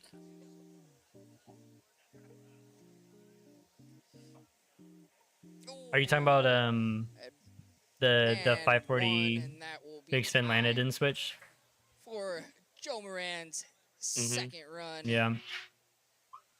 I guess I can't And this can't competitors really only have get 2 a runs. hard opinion on that best one specifically carries because over, I've and then it's half never your score. tried to do that trick, Then we right? give 'em Like I can't 3 do that best trick, attempts. so I You don't gotta like land I your know best that trick it's you hard, can, but I and that'll don't be the second half of your score, I don't necessarily think that and that'll determine your placement it and how big your check is is.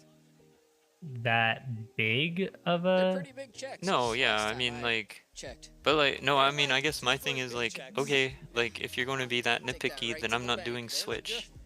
Hmm.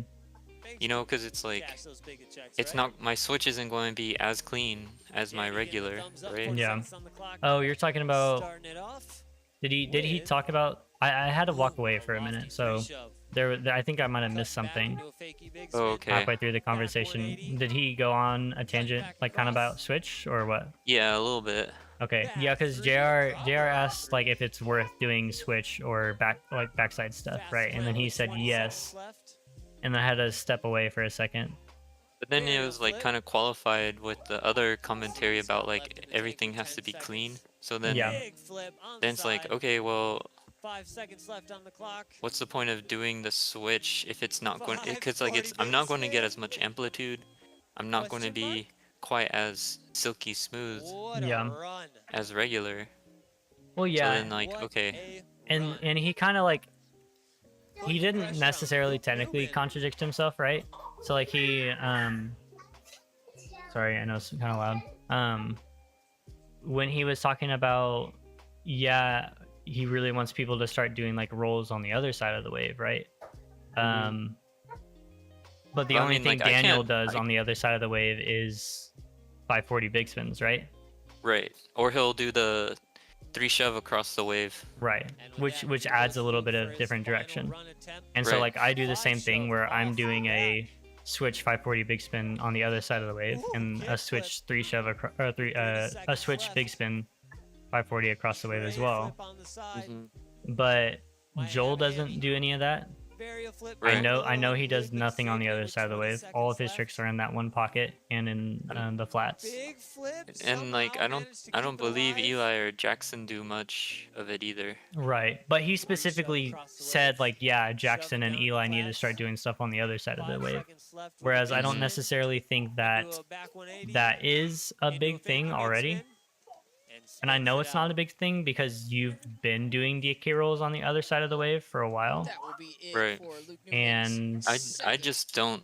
It seems like the maximum score I ever get is like a 6.5. yeah. And it's like I think I just don't look as smooth as others. I don't know if that's like my body frame or what. Yeah, and I think it's literally just like that. Like it's how you're built and like how you ride and then like the size board that you ride. I'm just a like bigger dude. All right. And like for example, like I don't know how tall Sean Beckwith is, but I know like he's really built, right? Yeah. So he's a bigger guy who makes the bodyboard look good. And then I would also classify Nick Wynn as like a bigger guy. Like he isn't like Daniel sized, right? And he's smooth with it still, but he never, like once Daniel overtook him, he never you know what I mean? Like he never got back in front of him. Right. And it's like you can say that it's cool, like all these different styles are cool. It's always good. But if you don't actually like reward different styles, it doesn't feel like that really means anything, you know? Right. Like I think it goes back down to the being nitpicky about like how we land different things. And I understand, for example, like if something that happens often enough for me to like bring it up, if like I do a 540 big spin and the board either goes behind me farther than I wanted or like in front of me farther, and I have to like shift my whole legs to like catch it and then like stop myself and then turn back around, but I never necessarily catch an edge or fall off. I kind of see that like being a thing. But I've been told like just hand planting is a minor, right? So like starting a 360 with the hand? So no, like you know how like when I do a switch 540 big spin, you know how I like kind of like hand press on the mat a little bit? Look, I know. Yeah.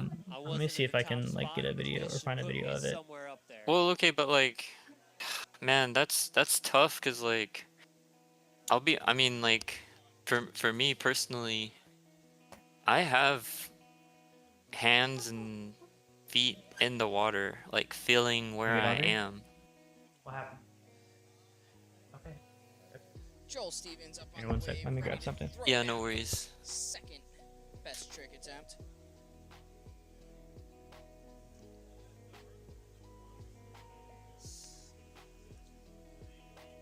So as it stands, only Joe, Moran, and Luke have landed a trick.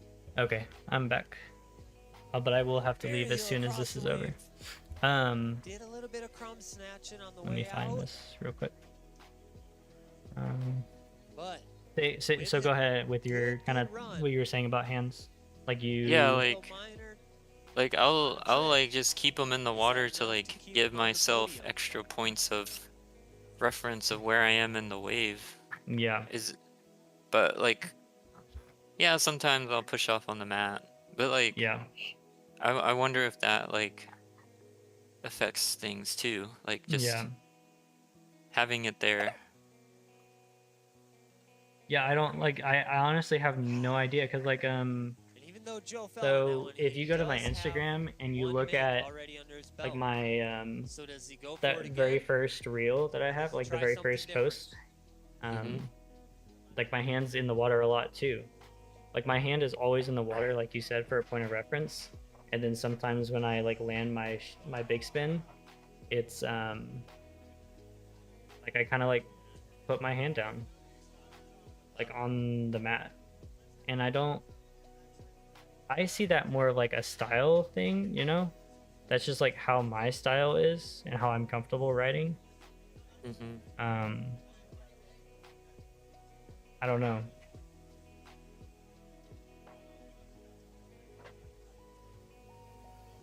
Like I would if what he meant kind of like by being like really paying attention to like how people are landing, now what does if he's Daniel talking do? about that, then Does I he would try highly again and disagree with get it. cleaner? Or does he scrap that trick and If that go for makes something sense. different? But I think you go for something different here. or like when he said Luke Newman is in like the when wave, he said already like yeah, has a double if flip you under his don't belt. land board to board on an overload, you're getting a minor falter. Taking his sweet time. Like what do you think Nightmare, about maybe? that? Oh. Like would you necessarily agree with Backside that, double or flip? Question mark? That's tough. I think the attempt was there. because like for me It was there. I agree to like an extent. Like if you I don't did you see any of the you want to hold them? I'm almost done, I'll do like 5 minutes. Did you see any of the Oh no. what is it called? Joel throws the very The Game of good toss Flow wave again. video that John Ryan put out. Doesn't necessarily No, I clean it haven't up. taken a look at it. Okay. But for example, I had to So overload it looks like it might be 3 taken. times in that video, or I had to overload 3 Save times score. during the game.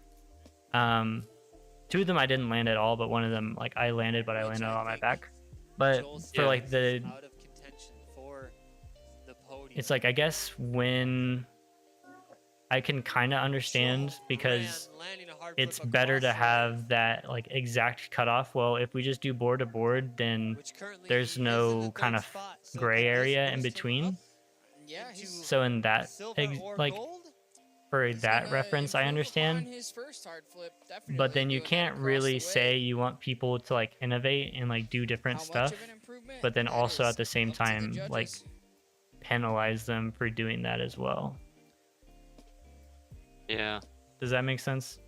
Is an overload? Yeah. Is the overload the extra half? Does the extra half rotation make it an overload? I mean, TT getting the thumbs up. I'd still count like the people that are doing it now, like Eli and Oh. Jackson and Hunter. Butt checks Right. a Like I'd blizzard. still count it, man. Like That probably it's would've still a been enough. really difficult trick. Right, Get and I would agree. into Like first. I don't But I think what think makes the trick that trick score- landing at board to board, you know? Like for example, when I tell people Fine, keep him in to that second spot. when I tell people We're gonna to wait for the scores to come in. learn how to do a trick, I don't tell them to get as much air as you can and try to do board to board, right? Like, Just yeah, or like on the first step on the DK roll is just like, yeah, roll on your back, roll over your back. Like, you roll over on your back, don't worry about air, and then like when you get comfortable to it, yeah, try for Luke Newman. Try switching it up, right? Like try getting some air. But you don't necessarily have to get a ton of air to be, you know, to make it good. And I don't even necessarily think you, like, I think an overload can look good even if you hit your back a little bit. Yeah. Just in the same way, like, for example, if you watch like Nick Sanchez, like he's hitting his back sometimes, but he still makes it look clean when he's doing all those big combos. And it's like, so like Luke could be higher in the I think Yeah, the main thing that you need to take into account of what looks good and what doesn't look good, and if higher than his brother points wise. Sorry, I'm working on it. So like you could be higher than your brother points wise. What did you get prime stop number you're 1? already going to give like, to just be honest, if Daniel Alrighty. say I do just as everything as I can with Daniel. I do all my tricks and I do an overload. It still feels like Daniel's gonna win, even if they didn't take into account like minor falters, right? What's up, Flowboarders? While we take a break from the competition, let's go check out the course preview. I'm gonna mute the thing so I can just finish up talking. I'm gonna go ahead and stop stream too. If there's anybody still watching, thank y'all. But there's nobody in there, so I think we're chilling.